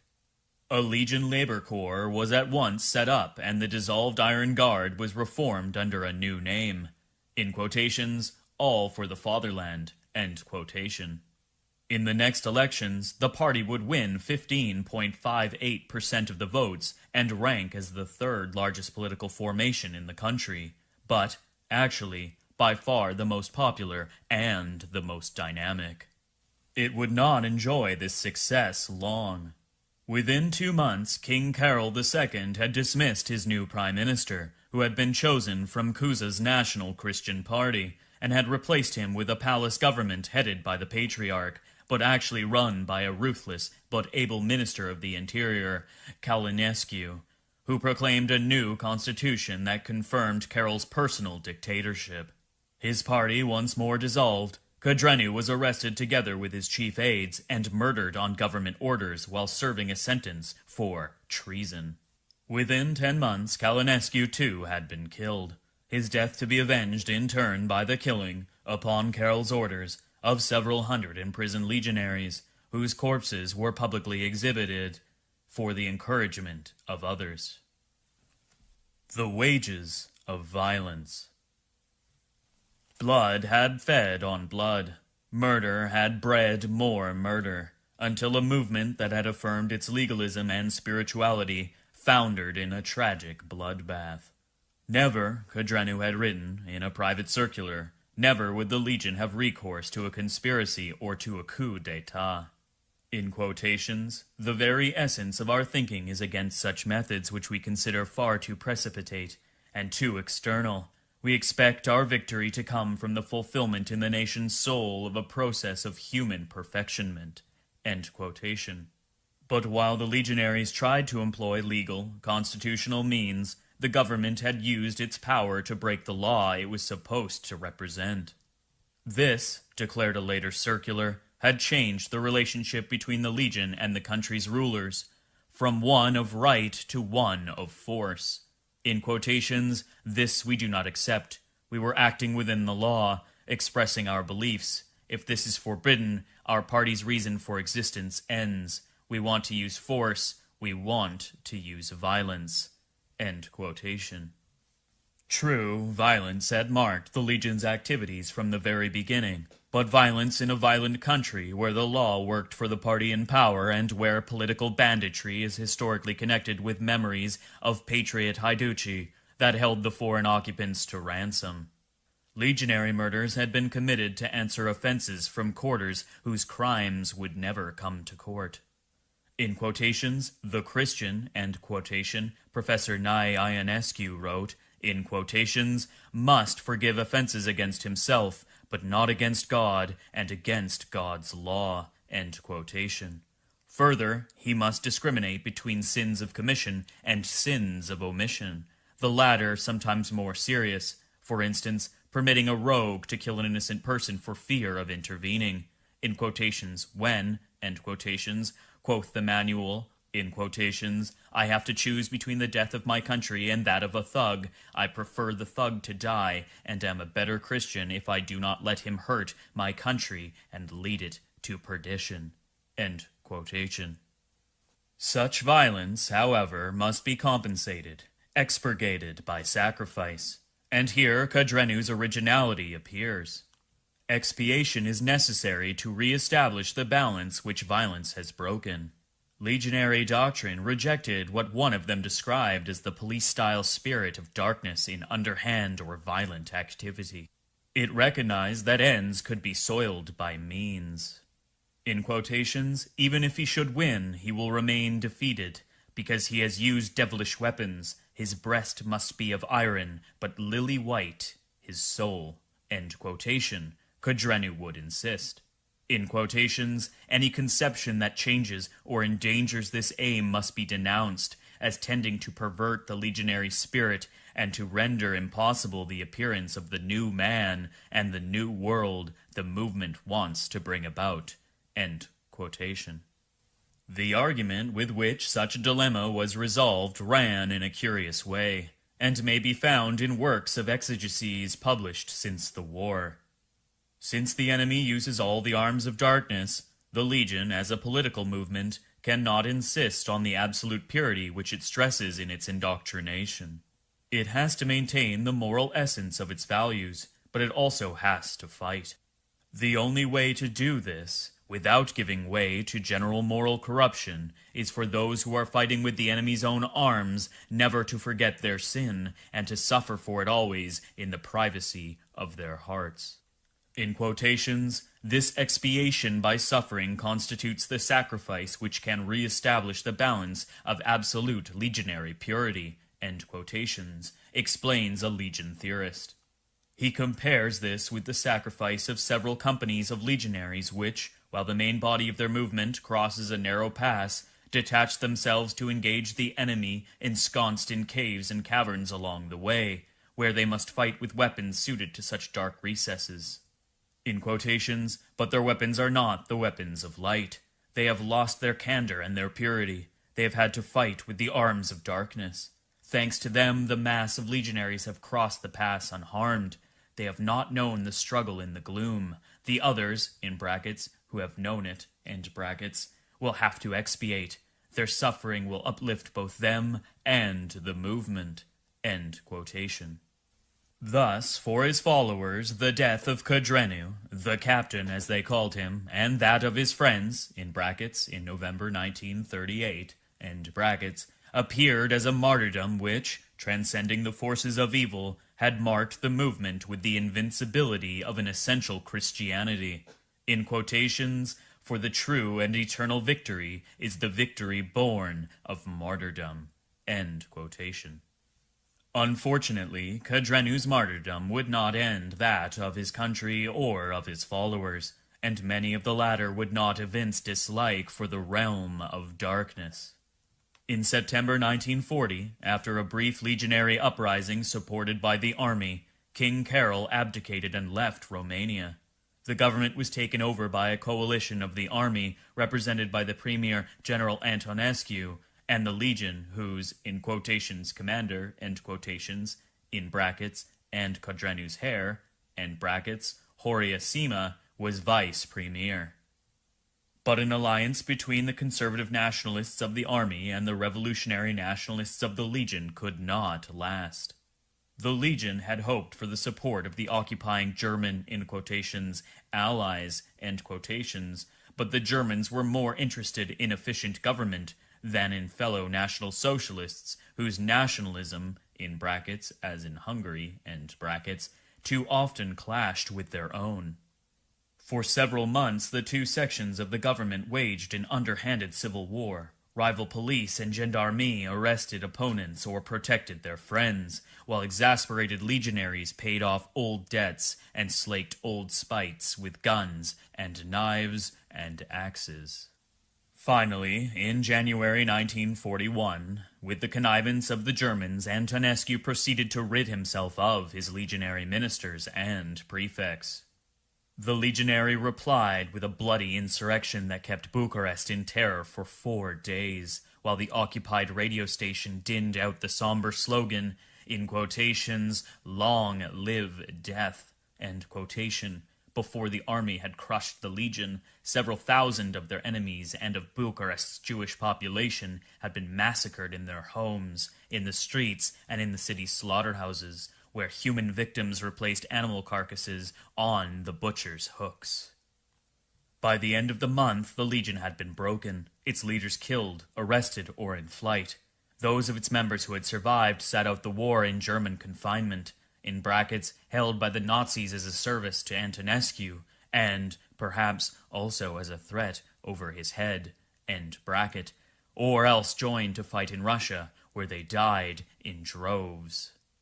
Their epitaph had been written by Codreanu. In quotations, "We do not care whether we shall win, whether we shall be broken, whether we shall die. Our aim is another, to go forward, united, together." End quotation. But unity is not enough. The question always arises, unity for what? And there the answer always remains purposely vague. In quotations, "Anybody can draw up a program overnight," end quotation, said the manual.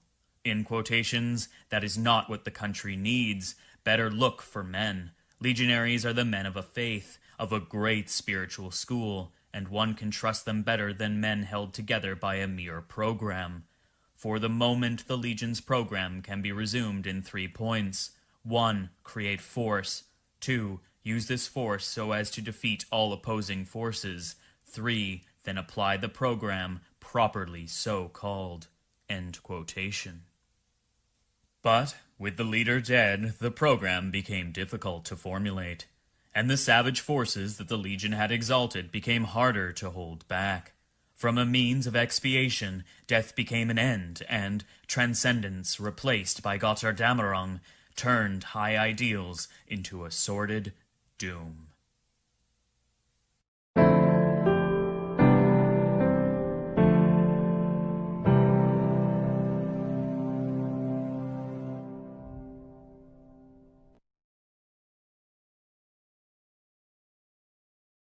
Chapter 10. Great Britain. From Socialism to Fascism. A fascist movement in Great Britain seems almost a contradiction because Great Britain, and especially England, is known as a law-abiding and constitution-minded country, where violence is out of place, existing institutions are respected, and gradual reform is the rule. If a fascism of sorts developed under such circumstances, it was, indeed, because reform seemed much too gradual, too slow to cope with pressing problems the country had to face, too indecisive to save its industrial life from struggle and disastrous collapse. Like France, Great Britain came out of the war victorious but diminished.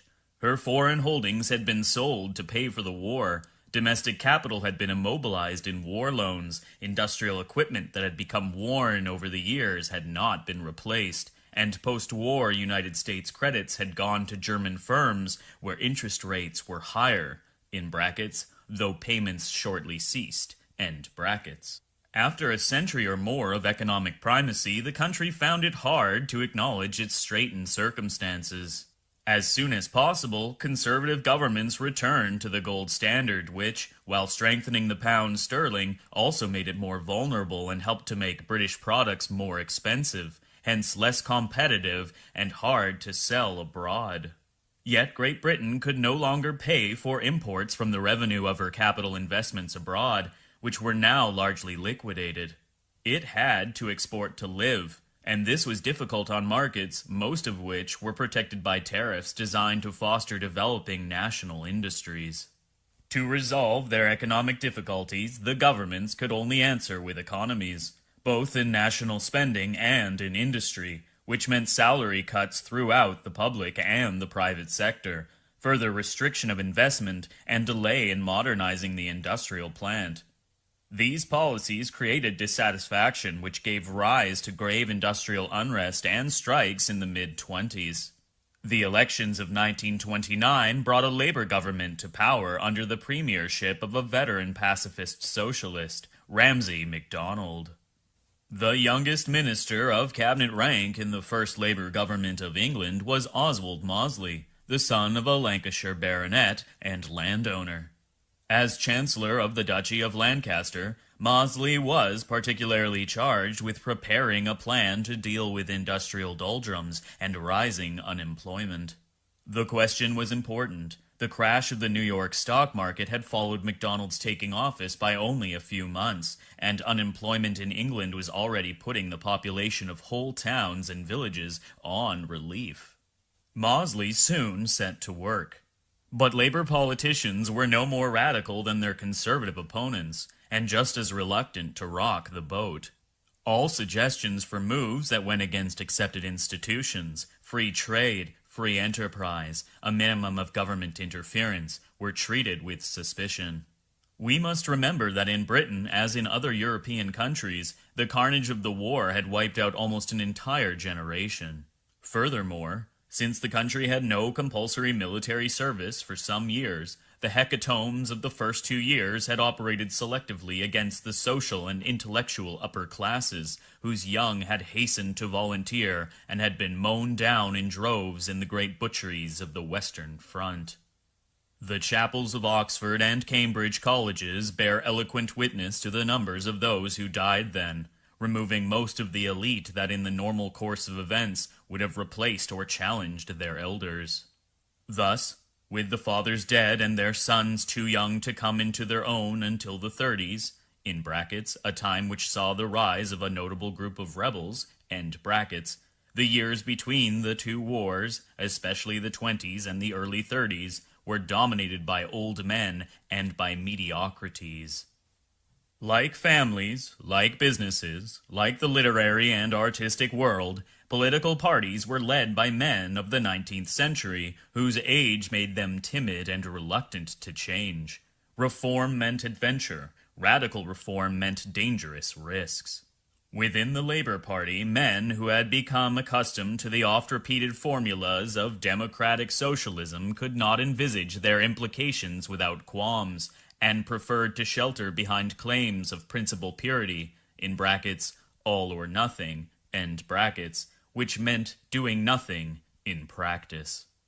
Yet, in a world where tariff walls were closing border after border, a policy of free trade and a convertible pound sterling tied to an arbitrary gold standard rather than to a more realistic index of exchange and costs could only worsen Britain's economic situation.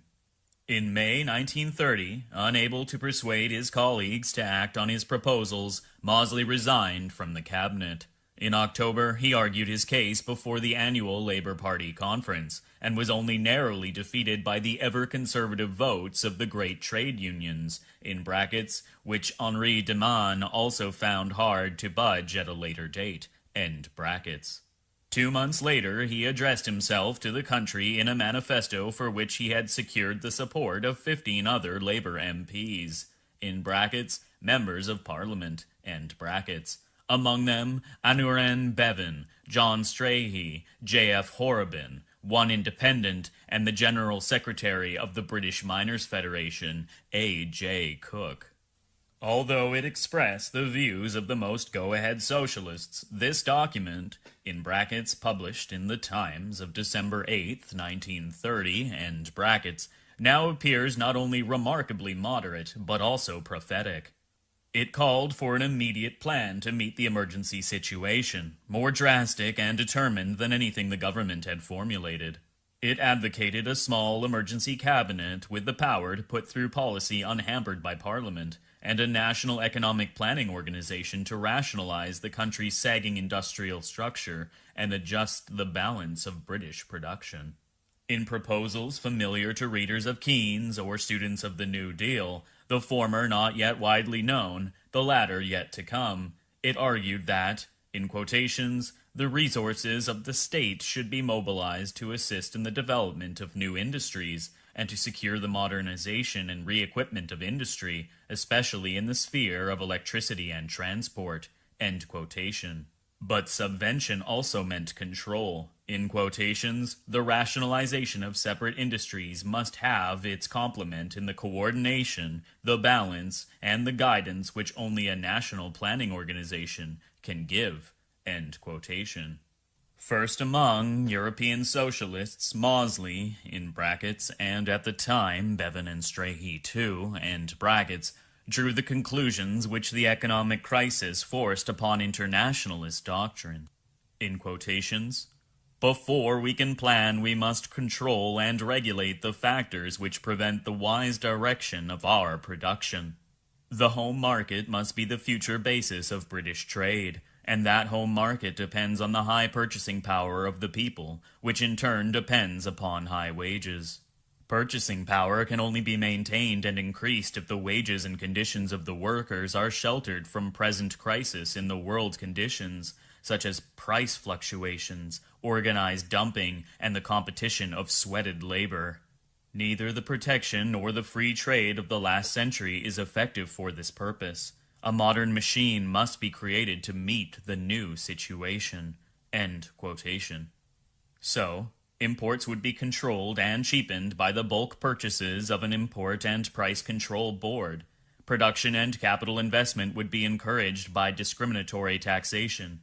Agriculture would be protected against price fluctuations. Housing and social services would be developed, and public works would be initiated, thus serving society and at the same time putting money into circulation. An autarkic economic structure would be created and strengthened by the integration and organization of the Commonwealth's productive possibilities.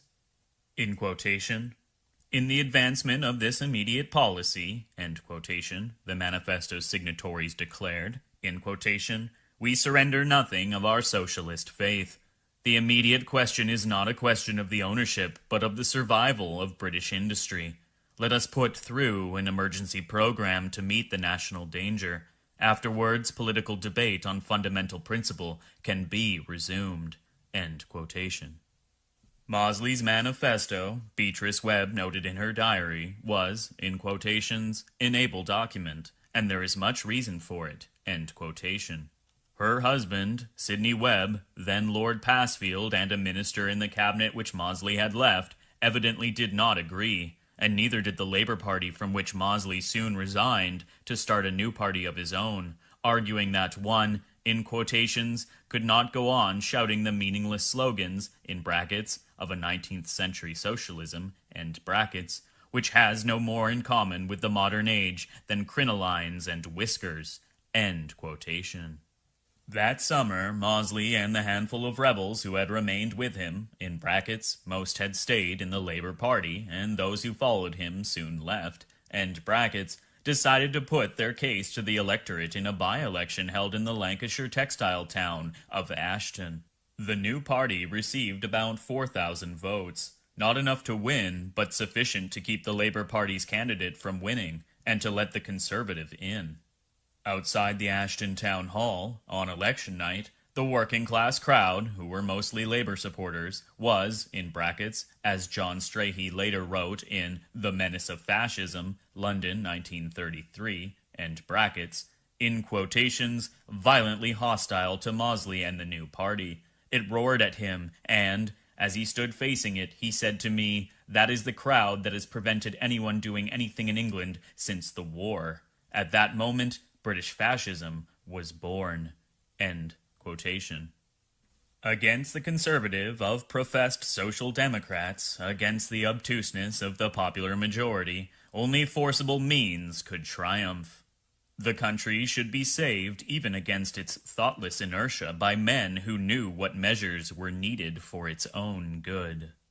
On August 1st, 1927, Mosley had declared that, in quotations, "the greatest danger to peace in Europe is the growth of fascist power in Italy," end quotation. In January 1932, he visited Rome, where he had long interviews with Mussolini and the secretary of the fascist party, Starace. In August 1932, Mosley assumed sole leadership in the new party and, a few weeks later, concomitant with the publication of The Greater Britain, in brackets, see reading number 5A, end brackets, the new party became the British Union of Fascists. The purpose of the BUF was clear: to carry out the ideas expressed in the manifesto, and then developed in The Greater Britain, ideas which soft, corrupted democracy had spurned.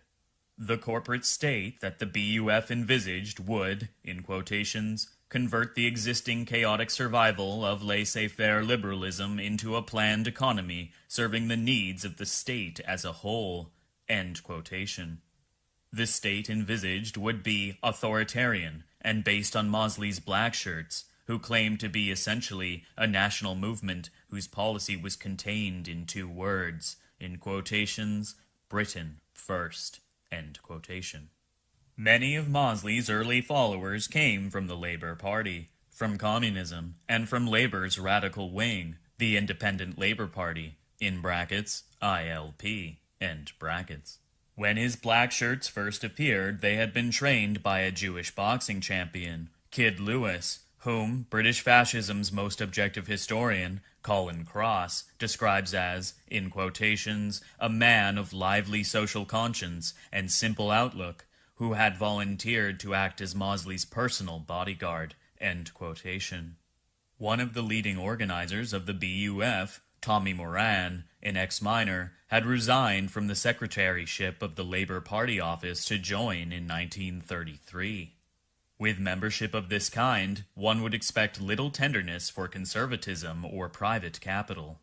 In quotations, "You will see the Tory monument on the banks of the Clyde, on Tyneside, in derelict Lancashire, and in the Midlands, in the vast agricultural communities now stirring in revolt," end quotations, wrote one of the editors of the party newspaper, himself a former member of the ILP. In quotations, "These are the fruits of Toryism, and if this is the measure of their efficiency, then the sooner Britain is rid of them, the better for Britain." End quotations.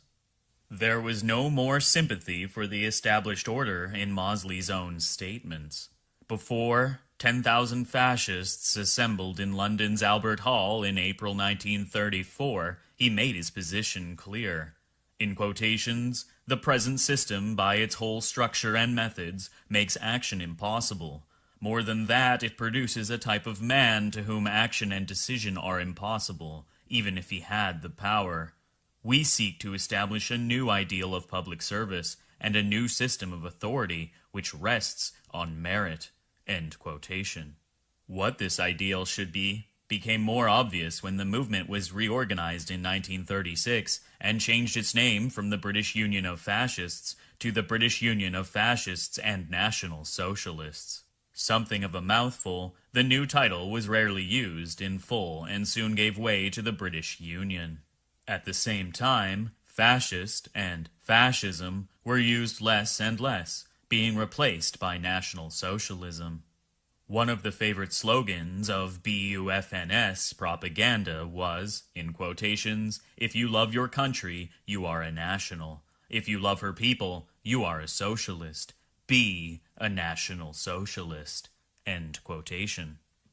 In the spirit of the 1930 Manifesto, this National Socialism was held to be, in quotations, a practical socialism, end quotations, combining the best of right and left, and reviving the best of Robert Owen's plan of 1816 and Heineman's Merry England.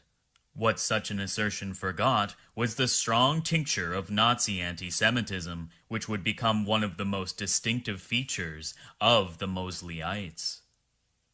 The doom of violence.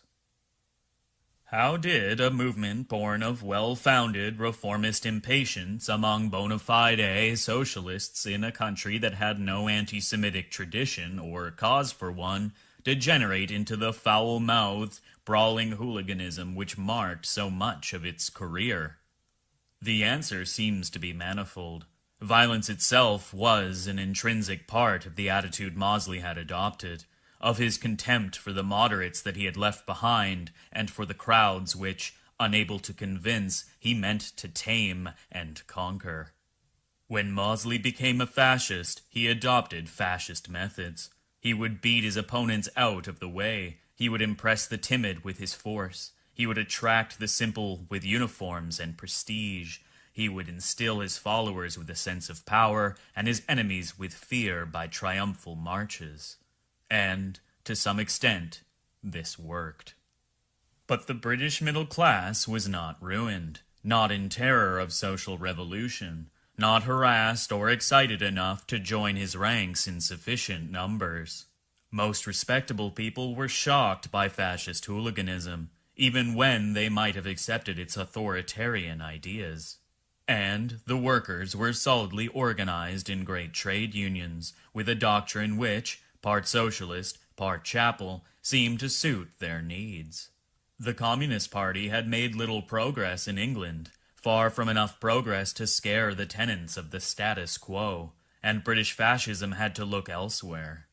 Cranky recruits from the decaying upper middle classes, retired soldiers, impoverished gentlewomen, tweedy gentry, clerks who aspired to higher positions were not enough. The movement needed a popular following not to be found among organized labor. It sought this among the lumpen proletariat, roughs, toughs, hooligans, odd laborers out on a lark, youths from good families, in quotations, nice boys, end quotations, from private schools whom the excitement attracted almost like a sport. How could Mosley call to these people? Not with the charms of a doubtful present comfort or an imaginary golden age. Conservatism or reaction were not in his line. Nor with the consistent socialist doctrines that would shock some, mean little to others, and which he had, in any case, abandoned. Revolutionary language was called for, but within limits comprehensible to such a public, something both accessible and striking.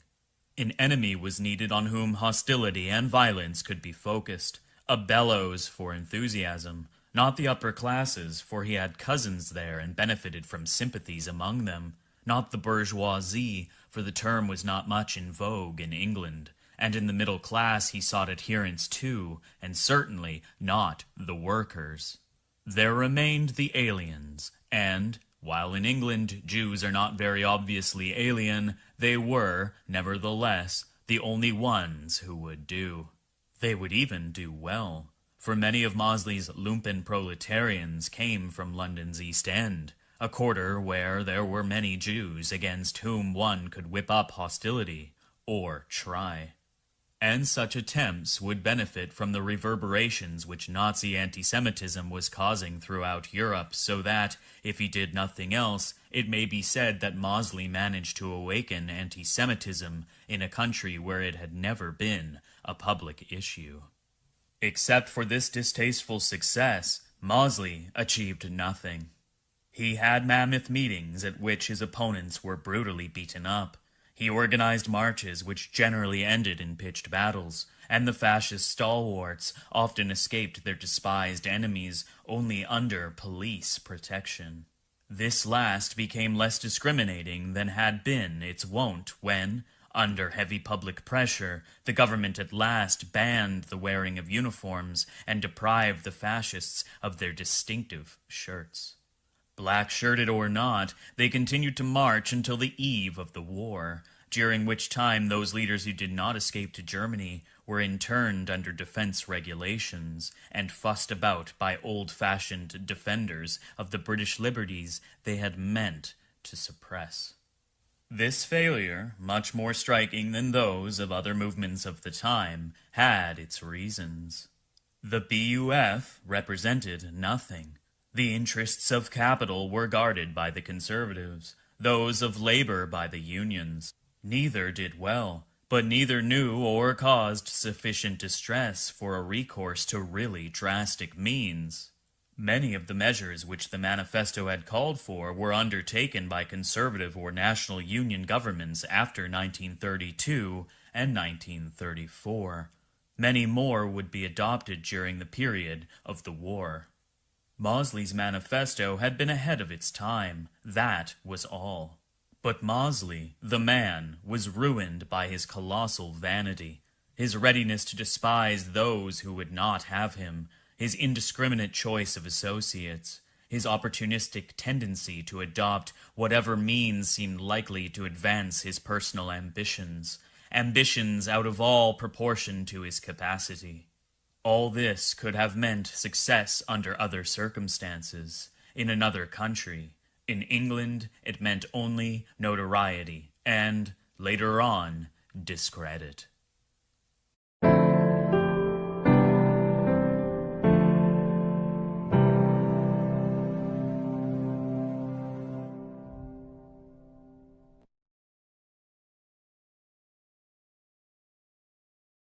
Chapter 11.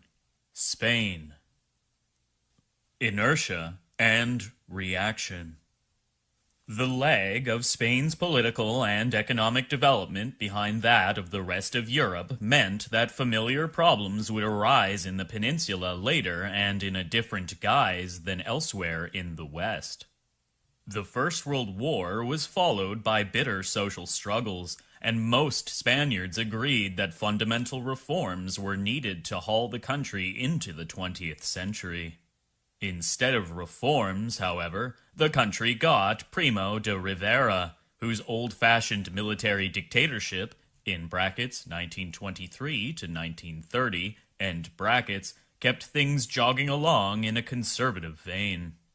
Authoritarian, patriotic, and anti-parliamentary, Primo de Rivera was a great admirer of Mussolini.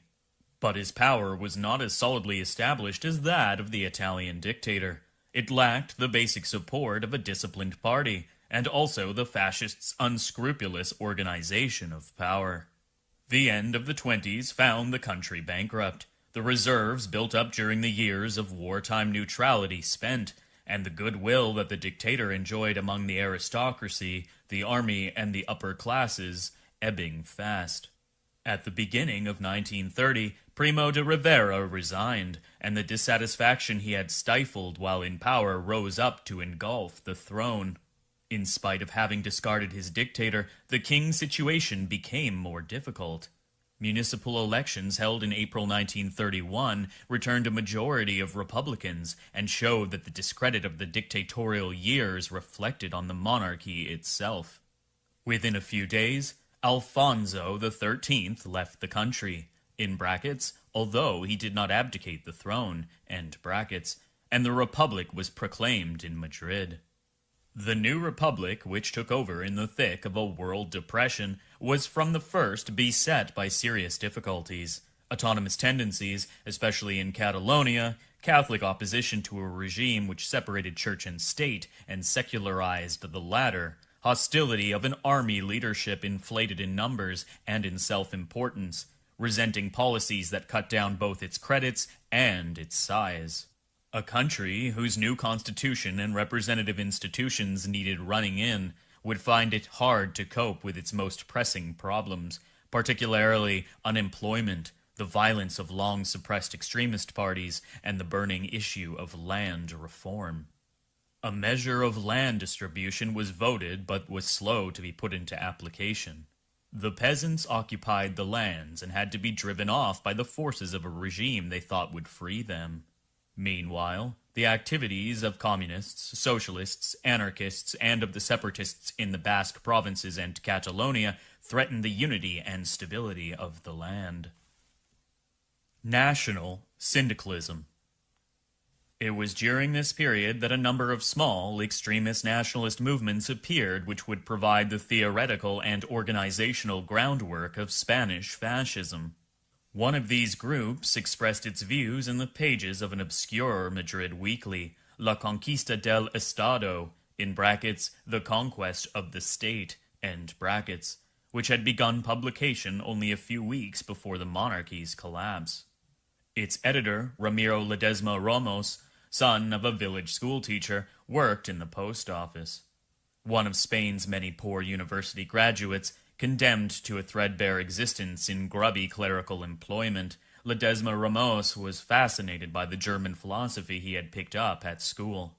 Despising demagogic nationalists as reactionaries, he tried to reconcile the German influence with a radical point of view that would be neither liberal nor Marxist. Ledesma Ramos liked neither the church nor the middle classes. Both were too backward, cosmopolitan, and selfish for his taste. He wanted a national workers' movement which would adapt anarcho-syndicalism, the only native radical tradition of the country, to Spanish needs in a system which he called national syndicalism. What the small group of Ledesma's followers, all students or university graduates in their early 20s, had in common with anarcho-syndicalists was less ideas than a mood, a common hostility towards capital which they claimed prevented any solidarity of interests between capitalists and wage earners, a common hostility, too, to Parliament and to the institutions of the existing society. Being Spanish, they could agree with Bakunin's extreme statement that personal liberty and dignity consists of obeying no other man and acting solely according to one's own convictions. Being poor and restless, they could endorse his advice that, in quotations, the present generation must indiscriminately and blindly destroy everything that exists, end quotations. Unlike the anarchists, however, they were not federalist and, above all, far from anti-state. They liked neither the right, which they considered much too backward, nor the left, which they found far too doctrinaire, to remedy Spain's stagnation and reconquer for her a worthy international position. They saw no other instrument than that of a reinvigorated state. The program they announced in the first number of La Conquista envisaged a new state which would be, in quotations, constructive and creative, end quotation, ready to, in quotations, supplant individuals and groups. The ultimate sovereignty will reside in it, and only in it, end quotation.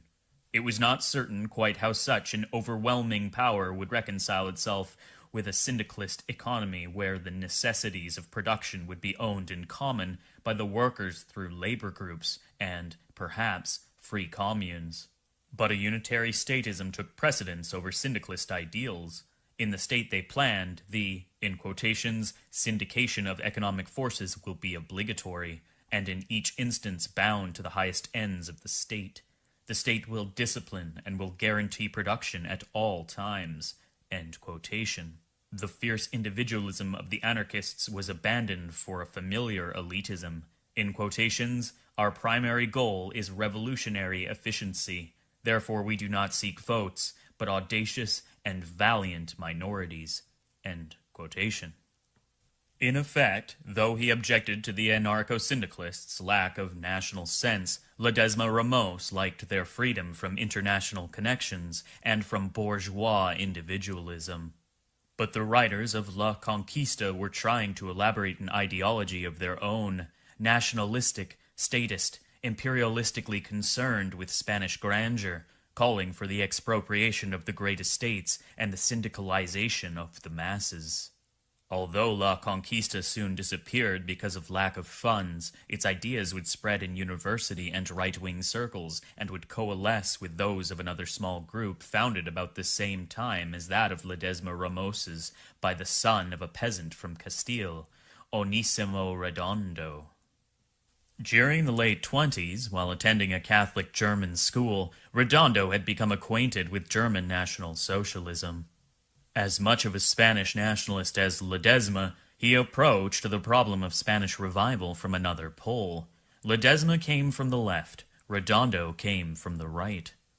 His doctrine combined ideas borrowed from the Nazis with a fervent Spanish Catholicism, intolerant, chivalric, but also social. His review, Liberty, published in Valladolid, called for, in quotations, a movement steeped in true Spanish frenzy, launched by the young and dedicated to combating at every turn not only the uncontrolled wave of materialism, but also the irresponsible hypocrisy of the bourgeoisie. End quotation. Although Ledesma's was radical and Redondo's was religious, both movements were weak, short of funds, violent, nationalistic, anti-bourgeois, and anti-Marxist.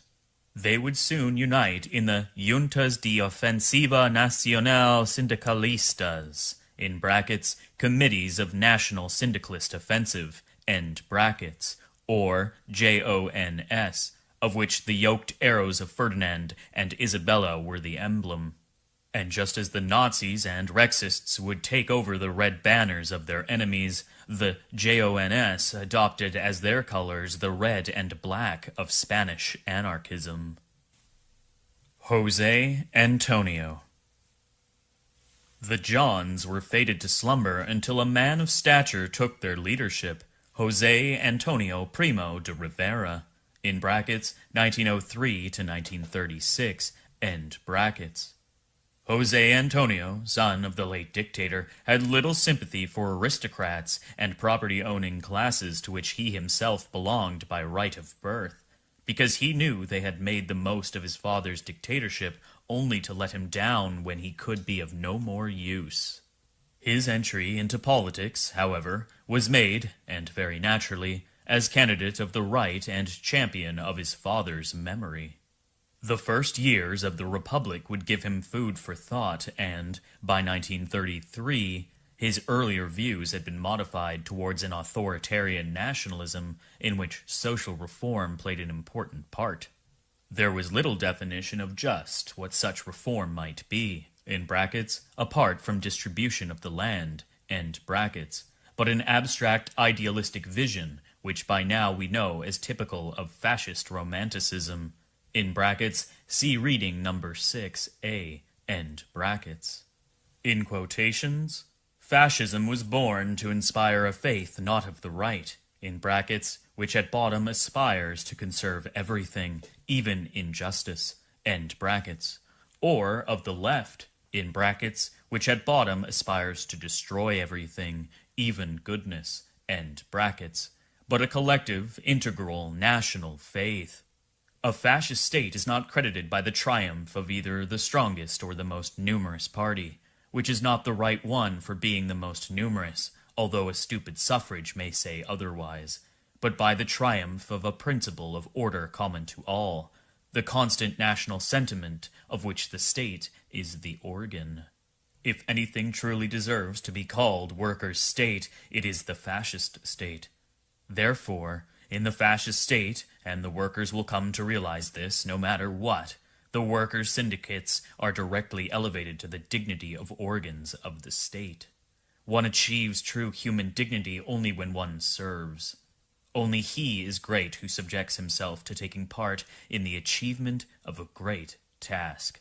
End quotation. The Phalange.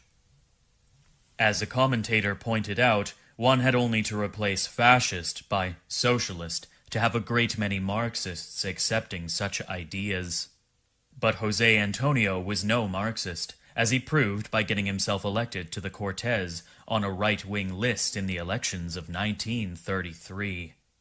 Except for a group of students enthused by his romantic rhetoric, the political movement he launched that same year, the Falange Española, was joined mostly by conservatives who followed him because he was his father's son. Whatever its program, no extreme right party was likely to flourish once the moderate conservatives won the elections of 1933. The moderate public and the great money interests had no particular inclination towards violent action or authoritarian doctrines, provided they could protect their interests by legal means within the framework of existing institutions.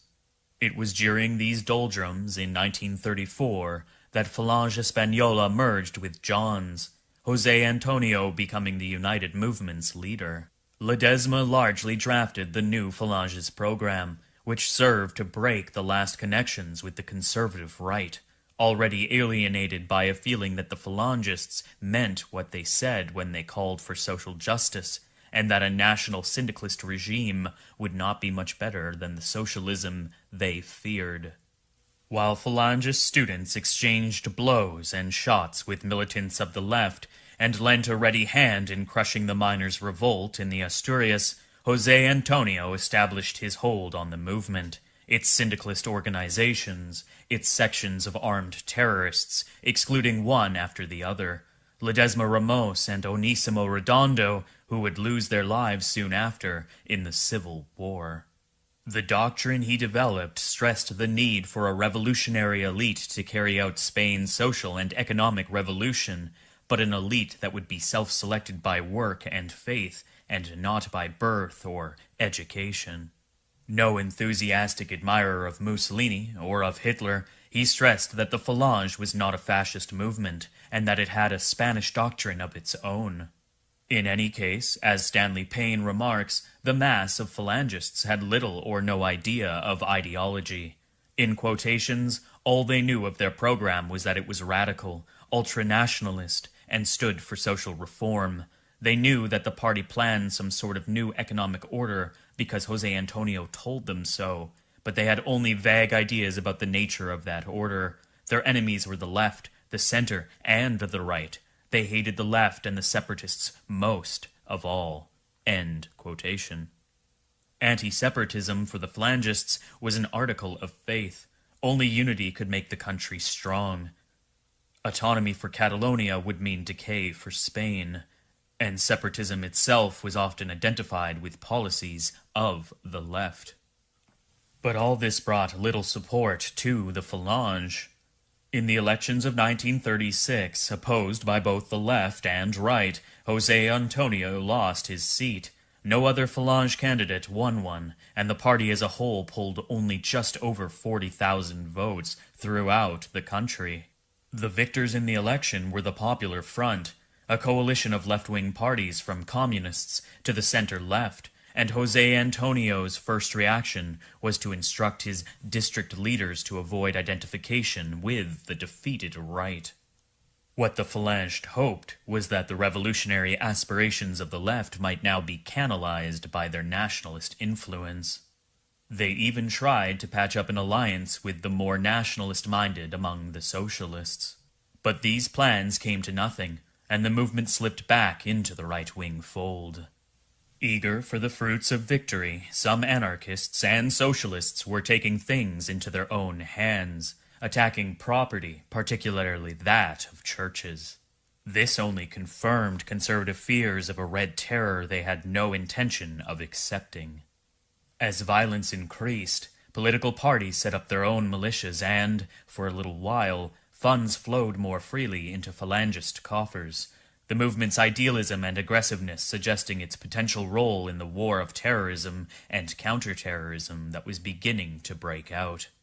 Leftist militiamen looked on the Phalange as a dangerous enemy, while recruits from the right came to swell the Phalange's armed bands. By March 1936, as murder and counter-murder swept the streets, the Phalange Española was outlawed for being, in quotations, an anti-constitutional party, end quotations, and most of its leaders thrown into jail. The party had to go underground, while murders and arrests continued at an increasing rate. The Rising and the Fall. During this time, a number of army leaders were planning the rising which that summer led to civil war. From jail, José Antonio was involved in the discussions and the planning, as was the provincial leadership of the now underground Phalange. But the generals and the colonels were determined to keep control of any insurrection, while José Antonio did not trust even their will to rise. When the rebellion came, in brackets 17-18 July 1936, end brackets, the Phalangists played their part, first as independent civilian auxiliaries to rebel army units, then in uniform. The party now became the leading nationalist political formation. Its ranks swelled not only by nationalist enthusiasts, but by syndicalists and, in quotations, leftists, end quotations, who sought refuge from the persecutions of the right. But though it waxed in numbers, the movement had been decapitated. José Antonio and several other leaders would die or rot in the Republic's prisons. The survivors would be brought to heel by the army leaders. Two principal political organizations existed in nationalist territory, the Phalange and the deeply Catholic, traditionalist followers of a Bourbon pretender to the throne, the Carlists, with their military formations called Requettes. In 1937, these were fused by Franco's fiat in an artificial and theoretically absurd formation which bore the name Phalange Española Tradicionalista y de les Yons. Clearly, as Franco put it in the decree that launched it, in quotations, a movement more than a program, end quotations, a movement under the personal leadership of Franco himself. In Italy and Germany, the party had conquered the state. In Spain, the generals who conquered the state conquered the party too, and turned it into a kind of zombie whose principal task would be to harness the workers to the chariot of their authoritarian rule. The old Phalange leaders who survived were arrested. Many were condemned to death and, though not executed, imprisoned, banished, or forced to take refuge abroad. Phalange principles would be proclaimed, in quotations, the source of inspiration and the law of the Spanish state, end quotations. But the conservatism of Franco and the traditionalism of Carlist elements would give the party a very different coloring from that of 1934. It would fulfill its role as the party of the state, the docile, if sometimes resentful, instrument of Franco. In later years, young rebel groups would form within and outside its ranks, resentful of the new regime's stodgy conservatism and hoping to reaffirm the original national syndicalist ideas that the caudillo had thrown overboard. Along with the Phalange, Franco's regime kept much of the tone of José Antonio's speeches, but little of its spirit, if at all. Stanley Payne concludes that by 1959, in quotations, Falangissimo, as an organized living force, was entirely dead, end quotation. Spain looked to Marxism or to the Church, with its wide diversity of orientations, but, though the Phalange lived on, hardly to the Phalange. The true Phalangists have moved to other parties. Thus, in 1962, Dionisio Rudrejo, who many years ago composed the Phalange's hymn and fought in Russia, in the Spanish, in quotations, Blue Division, end quotations, and who is now a leader of Acción Democrática, was asked why, after having helped to found the Phalange, he has become one of the regime's most determined opponents. In quotations, it is very simple, end quotations, answered Ridrejo. In quotations, when the Civil War began, I was 23 years old, and I believed in national revolution.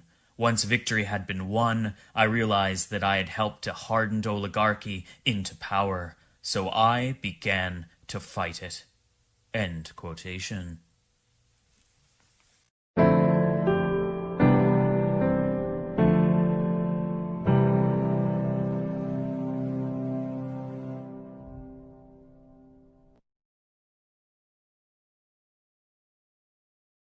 Chapter 12. Belgium. De Grelle. The history of Rex and of its living embodiment, Leon de Grelle, is typical of a fascist movement in a Western democracy, a country whose problems were in no way dramatic and whose people, solid and often stolid, inclined neither to excesses nor to histrionics. Leon de Grelle was born in 1906 at Bouillon in the Ardennes, Shakespeare's Forest of Arden, close to the French border. He came from a family which, as a Belgian bishop maliciously expressed it, produced Jesuits from father to son. Leon's father was born near Maubeuge, in northern France, and his mother's family came from German-speaking Moselle. But the de Grelles were an old clan, widespread throughout the lowland countries that had once been part of a greater Burgundy and which de Grelle would one day try to reintegrate. The boy soon discovered the ideas of the French monarchist and reactionary, Action Française, a very popular movement in the Belgium of the early 20s, particularly among the Jesuits and other teaching orders in Catholic schools. From the Action Française newspaper and its polemicist, Léon Daudet, de Grelle drew the verve and the biting droll and brilliant style of his own polemics. But it was Charles Maurras who affected him most. From him, de Grelle learned to despise democracy, the stupidity of the masses and of majority rule, the irresponsibility and corruption of parliamentary assemblies. Maurras's arguments convinced him that order, competence, continuity, and responsibility, capped by one keystone, monarchy, were the only foundation on which to build a viable state. Though by the age of 21 he had broken loose from the Action Française, these ideas were to stay with him and to provide the basis of Rex's doctrine. The flamboyant movement of the middle 30s had its origins in a small Catholic publishing firm, Christus Rex, launched under the auspices of the ACJB, in brackets, Catholic Association of Belgian Youth, end brackets, whose management de Grelle undertook in 1930. From his tiny offices in the Louvain headquarters of the ACJB, de Grelle showered Belgium with pamphlets, posters, and periodicals destined, in quotations, to renovate Christian life, end quotation.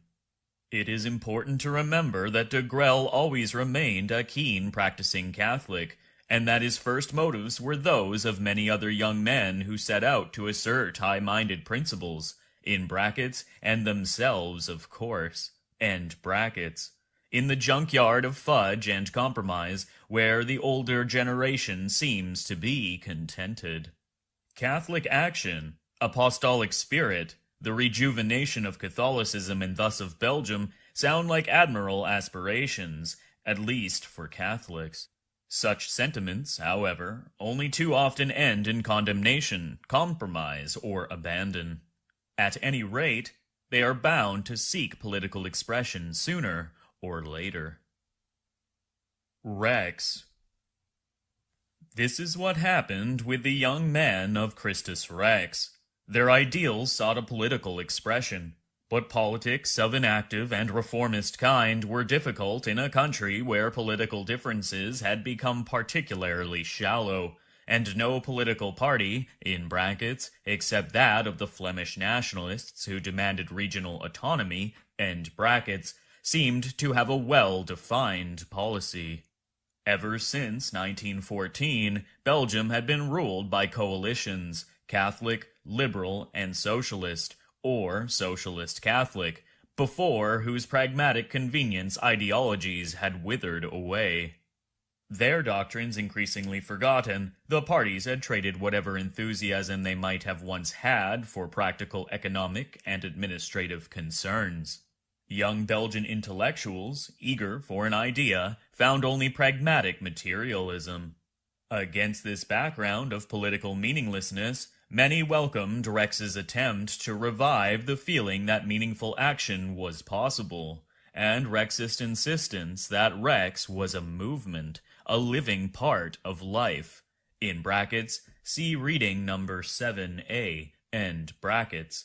Before it did anything else, this insistence on movement alone, in brackets and quotations, Rex is not a party and does not want to be one. It is an enormous sentimental movement. Rex is a movement. That is, an act of force, carrying a current of ideas, end quotation, end bracket. Gave both followers and leaders a sense of activity and, almost, a sense of achievement. But such a feeling had to be reinforced by action.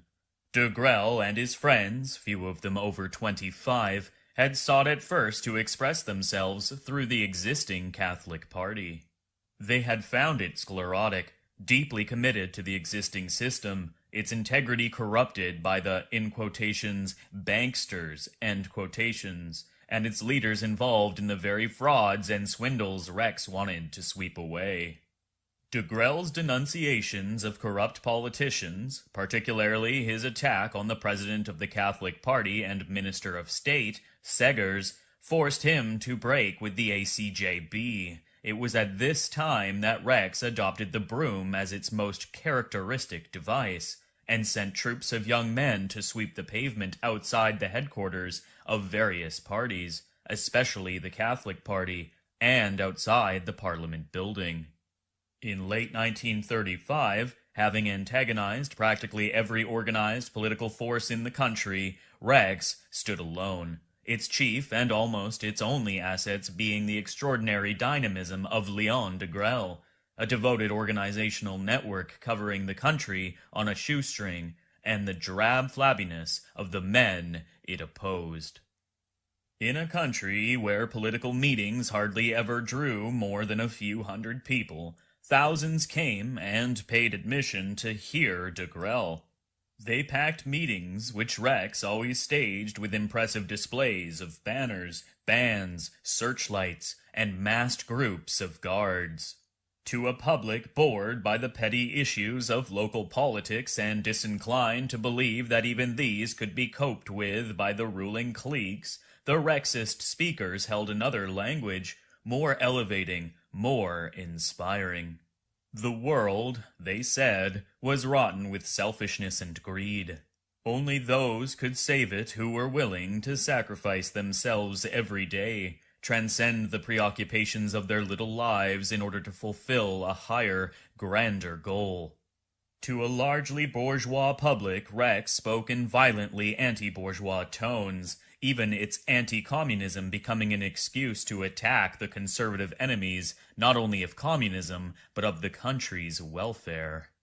In quotations, "We are not the sort to exploit the funk of frightened bourgeois by telling them that communism and revolution are one. We are those who, having nothing to lose and everything to win, have decided to replace the decaying liberal regime with a new regime, and to create a world in which a man can truly live. We can expect nothing from the present regime against which we are not in open insurrection. We would not write a line, we would not say a word, we would not shed a drop of our blood to defend it, and if it was a question of consolidating it, let us tell you frankly, at the risk of scandalizing the weak, that we would just as soon have a communist regime." End quotation. Rexist opposition to communism itself was based on the belief that Marxism was a leftover of decaying liberalism. To the capitalism of the banksters, communism substituted a state capitalism just as one-sided and oppressive. In every other way, argued José Strel, in brackets, who would be shot at the liberation, end brackets, the communists merely developed the themes of the existing regime. In quotations, Communism is not revolution against established disorder, but simply the extension of this disorder and the exasperation of its essential vices. End quotation. And de Grelle, in quotations, to break the neck of communism will get us nowhere if we do not also break the neck of the social selfishness that gave it birth. End quotation. In quotations, it was by calling for devotion, by exalting renunciation, abnegation, purity, labor, the will to serve, end quotation, wrote La Nation Belge, a none too friendly Brussels daily. In quotations, that de Grelle wrung the loudest applause from the crowd of average Belgians, tradesmen, workers, clerks, petty bourgeois. Our fathers would have been amazed to see this. End quotation. In brackets, see reading number 7b. End brackets. Rival party politicians also were amazed. Success. The movement's publications supported its propaganda. The weekly Rex appeared in 3 editions, French for the Walloons, Flemish and German for the population of Eupen and Malmedy, in brackets, formerly German territory, end brackets, annexed in 1918. A daily, Périel, in brackets, a title of Maurrassian inspiration, opposing the real nation to its merely legal, formal institutions, end brackets, printed over 200,000 copies on weekdays and 1 million on Sundays. The second half of 1936 also saw the foundation of a Flemish-language daily, Die Neue Staat, for Rex wanted to reconcile the country's bitterly antagonistic linguistic groups. All this cost money, and Rex could not look for support from the financial interests it lambasted daily. After its electoral success, business interests would run to help, and one great industrialist alone would send 2 million francs, in brackets, about $1.5 million today, end brackets, to cover 120,000 subscriptions to Périel, but at first, reasonable people both feared and discounted the possibility of such successes. Rex's funds came from the admission fees to its meetings, in brackets, none of which were free, end brackets, and from Italian subsidies made available by Mussolini. The affinities between de Grelle's ideas and Mussolini's were close. The same national activist appeal, the same slogans of national revival, the same popular following in strongly Catholic countries. But the personal sympathy between the two men was even greater. Mussolini, who thought that de Grelle resembled him, intervened several times to smooth the younger man's path, allowing him to use the Italian radio when the Belgian government refused him time that other political formations had been allowed on the national broadcasting system, and probably preventing a papal condemnation of Rex. De Grelle, for his part, appreciated support from a regime he admired, but which was far enough away not to have any particular interests in Belgium. Hitler he admired, but somewhat distrusted. Mussolini he could afford to trust. He certainly could not have afforded to do without him. But who were those who backed Rex in Belgium? It would seem they were mainly the youth and the petty bourgeoisie of a Catholic country who were hit by the Depression, disgusted by the impotence of the ruling parties, and even more by the squalid corruption that Rex's campaigns revealed. Working-class support, eagerly sought, was thinner, but de Grelle's persistence and his courage in confronting the working-class public of the industrial and mining regions won him some adherents, and a great factory center like Charleroi elected a Rexist in 1936.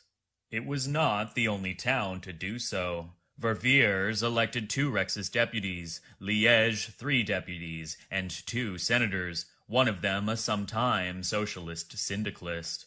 Altogether, in the elections of May 1936, 21 Rexist deputies, in brackets, out of 202, end brackets, and 12 senators were returned to Parliament. In the wake of the elections, in brackets, and inspired by similar events in France, end brackets, great strikes broke out, with their inevitable train of violence and grief. De Grelle's more respectable electors were shocked when, contrary to all expectations, their champion took the strikers' side, supporting their demands for a 40-hour week and instructing the Rexist group to vote in their favor, setting up soup kitchens and evacuation centers for minors' children, arguing that one must not fall into the trap of opposing just demands merely because of communist spokesmanship or communist-fomented violence. The conservative public waxed indignant, but de Grelle carried on. It was essential that the communists be dislodged from their privileged position as defenders of the people. In quotations, "Without the people, a party is nothing. The bourgeois comes and goes. He gives himself when all goes well and wets his trousers when things start to go badly. Then he takes off, with a wet behind. The real tough ones, the ones that hold good through thick and thin, because their attachment is not subordinated to the protection of material goods, are the people. Either you have the people with you, or you have nothing with you." End quotation. All this was disturbing, and when, in October 1936, de Grelle concluded a pact with the Flemish nationalists, whom most Walloons considered deeply subversive, and recognized their federalist demands, fear spread that Rex might attempt a coup d'etat. Fear, and in some quarters hope, for important elements of the army, leading conservative politicians, and perhaps the king himself, would not have minded seeing such a coup succeed. De Grelle, however, was a legalist, and the revolution he proposed, at least at that particular time, was not to involve any but legal means.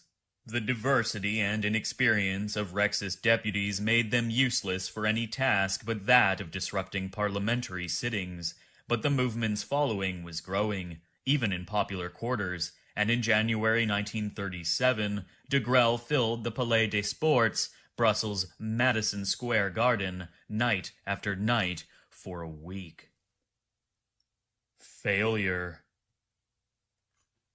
Confident that in fresh elections Rex was bound to win at least a controlling minority of seats, de Grelle now tried to force the moderate leftist government of Premier Van Zeeland to dissolve Parliament and proceed to new elections.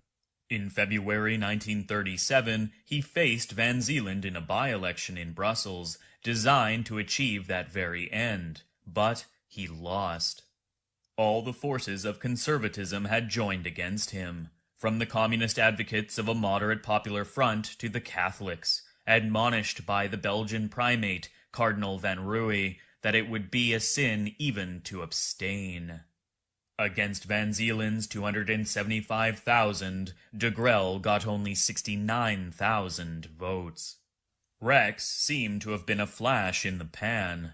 In the elections of 1939, although de Grelle himself was returned in Brussels with the greatest majority of any deputy, the Rexist group in Parliament had been reduced from 21 to 4. The Liberals and the Catholics were recapturing the voters they had lost.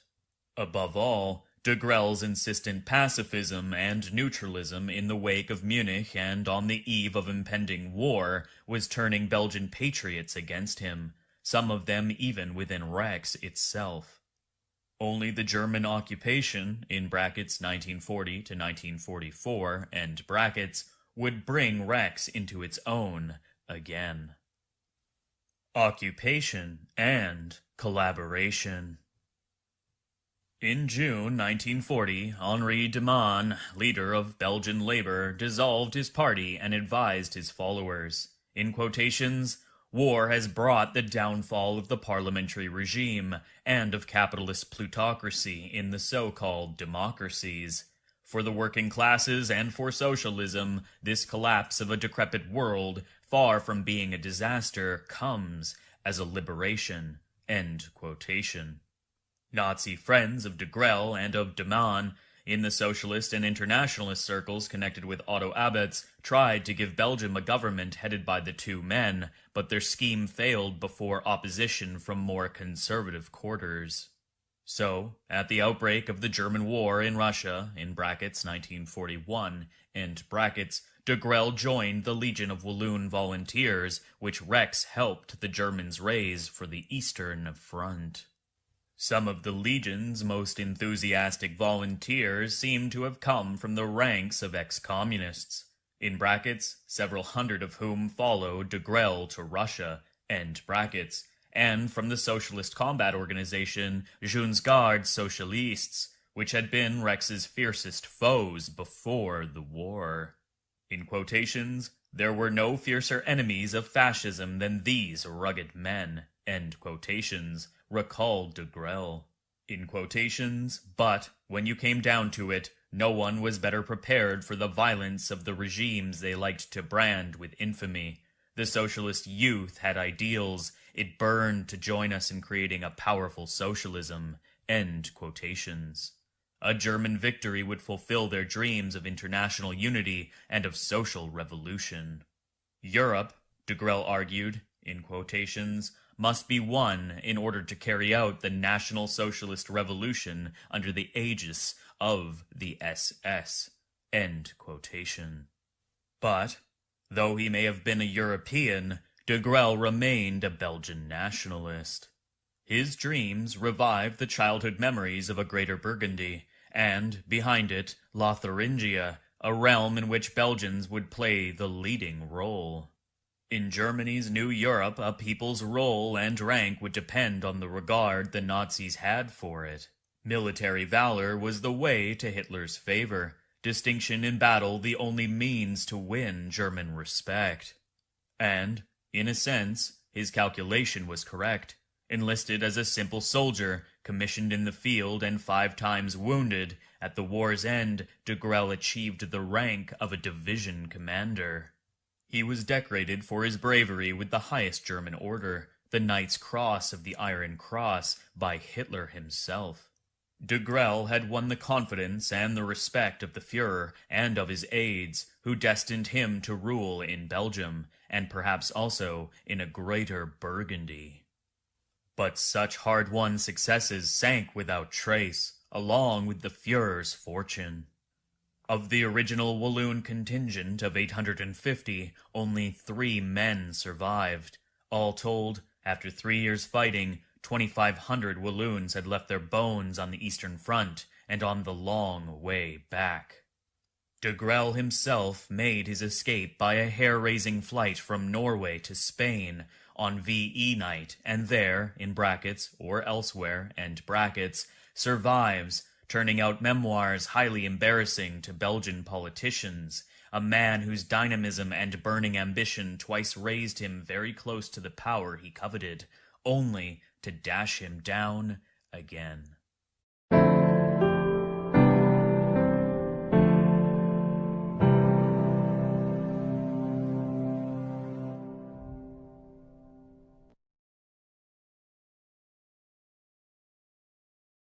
Chapter 13. France. Nationalism and Socialism. The first meeting of socialist and nationalist in France seems to have occurred in the pages of La Cocarde, in brackets 1894 to 1895, end brackets. Its contributors, who came from all extremes of the political horizon, rejected class war in favor of class integration, without, however, approving a capitalist and bourgeois order they all despised. It was this rejection of bourgeois order and bourgeois democracy that provided the basis of the next significant reconciliation of the 2 points of view, which took place first within the royalist movement of the Action Française, and then between some of its members and the syndicalist followers of Georges Sorel. It is not generally appreciated that the Action Française, which never hid its reactionary views, had been before 1914 extremely interested in questions of social reform and in the possibility of attracting a working-class public it vigorously wooed with posters, with meetings, and with tracts. In quotations, we are nationalistic and consequently social, end quotation, Maurras declared, for his critique of individualism and liberalism had led him to positions very similar to those of socialists who were, like him, concerned with a public good superior to the private, like him, too, aware that a society whose members are left to themselves will tend towards anarchy and the tyranny of the strongest. Where Charles Maurras differed from the socialists was not in matters of social concern, but in matters of social order, denouncing their equalitarian ideas and the belief that authority stems from the mass. To him, authority was clearly established only by the natural hierarchy of competence and birth. This meant that Maurras opposed socialist democracy and socialist internationalism as well. In quotations, there is opposition, contradiction, between equalitarian and international Marxism and the protection of nation and of fatherland, end quotation. We read in his Political and Critical Dictionary. In quotations, but a socialism delivered of democratic and cosmopolitan elements can fit nationalism like a well-made glove fits a beautiful hand, end quotation. The hand-in-glove relationship would be tried and found wanting before the First World War, in the stormy courtship of Maurras and Georges Sorel. About 1907, Sorel had started to ease away from the syndicalist movement, which he found too ready to compromise with bourgeois parties for some immediate gain. Within a few years, the old theoretician had come to agree with the Italian, Benedetto Croce, that, in quotations, socialism is dead, end quotations, and to appreciate the potential public that the radical nationalists of the Action Française could offer. Projects were mooted for a review to be run jointly by nationalists and syndicalists, for which Sorel even drew up the draft of a manifesto. In quotations, this review addresses itself to reasonable men who have been sickened by the humanitarian bilge, by the fashions come to us from abroad, end quotations. But the review fell through, and it was not until 1911 that another National Socialist publication could appear, The Independence, whose steadiest contributor would be Sorel, a patriotic, nationalistic, anti-Semitic Sorel, who compared France's struggle against the Jews to America's struggle against the Yellow Peril, and who flourished surrounded by Maurras's Camelot du Roi. But the more intellectual among the Camelots could not be satisfied with Sorel's rather anarchic criticisms. They wanted to clear up the persistent confusion between liberty and disorder, and they wanted an opportunity for national socialistic studies of economic problems. In answer to their demands, in December 1911, the Cercle Proudhon would hold its first meetings under the presidency of Charles Maurras. Long before Marx, Pierre-Joseph Proudhon, in brackets 1809 to 1865, end brackets, had denounced the spoliation of workers by capital and declared that, in quotations, property is theft, end quotations, referring to the great accumulations of property which take or profit from the product of other people's labor without giving them a fair equivalent. But, unlike that of Marx, the revolution Proudhon advocated was meant to establish a society in which class reconciliation, the right of work for all, and each man's right to property and to his own way of life would, as he put it, unite order and anarchy. In the Cahiers du Cercle Proudhon, disciples of Maurras, of Bergson, of Sorel, all agreed that, in quotations, democracy is the greatest error of the past century, end quotations, the enemy of both culture and productivity. Democracy, with its individualistic, liberal chaos, was responsible for the exploitation of labor, as it was responsible for the destructive capitalism they all opposed. Against democracy, against parliamentarism and socialism, against the fat, self-satisfied bourgeois society, then enjoying the tag end of its security, the young men dreamed brave and violent dreams of social and moral reform on an authoritarian basis. The war, which cut short their lives, also cut short their dreams. After the war, a weary public was bent on relaxation. The vested interests on a return to business as usual. Nationalism rode into power with the cohorts of militant conservatism, who looked forward to going back, visualized victory in terms of 14th of July parades extended to Alsace-Lorraine, and squabbled endlessly over issues which had been exhausted long before the war.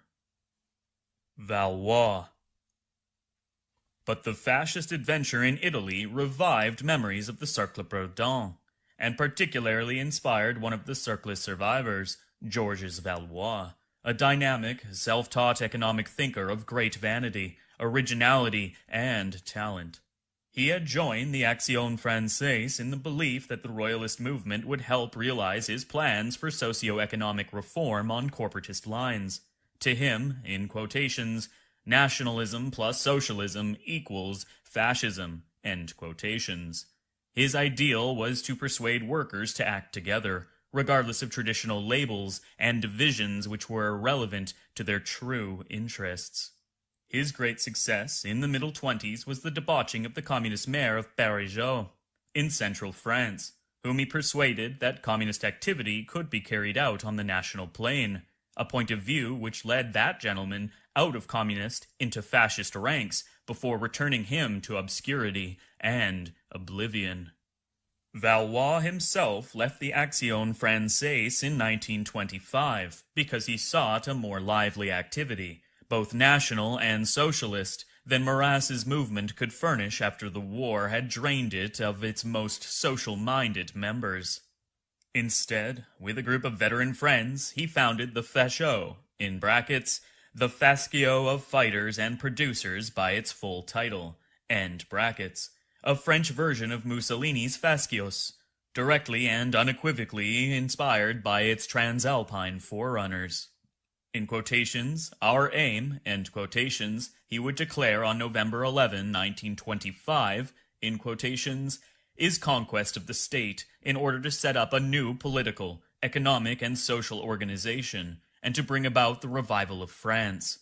We shall achieve this conquest at the very moment when the parliamentary state, powerless to overcome its difficulties, will collapse or disappear. End quotation. Veterans flocked with enthusiasm into the ranks of the new organization.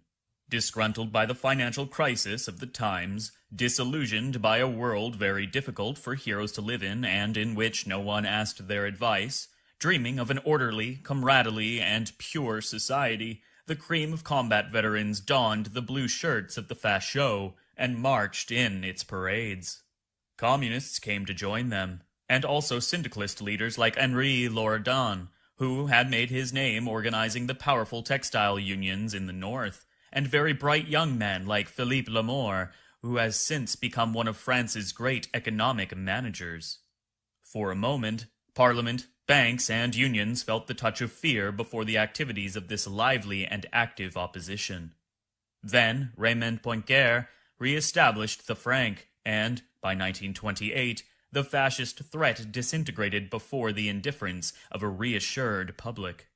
Valois himself vegetated through the 30s, moving even further left, connected now with socialist, now with Trotskyite circles, but ever a discipline of the ethical socialism of his first love, Proudhon. The Germans would deport him to Bergen-Belsen, where he would die shortly before British troops liberated the camp. Leagues of the 30s. In 1933, a lesser companion of the defunct Fachot, much decorated Marcel Boucard, founded the Franquistes, whose fascism was more self-consciously National Socialist. Recruited in the popular quarters of Paris, the Franquistes tempted militants away from both the Communist and the Socialist parties. Their numbers remained small. In brackets, in 1935, they claimed some 30,000 members, end brackets. But 40 or 50% of them seemed to have come either from the unions or the working-class parties. Characteristically, in the spring of 1934, we find the party declining an invitation to join a nationalist coalition, denying that Francism could be considered a right-wing movement, and sneering at the idea that there could be anything in common between Franchists and, in quotations, conservatives and reactionaries, end quotations. Dissolved in 1936 by the Popular Front government of Leon Blum, the movement was resurrected by the Germans after 1940. Arrested in the Tyrol, where he had sought to hide after following his German patrons in their rout, Burchard would be condemned and shot in 1946. To this brave, unintelligent man, fascism and Francism drew both its elements and its spirit from the left, because, in quotations, being the opposite of Marxism, it is much nearer socialism, understood in the sense of social justice, than it is to bourgeois conservatism, which holds in horror. End quotations. There was no shortage in the middle 30s of leagues and parties, all of which professed that nationalism was social and socialism necessarily national, most of which would have endorsed the words of Jacques Debout-Bridel, in brackets, sometime of the Action Française, and later of the Fachos, who became during the war a member of the National Council of the Resistance, and after it a senator of the Fourth Republic, end brackets.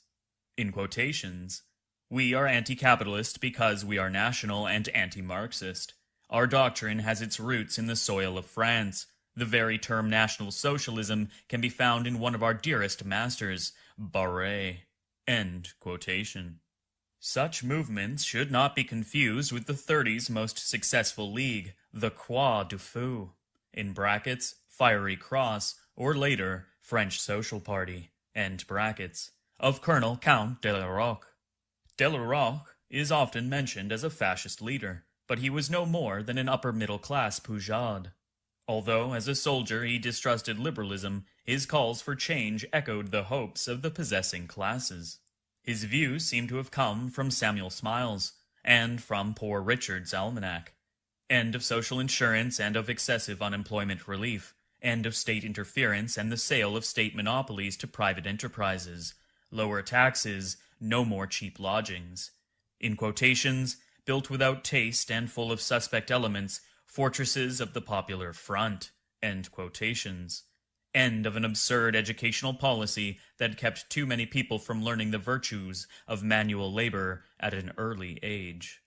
Colonel de la Roque was a respectable, law-abiding man, respectful of the established order, at least to the extent of accepting government subsidies for his league.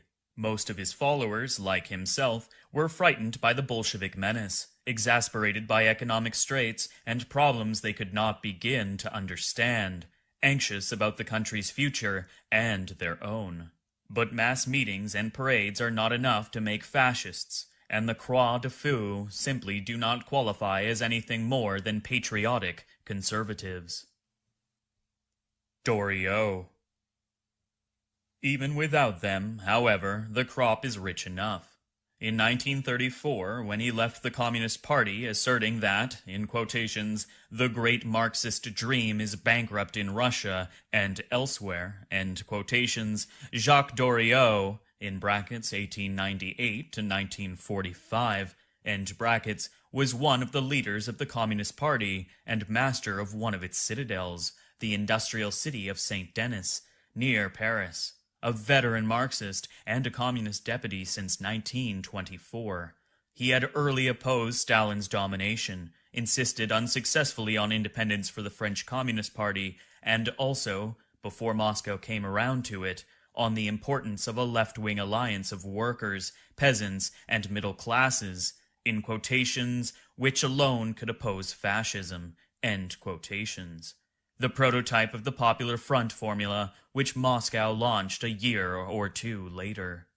Censored by his party, Doriot persisted in his heresies, resigned the mayoralty of his city only to be re-elected triumphantly by a working-class electorate, which also returned him to the chamber in spite of the Popular Front landslide of 1936.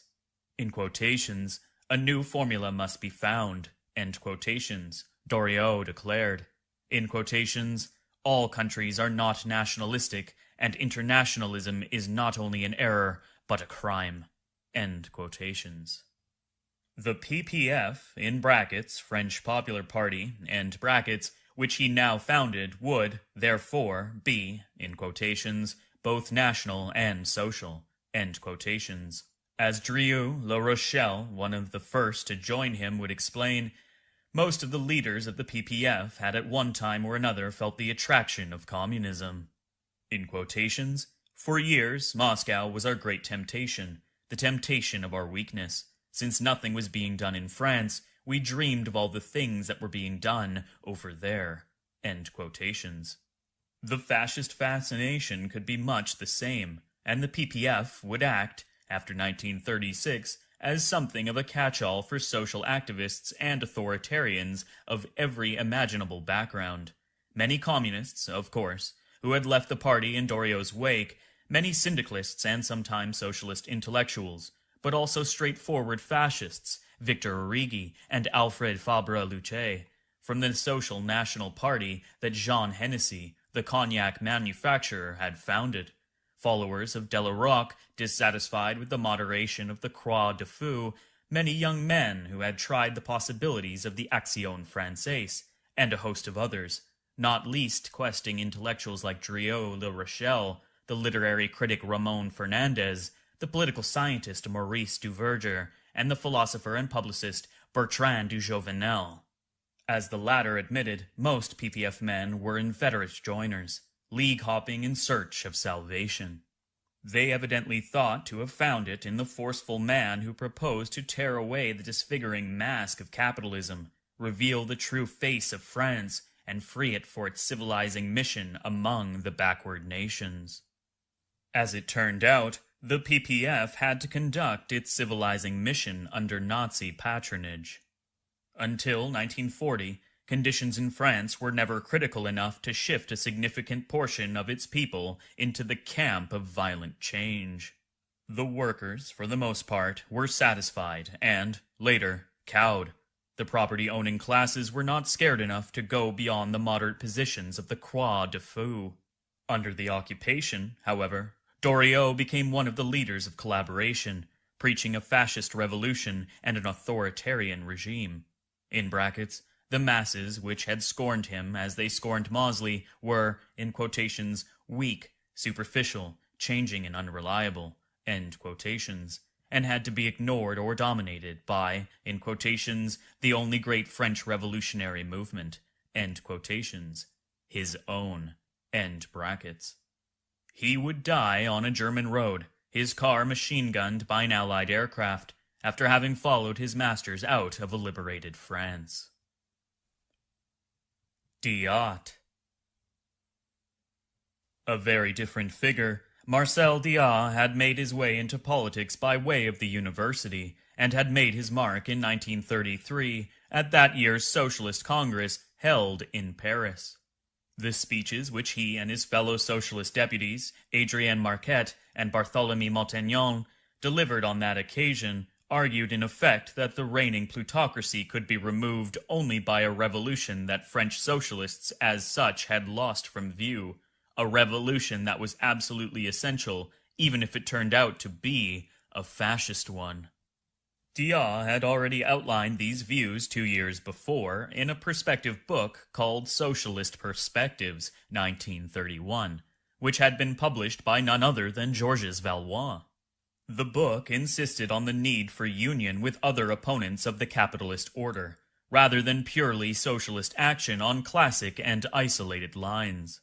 10 years later, its author, whose pacifism had made him acceptable to the Germans, would found a party destined to carry out the ideas of 1931 and 1933.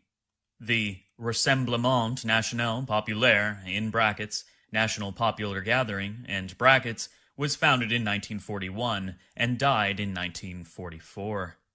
During the first of these years, it was colonized by the gangsters of Eugene Delancle's pre-war terrorist cagoule, revived by German warrant under the promising label of Social Revolutionary Movement, in brackets MSR, end brackets. Once rid of the MSR gang, however, Diat drew his followers chiefly from the ranks of the academic and journalistic left. This RNP, which included many syndicalists, stood for what Dia would call a modern socialism: national, popular and authoritarian, anti-capitalistic but not anti-Semitic, and anti-clerical, not on principle but only within the limits of immediate need. Like many intellectuals, Dia felt the need to reconcile apparently dissimilar and antagonistic phenomena and give his stand a respectable pedigree. He did this by arguing that the, in quotations, German Revolution, end quotations, of National Socialism was a direct descendant of the ideas of 1789, and especially of the Jacobins of 1793, who had, in quotations, engaged France upon the road of political totalitarianism, of a totalitarian conception of life and of the state, end quotations, only to be defeated by the triumph of liberal capitalism.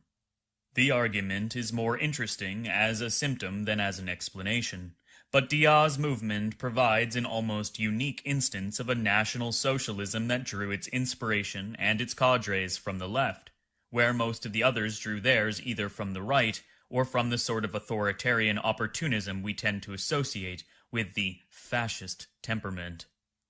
Dia's own fate was odd. Fleeing the Allies in 1945, he and his wife sought refuge in an Italian cloister. Hidden by the Catholic authorities, the couple, whom the world thought lost in some alpine glacier, returned to their first profession, teaching, in Turin, where the sometime atheist would die in 1957, reconciled with the Church. Fascist fever. It is easy to understand why Leon Blum should be appalled by the heretical prospects he glimpsed in 1933, in the words of men then still his fellow socialists. He could foresee their logical end in a National Socialist camp which had to be identified with Germany, Hitler, and death. But if they got there in the end, it must have been in good part because the conventional Socialist Party persisted in ignoring that reality of our time which fascists accepted, more than accepted, felt in their bones, the need to do something and feel that something was being done, the will to motion for motion's sake, to action for action's sake, to revolution for revolution's sake. Pierre Lesueur has expressed this sentiment very well in The Story of a Man Condemned to Death, in brackets, Paris, 1950, end brackets, which is the fictionalized life of Robert Brissac. Pierre Lesueur has expressed this sentiment very well in The Story of a Man Condemned to Death, in brackets, Paris, 1950, end brackets, which is the fictionalized life of Robert Brissac, the writer and poet whom execution, in brackets, for collaboration in 1944, end brackets, has turned into one of the literary right's most patented heroes. For Lesueur, as for Brissac, whose Boy Scout enthusiasm at the Nuremberg rallies, in the extreme right press, in the Spanish Holocaust, or in the vaster one that followed, remains the most striking thing about him. Fascism was a great romantic adventure. Not reason, but feeling, dragged him along the road of passionate action. Fascism offered the men of the right what communism offered to those of the left. In quotations, the banners of revolution, the exaltation of the clan, the prestige of the leader, of his militias and his standards, end quotations. People took fascism for a policy. For many of those who thought about it, in brackets, for most did not, end brackets, it was much more a question of style, a way of being, of behaving, of reacting to the circumstances of life. For many of the enthusiasts, as for Brissac himself, fascism was never a doctrine, in quotations, but a great access of fever, end quotations. Much the same can be said, not in praise or in excuse, in brackets, for feverish activity ends too often in disaster, end brackets, but as a factual observation of many who adopted the communist religion between the wars. And it may well be that the professional politicians who reinvented National Socialism in the France of the 30s, whether at the Socialist Congress of 1933 or soon thereafter at St. Denis, while they were neither Boy Scouts nor irresponsible journalists driven by the impetus of their polemics, did also feel the touch of the prevailing fever. A Doriot, even a Dia, sensed the need for something, not more coherent, more logical, more theoretically perfect, but on the contrary, more incoherent, more attuned to the moment's complex demands. They sought a sort of revolutionary glamour, of revolutionary promise, that would not rest upon and only upon a body of doctrines cherished only by faithful doctrinaires and irrelevant to the tendencies of the public and the apparent needs of the moment.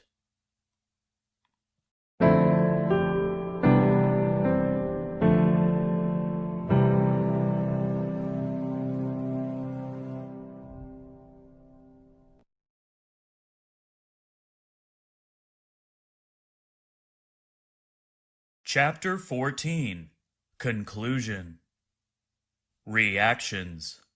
20th century fascism is a byproduct of disintegrating liberal democracy. Loss of hope in the possibilities of existing order and society, disgust with their corruption and ineffectiveness, above all the society's evident loss of confidence in itself, all these produce or spur a revolutionary mood in which the only issue lies in catastrophic action, but always with a strong social tinge. In quotations, I place my only hope in the continuation of socialist progress through fascisms, end quotations, writes Drieu. And the editor of the French fascist publication, The Insurgent, Jean-Pierre Maxence, would call insurgents of all parties to join, in quotations, the front of united youth, for bread, for grandeur, and for liberty, in immense disgust with capitalist democracy, end quotations. From this angle, as from many others, fascism looks much like the Jacobinism of our time. There is no doubt that, at least in France, it was the failure, real or apparent, of the established order to stand up for itself and for its own. It was this failure that created and recruited the troops of a certain fascist reaction. But the appearance of such movements may also be cited in evidence of the middle class's determination to defend themselves, a mood which a Paris candidate expressed when she told her electors that she, in quotations, remained violently moderate, end quotations. Movements of this sort can often be the pure expression of reaction. A social class or a body of men think their interests are threatened and organized to defend them. There is nothing social about such a reaction. It is hardly even a pretense.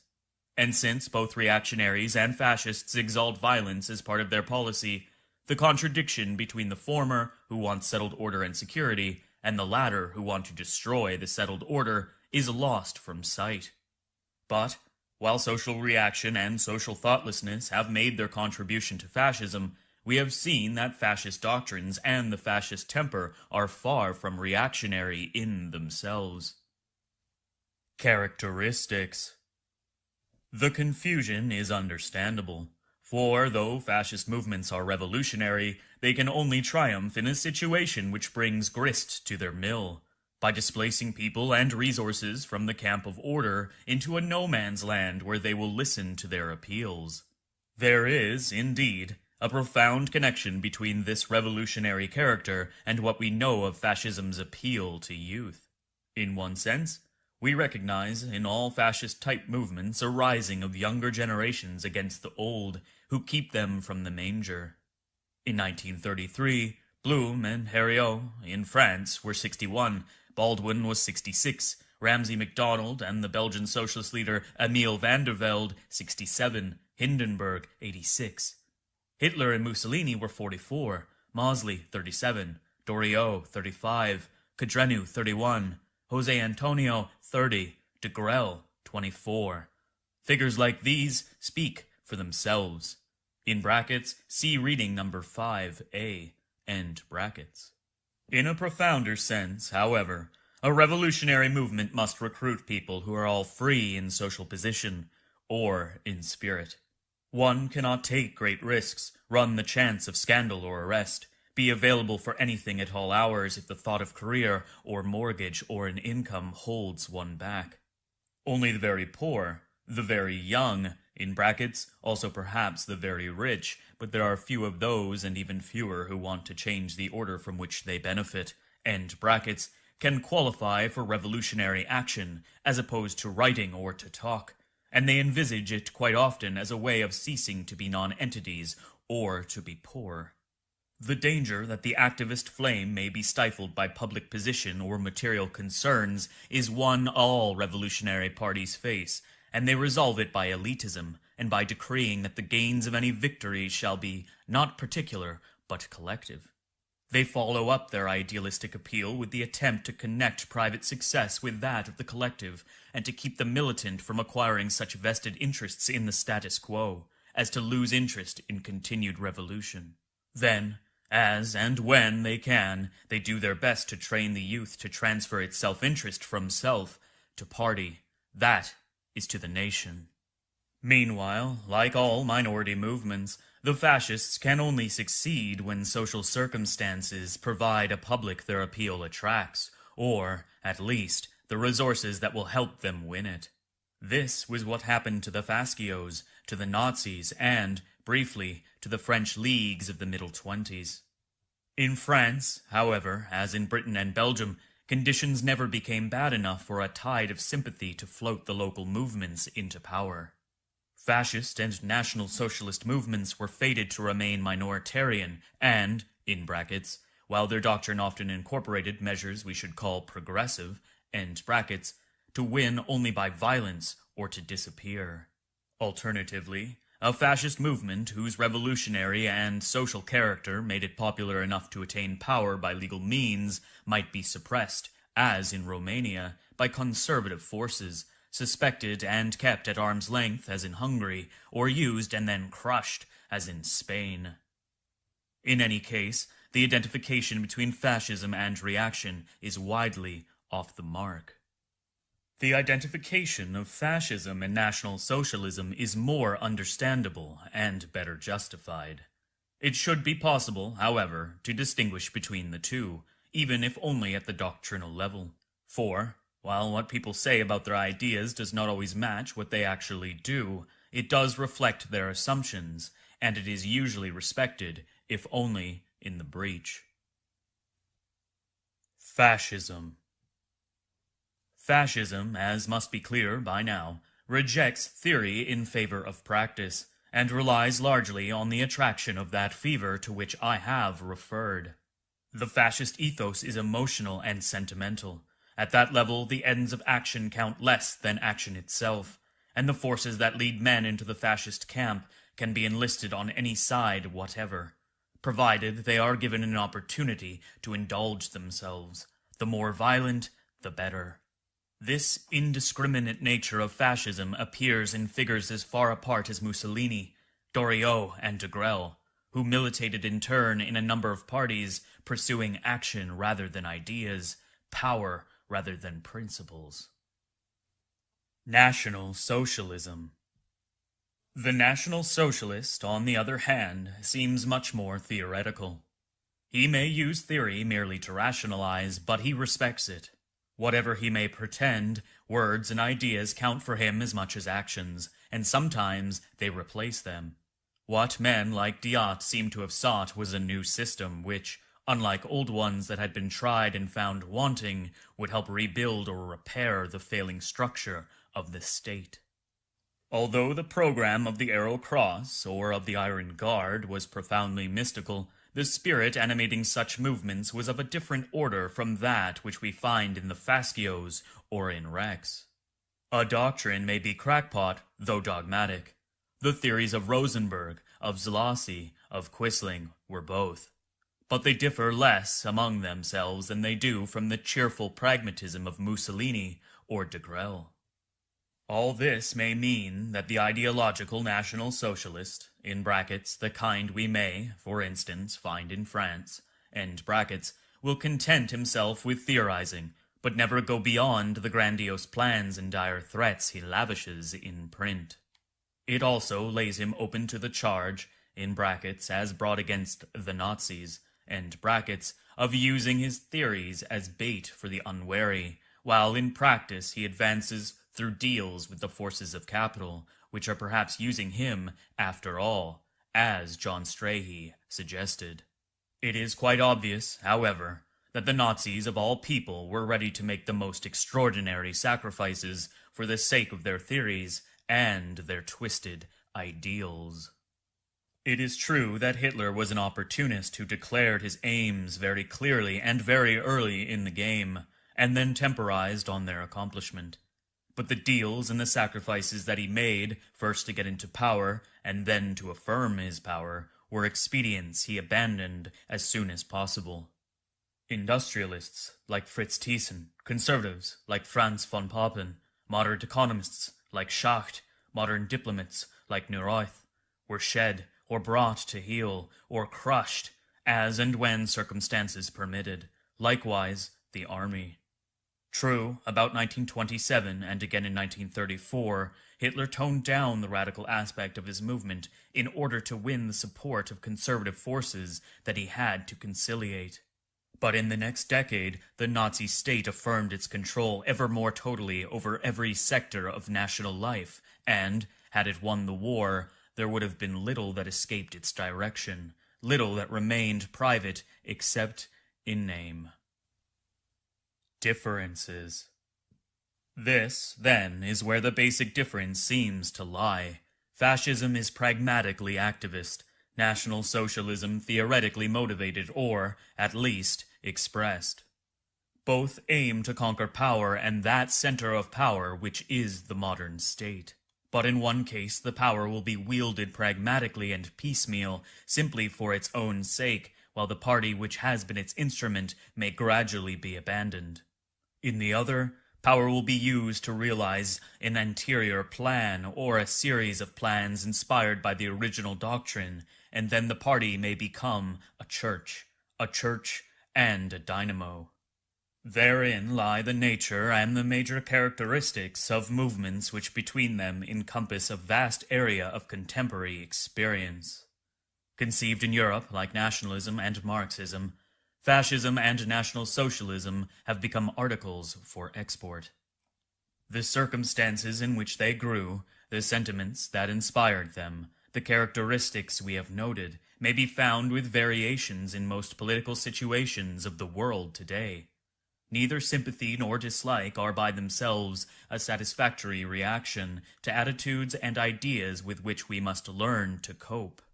Fascist movements demand further investigation if we are to understand the many problems which confront us here and now. Narrator's closing remarks. This concludes both Part 1 of Varieties of Fascism, as well as Eugen Weber's discussion on the topic. Part 2, which follows, contains each of the readings that were periodically mentioned throughout the work, where, when listening, you heard reference to something like, in brackets, see reading number 2a, end brackets, it is found in Part 2. As with Part 1, the readings found in Part 2 are also narrated for you to access. However, it is important to note that Eugen Weber's personal contribution to Part 2 is often limited to a mere introductory paragraph explaining the reading to follow. Therefore, it is important to keep in mind that Part 2 recreates direct writings and experiences noted by Eugen Weber, but is not written by him. I personally hope you have learned a great deal about the movements covered, in part and in whole, by this work, whether it is Jacobinism, Socialism, Fascism, or National Socialism. For a more robust understanding of the people operating in these frameworks, I now invite you to listen to Part 2.